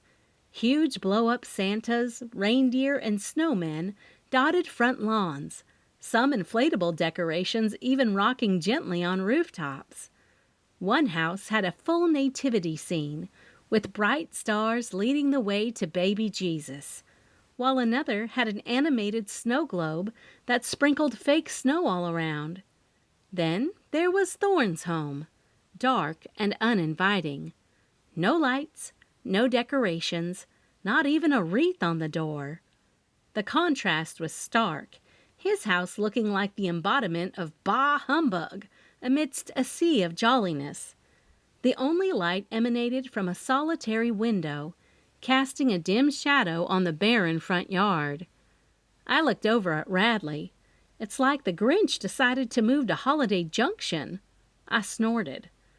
Let's hope his heart grows 3 sizes by the end of our visit. He chuckled. But seriously, I mused, staring. It's almost as if he's intentionally avoiding the festivities. Radley nodded. Maybe he has his reasons. But right now, let's find out what he knows about Elias. Gathering our resolve, we stepped out of the warm car and into the cold evening air and proceeded to the doorstep of the least festive house on the block. Thorne's door was large and imposing, and as I knocked, I couldn't help but feel a pang of unease. Moments later, the door creaked open. Thorne looked us up and down with a guarded expression, clearly surprised by the unexpected visitors. Can I help you? His voice was deep and gruff, but not unkind. Hi, I'm Violet Rhinehammer, and this is Radley, I said, pointing at my colleague. We're with the Junction Journal. We've heard you're buying the Festive Finds thrift store, and we thought it would make a great story for our readers. Would you be open to a short interview? His brow furrowed, as though in thought for a moment, and then he sighed, stepping out onto the porch and closing the door behind him. All right, but let's keep it brief.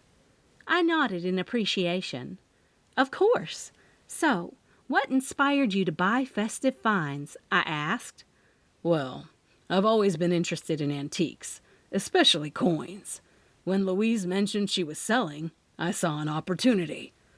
Thorne rubbed the back of his neck, and his eyes briefly drifted to the festively decorated houses around his.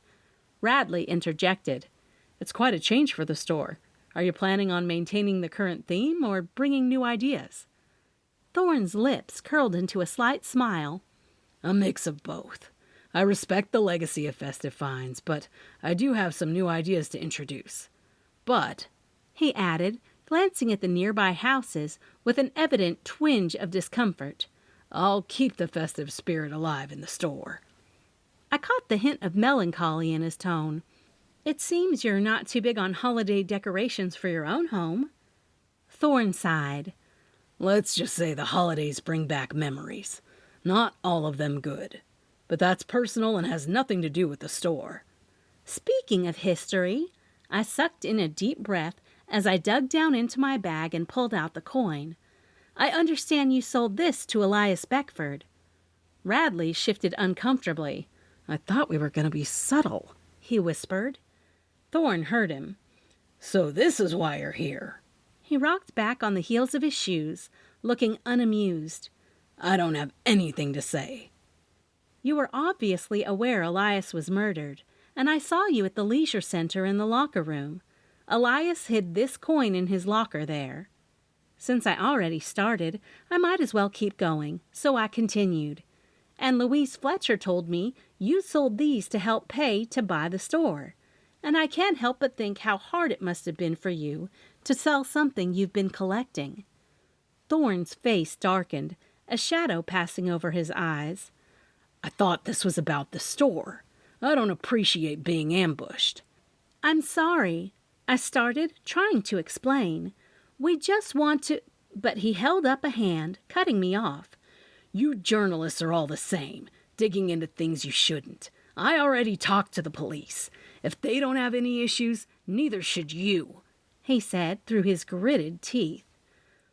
Thorne, we just want to get to the bottom of this, Radley interjected, attempting to soothe the situation. But Thorne wasn't having any of it. Interview's over.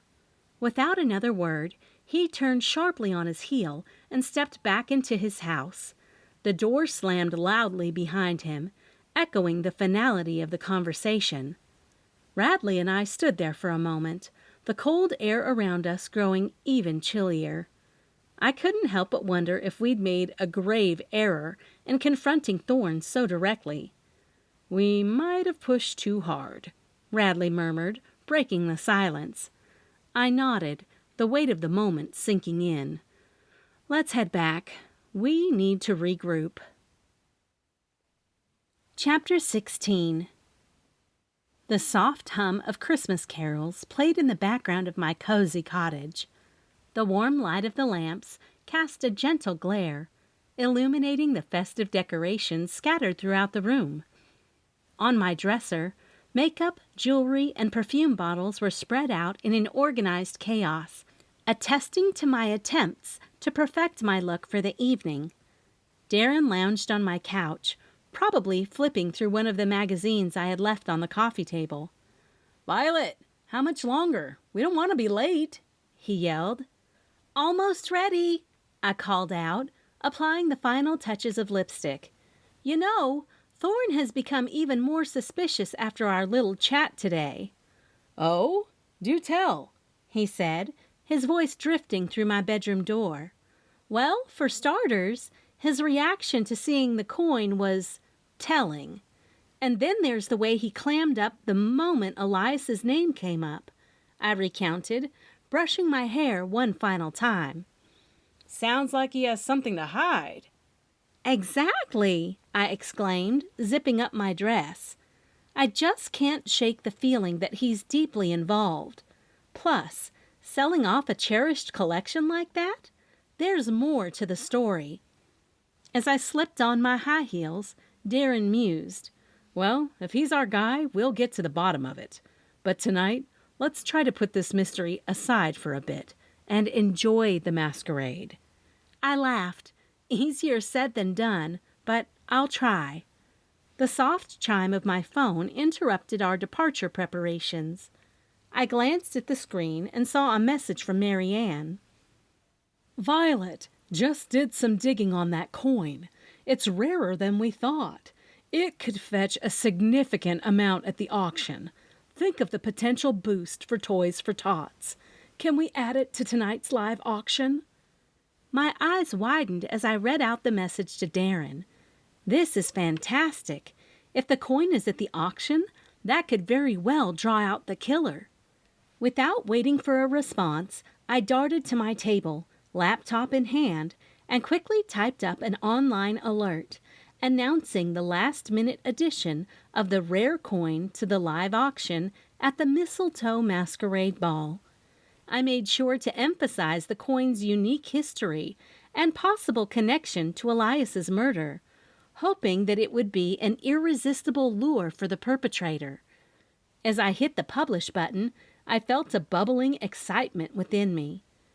Turning to share my joy with Darren, I noticed him just standing there, a dazed look in his eyes and his jaw hanging open.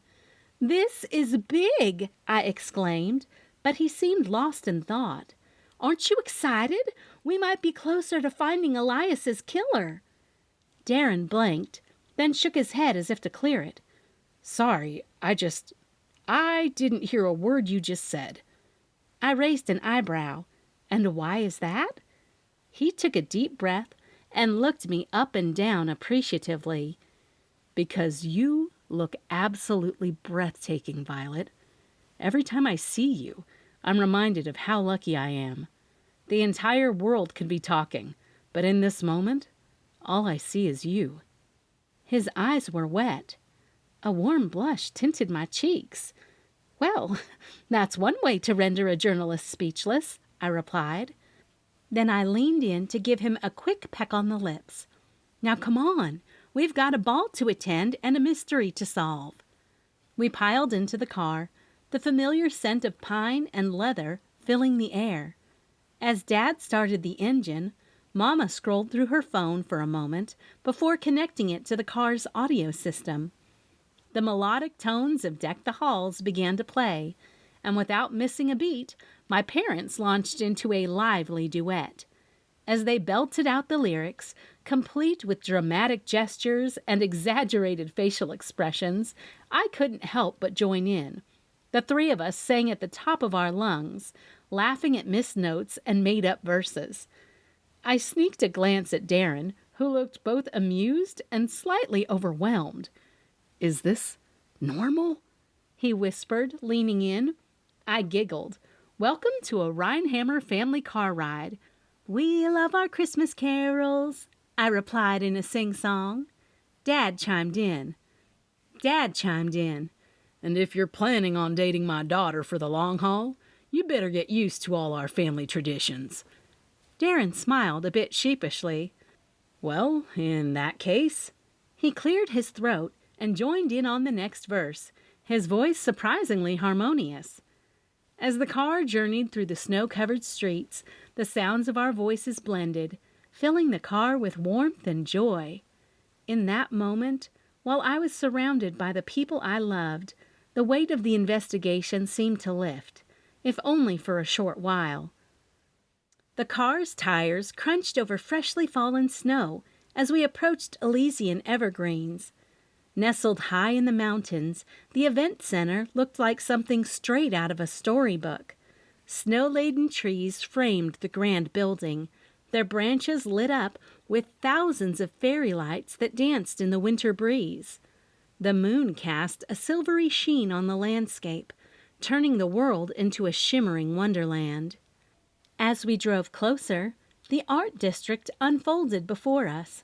Every nook and cranny held festive decorations. Elaborate ice sculptures stood sentinel along the pathways, reflecting the multicolored lights that lined the streets. Storefronts, galleries, and studios were aglow with soft candlelight, their windows showcasing intricate holiday displays. The center of the district was dominated by a massive Christmas tree, its boughs heavy with ornaments, ribbons, and a sparkling star at the pinnacle. We pulled up to the front of the event center, where a red carpet had been rolled out, leading to the entrance. An elegant archway, decorated with evergreen boughs and red berries, beckoned attendees inside. A valet in a crisp white jacket opened our car doors with a polite nod. As I stepped out, the cold air nipped at my cheeks, but the breathtaking view around me made me forget the chill instantly. Everywhere I looked, I saw a mesmerizing blend of natural beauty and artful decoration. Mama looped her arm through Dad's, her eyes shining brightly. "Isn't this just enchanting?" she whispered, looking around in awe.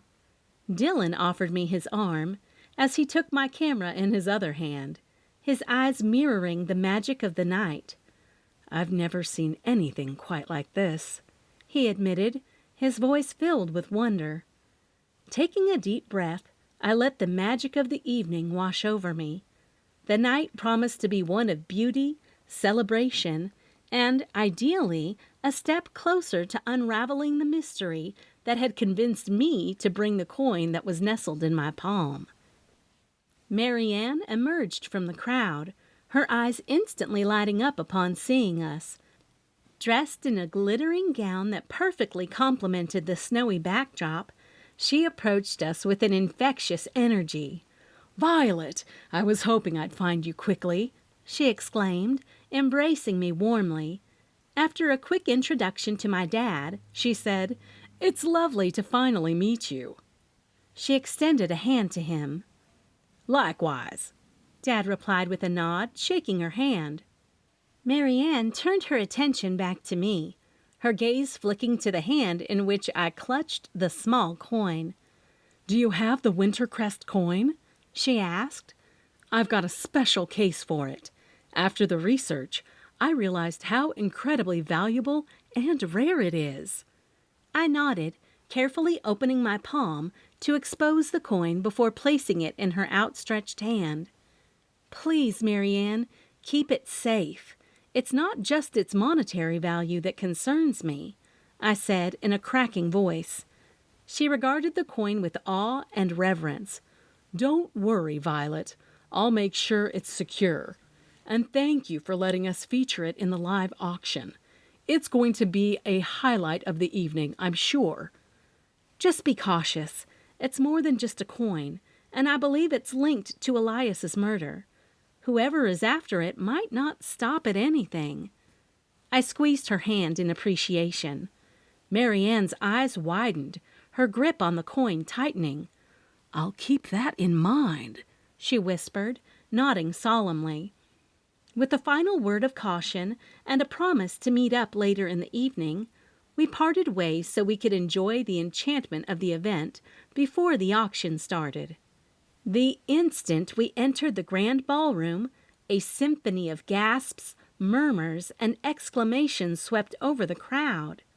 Mama's own breath caught, her eyes wide with wonder, and she whispered, "Oh, my stars, Violet! Look at that!"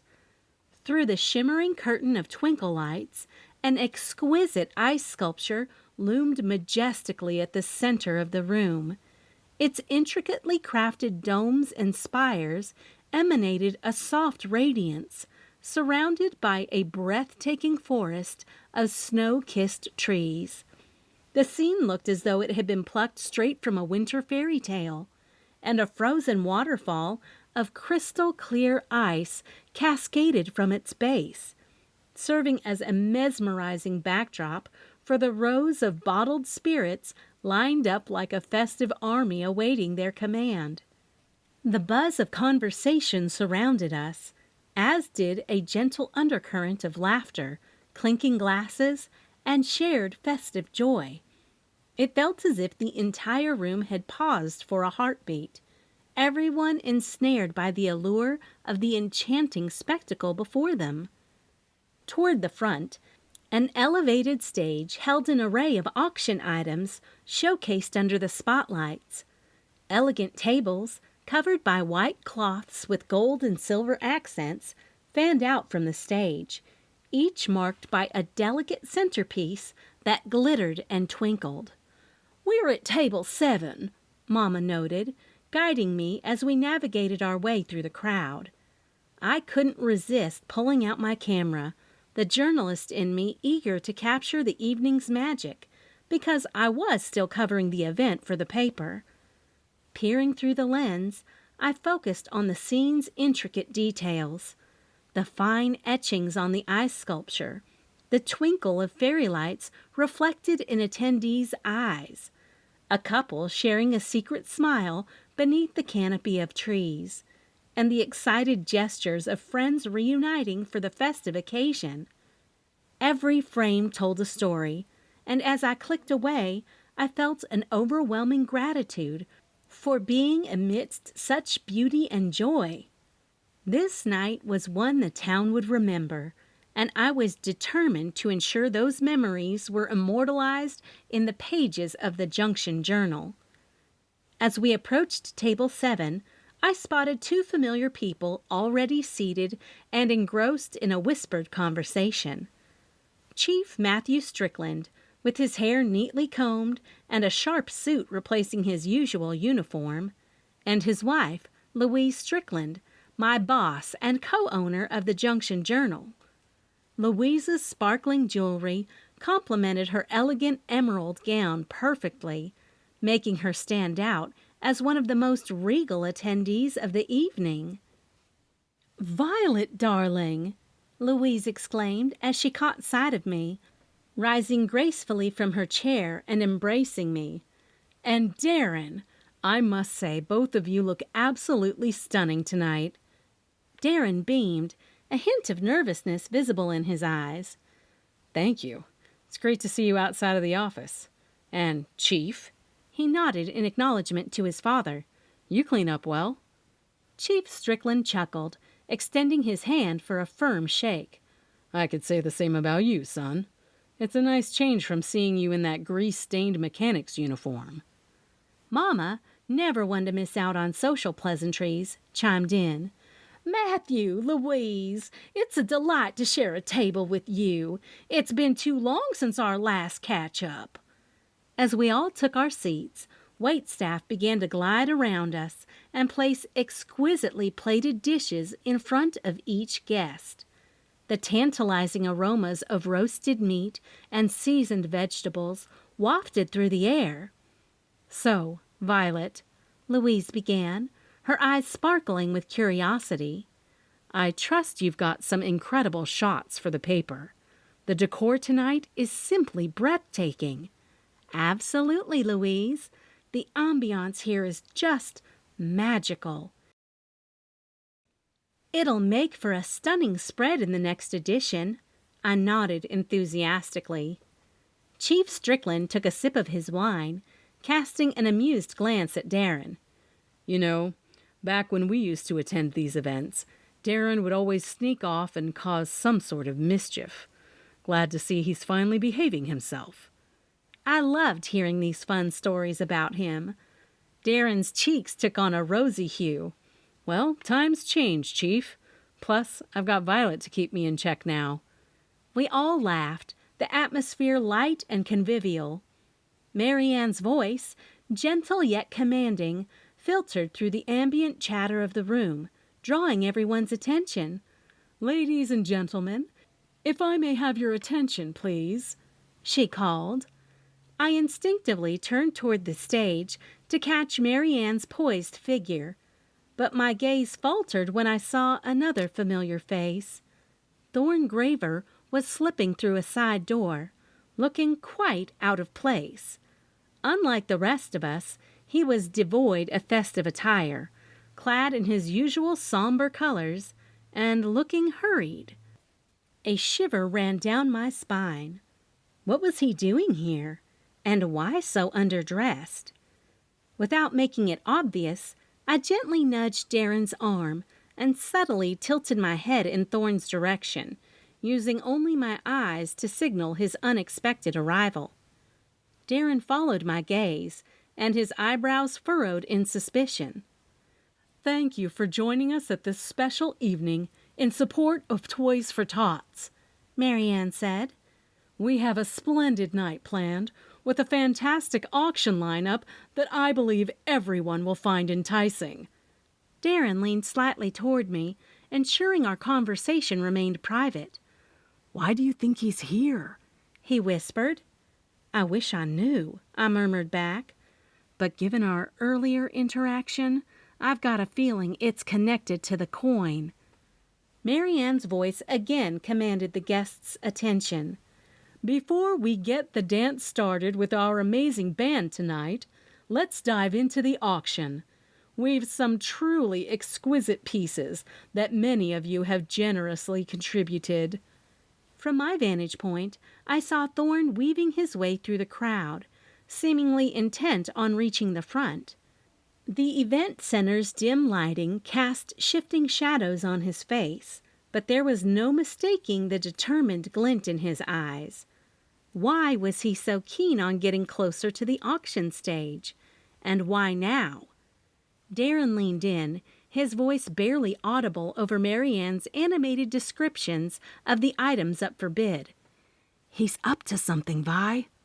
I nodded, my gaze locking onto Thorn. He definitely is. I can't shake the feeling that he's here for the coin. Mary Ann's enthusiasm continued unabated in the background. And now for our next exquisite item, a piece that has recently generated quite a buzz in our community. As the audience was drawn into Mary Ann's words, I kept a close watch on Thorn, not letting him slip out of my sight. Whatever game he was playing, I was ready to counter it. Sudden darkness swallowed the hall, enveloping everyone in a blanket of uncertainty. After an instant of silence came a chorus of gasps, followed by murmurs and cries of confusion. The shimmering glow of the ice sculpture was replaced with a void, making the space feel infinitely vast and disorienting. I clutched the edge of the table, trying to ground myself amid the chaos. My heart raced, thudding loudly in my ears, matching the frenetic pace of my own thoughts. Everywhere I heard panicked voices. "The electricity's blown out," someone cried. "Mary Ann's decor must have been too much for the circuits," another person shouted. Mary Ann's voice pierced the tumult, her tone fraught with desperation. "Everyone, please, stay calm. The lights will be back on in a moment." Darren's hand found mine, his grip reassuringly firm. "Stay put, Vi. It's too chaotic." But my mind was racing. This had to be Thorn's doing. I was sure of it.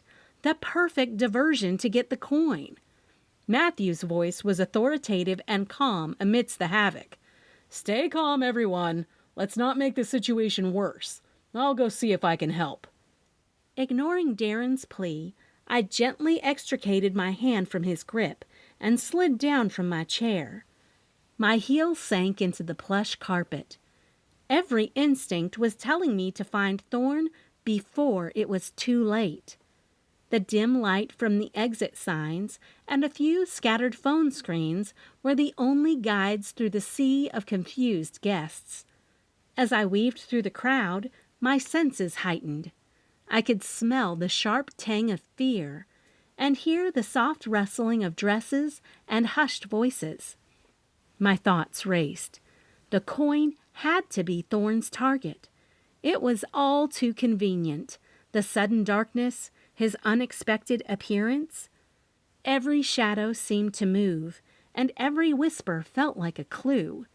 My heart raced, the adrenaline pumping through my veins, propelling me forward. There was no room for fear, only determination. If Thorn thought he could outmaneuver me, he had another thing coming. Once I crouched behind an ornate display, my breath came fast, but I tried to keep it silent. My knowledge of the event center's back hallways became an advantage. I had walked these paths numerous times over the past months while discussing the event details with Mary Ann. The walls, though cold, were familiar and oddly comforting. A distant hum began to grow louder, a signal that the power was returning. Not wanting to give away my position, I quickly switched off my phone's flashlight, plunging myself into total darkness once more. From down the corridor, the faintest sound of a door creaking open reached my ears. The deliberate footfalls that followed were definitely not Mary Ann's, and they didn't belong to any staff member I had encountered. Each step was measured and careful, almost predatory.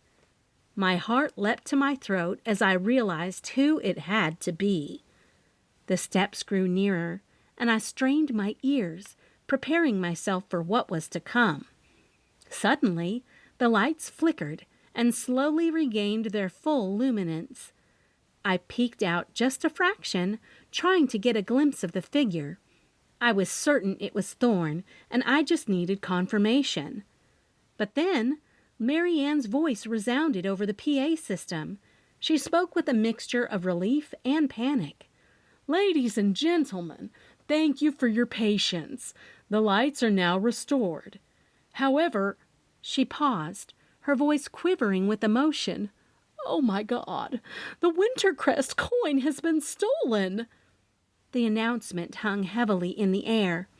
All the careful plans, all the security, and still the coin was gone.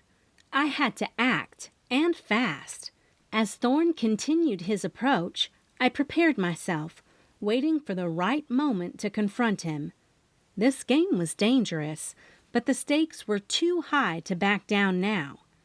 My heart dropped. The shadows had betrayed my expectations, and instead of the man I expected to see, Louise Fletcher stood before me, looking as shocked as I felt. "Violet!" she gasped, clutching her chest. "My goodness, girl, you nearly gave me a heart attack." "I'm so sorry, Mrs. Fletcher," I stammered, flustered and embarrassed. "I thought you were someone else." She raised a skeptical brow, scanning me up and down. "In the dark, sneaking around? Just what is going on here, young lady?" I hesitated, my mind racing. How much should I tell her? But then, given that she co-owned the Junction Journal with my boss and knew about the importance of the coin, perhaps she'd understand. I thought Thorn was here trying to get the coin back. Louise's expression changed from shocked to contemplative. "Thorn, you say? Well, that does explain his sudden appearance. But why on earth would you chase after him all by yourself?" I sighed, feeling a little defeated.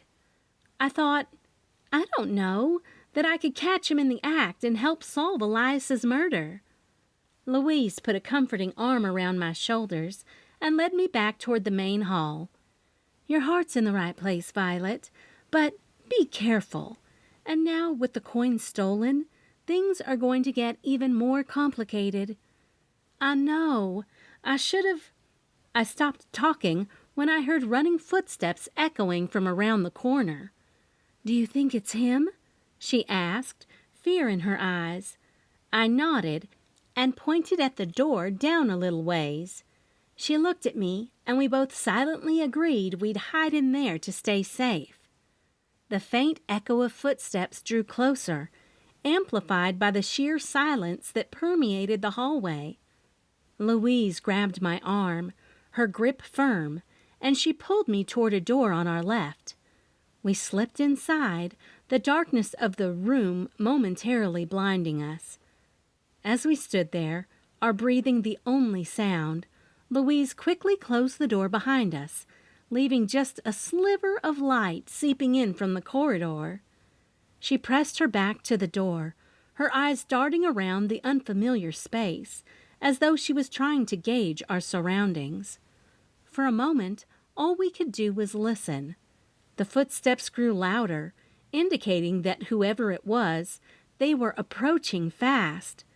Panic welled up inside me, but just as it threatened to consume my thoughts, Louise put a finger to her lips, urging me to stay silent. The tension in the room was palpable, a tangible force that gripped my heart and wouldn't let go.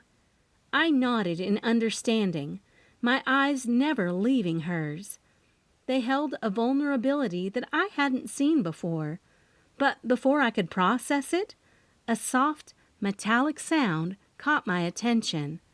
And then, in the dim light, I saw the glint of the Winter Crest coin falling from Louise's palm. My breath caught as the gleam of the coin flashed before my eyes. Time seemed to elongate, stretching the moment as the coin spun, each rotation capturing the light from the overhead fluorescent bulbs. The coin bounced and twirled on the cold tile floor before settling with a final metallic clink.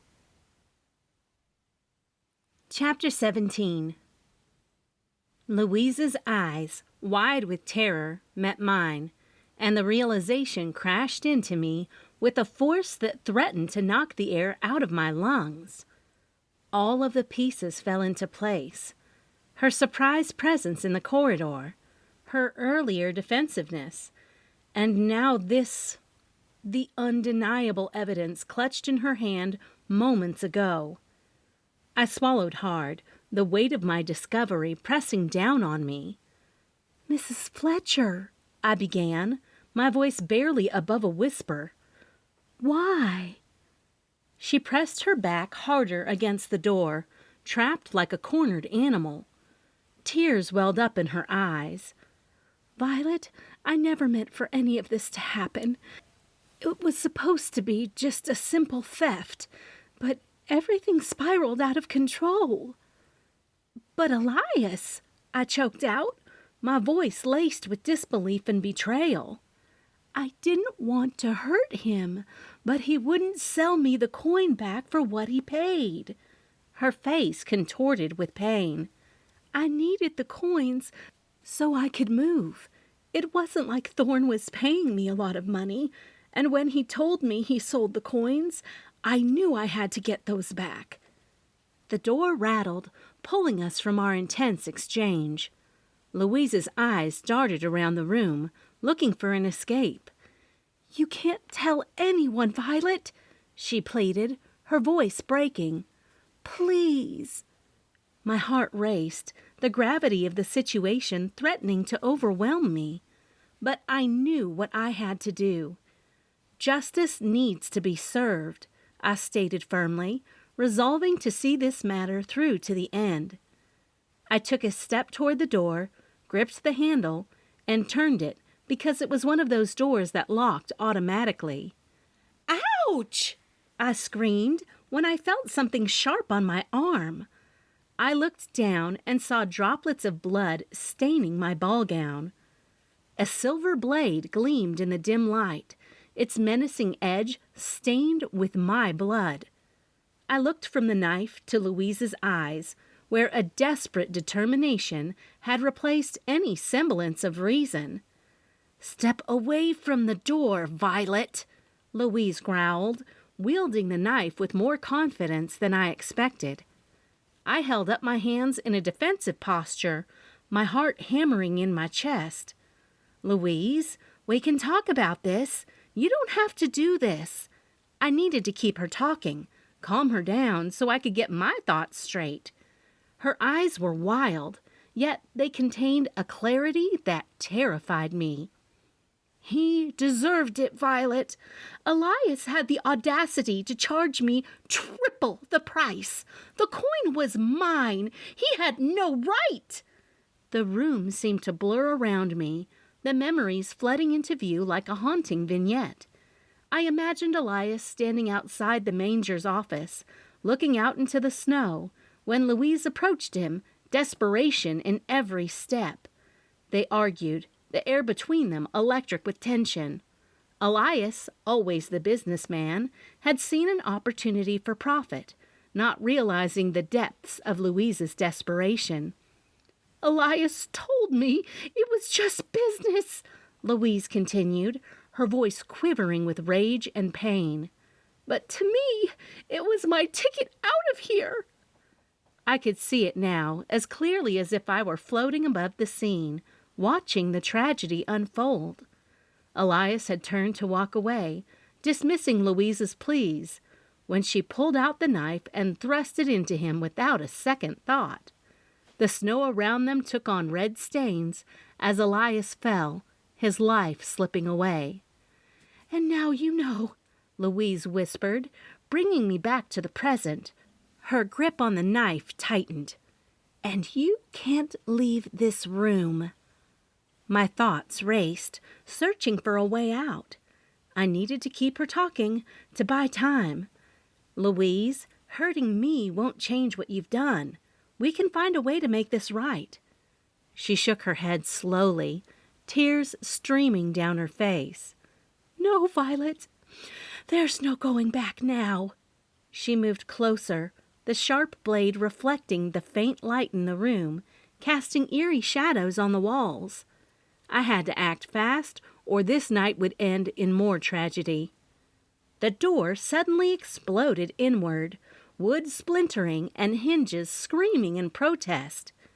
Thorne stood in the doorway, his eyes taking in the scene with a cold fury. For a split second, the room fell eerily silent, the tension palpable. "Drop the knife, Louise," Thorne ordered, his voice low and dangerous. Louise's eyes widened in shock, darting between Thorne and the knife still within her reach. "Thorne, what are you doing here?" she demanded, her voice quavering. He took a step forward, his posture firm and resolute. "After Violet's visit to my home and her inquiries about the coin, things started to click for me," he began. "You were always insistent, urging me not to sell those coins. Then when Elias, the man who purchased the coin, was reported dead, I remembered our conversations." Thorne's gaze hardened, staying on Louise. "Elias mentioned during our sale that he'd be at the leisure center. Connecting the dots wasn't hard, so I decided to watch you, to see if my suspicions about you being involved were right." Louise looked cornered, her previous confidence vanishing. "You've been following me?" "I needed to know if my instincts were correct. I never imagined how far you'd go for that coin, Louise." Thorne nodded slowly. Before Louise could react, a flurry of footsteps resounded in the corridor outside, growing louder. Darren and Chief Matthew Strickland burst into the room, both looking breathless and alarmed. Darren's gaze met mine, relief washing over him when he saw I was mostly unharmed. "Violet!" he exclaimed. Matthew was quick to react, pulling out his service weapon and aiming it steadily at both Louise and Thorn. "Everyone stay where you are," Matthew barked.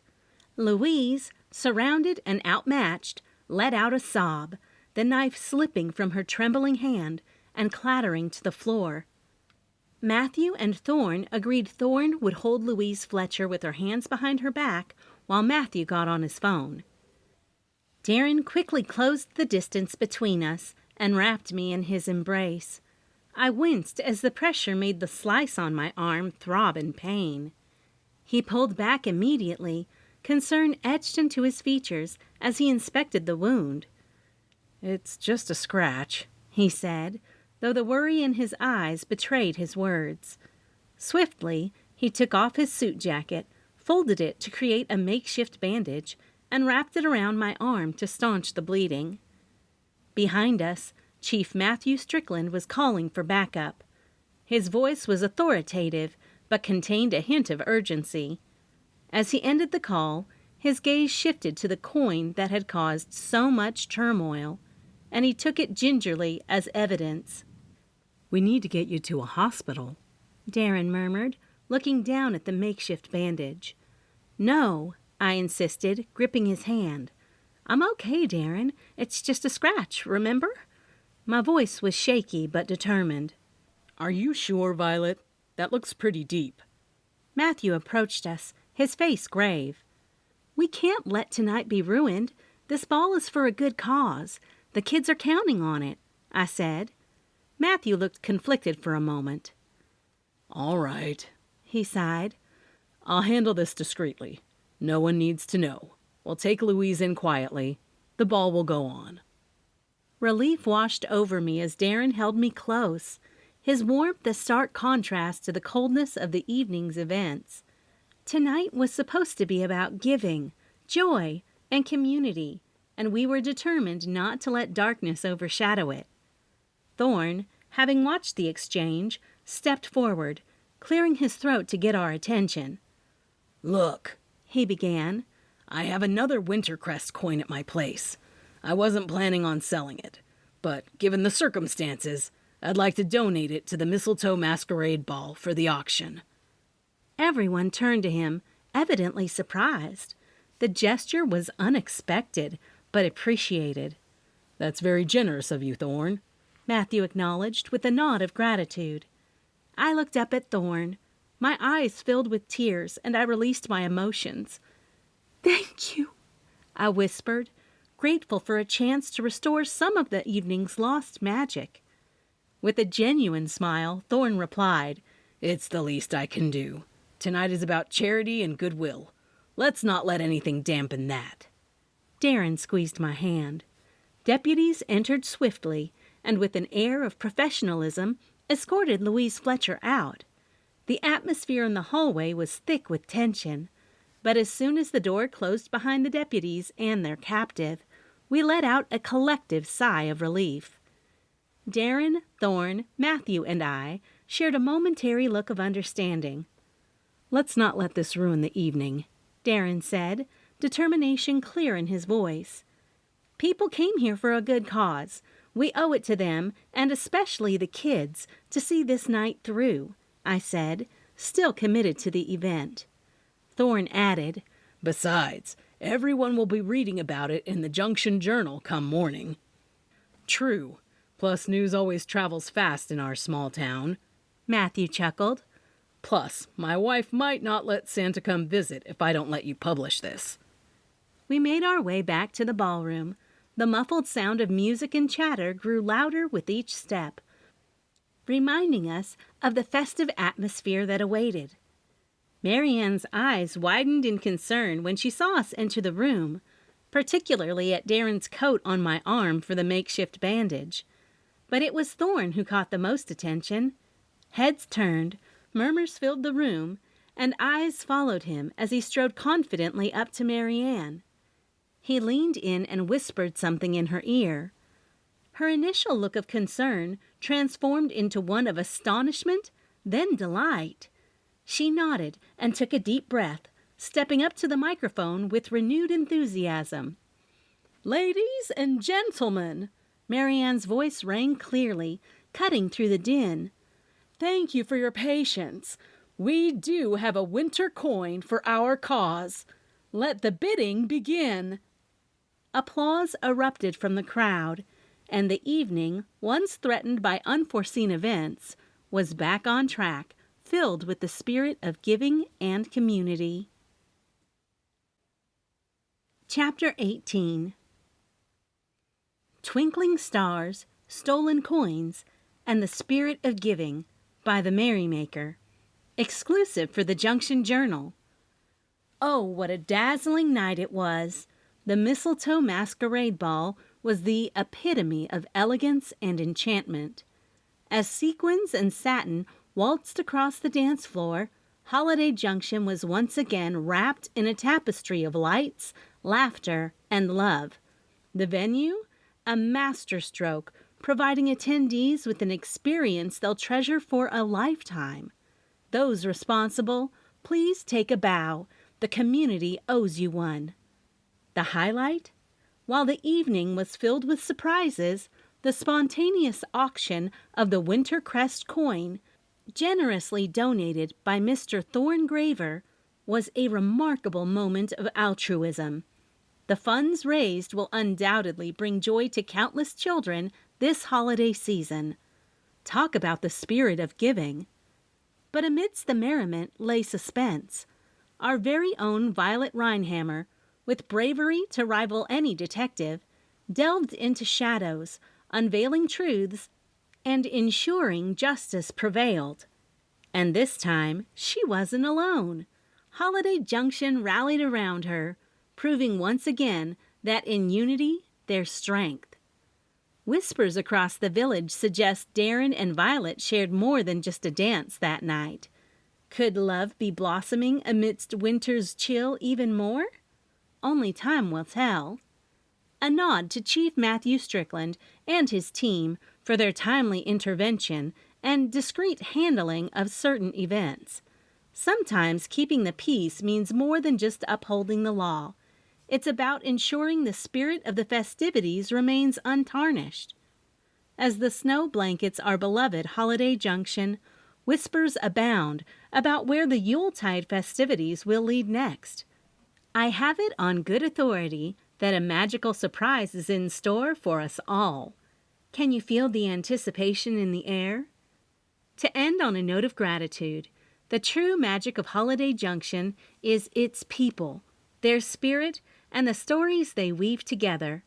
As we usher in another chapter of our community's rich tapestry, remember to cherish the memories, embrace the unexpected, and always, always believe in the magic of the season that would give even Santa Claus a surprise. Keep your hearts warm and your spirits high. Stay merry. The Merrymaker. The End. About Tonya. Tonya has written over 100 novels, all of which have graced numerous bestseller lists, including the USA Today. Best known for stories charged with emotion and humor and filled with flawed characters, her novels have garnered reader praise and glowing critical reviews. She lives with her husband and a very spoiled rescue cat named Ro. Tonya grew up in the small southern Kentucky town of Nicholasville. Now that her 4 boys are grown men, Tonya writes full-time in her camper she calls her shamper, she-camper. To learn more about her, be sure to check out her website, tonyakappas.com. Find her on Facebook, Twitter, BookBub, and Instagram. Sign up to receive her newsletter, where you'll get free books, exclusive bonus content, and news of her releases and sales. If you liked this book, please take a few minutes to leave a review now. Authors, Tonya included, really appreciate this, and it helps draw more readers to the books they might like. Thanks. Cover artist, Mariah Sinclair, The Cover Vault. Books by Tonya. Southern Hospitality with a Smidgen of Homicide. Camper and Criminal's Cozy Mystery Series. All is good in the camperhood until a dead body shows up in the woods. Beaches, bungalows, and burglaries. Deserts, driving, and derelicts. Forests, fishing, and forgery. Christmas, criminals and campers. Motorhomes, maps, and murder. Canyons, caravans, and cadavers. Hitches, hideouts, and homicides. Assailants, asphalt, and alibis. Valleys, vehicles, and victims. Sunsets, sabbatical, and scandal. Tents, trails, and turmoil. Kickbacks, kayaks, and kidnapping. Gear, grills, and guns. Eggnog, extortion, and evergreen. Ropes, riddles, and robberies. Paddlers, promises, and poison. Insects, ivy, and investigations. Outdoors, oars, and oath. Wildlife, warrants, and weapons. Blossoms, barbecue, and blackmail. Lanterns, lakes, and larceny. Jackets, jack-o'-lantern, and justice. Santa, sunrises, and suspicions. Vistas, vices, and valentines. Adventure, abduction, and arrest. Rangers, RVs, and revenge. Campfires, courage, and convicts. Trapping, turkey, and Thanksgiving. Gifts, glamping, and glocks. Zoning, zealots, and zip lines. Hammocks, handguns, and hearsay. Questions, quarrels, and quandary. Witness, woods, and wedding. Elves, evergreens, and evidence. Moonlight, marshmallows, and manslaughter. Bonfire, backpacks, and brawls. Killer Coffee Mystery Series. Welcome to the Beanhive Coffee Shop, where the gossip is just as hot as the coffee. Scene of the grind. Mocha and murder. Freshly ground murder. Cold-blooded brew. Decaffeinated scandal. A killer latte. Holiday roast mortem. Dead to the last drop. A charming blend novella. Crossover with magical cures mystery. Frothy foul play. Spoonful of murder. Barista bump off. Cappuccino criminal.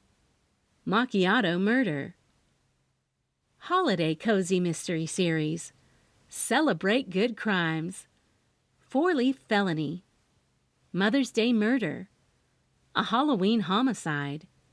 New Year nuisance. Chocolate bunny betrayal. 4th of July forgery. Santa Claus surprise. April Fool's alibi. Kenny Lowry mystery series. Mysteries so delicious it'll make your mouth water and leave you hankering for more. Fixin' to die. Southern fried. Axe to grind. 6 feet under. Dead as a doornail. Tangled up in tinsel. Digging up dirt. Blowing up a murder. Heavens to bribery. Magical Cures Mystery Series. Welcome to Whispering Falls, where magic and mystery collide. A charming crime. A charming cure. A charming potion, novella. A charming wish. A charming spell. A charming magic. A charming secret. A charming Christmas, novella. A charming fatality. A charming death, novella. A charming ghost. A charming hex. A charming voodoo. A charming corpse. A charming misfortune. A charming blend. Crossover with a killer coffee cozy. A charming deception. Mail Carrier Cozy Mystery Series. Welcome to Sugar Creek Gap, where more than the mail is being delivered. Stamped out. Address for murder. All she wrote. Return to sender. First class killer. Post mortem. Deadly delivery. Red letter sleigh. This book is a work of fiction. The characters, incidents, and dialogue are drawn from the author's imagination and are not to be construed as real. Any resemblance to actual events or persons, living or dead, is entirely coincidental. Cover artist, Mariah Sinclair, The Cover Vault. Editor, Red Adept. Copyright 2023 by Tonya Kappas. All rights reserved. Printed in the United States of America. No part of this book may be used or reproduced in any manner whatsoever without written permission, except in the case of brief quotations embodied in critical articles and reviews. For information, email Tonya Kappas at tonyakappas.com. This has been Santa Claus Surprise, Holiday Cozy Mystery, Book 8. Written by Tonya Kappas. Narrated by Christina Sagnameni. Copyright 2023 by Tonya Kappas. Production copyright by Tonya Kappas.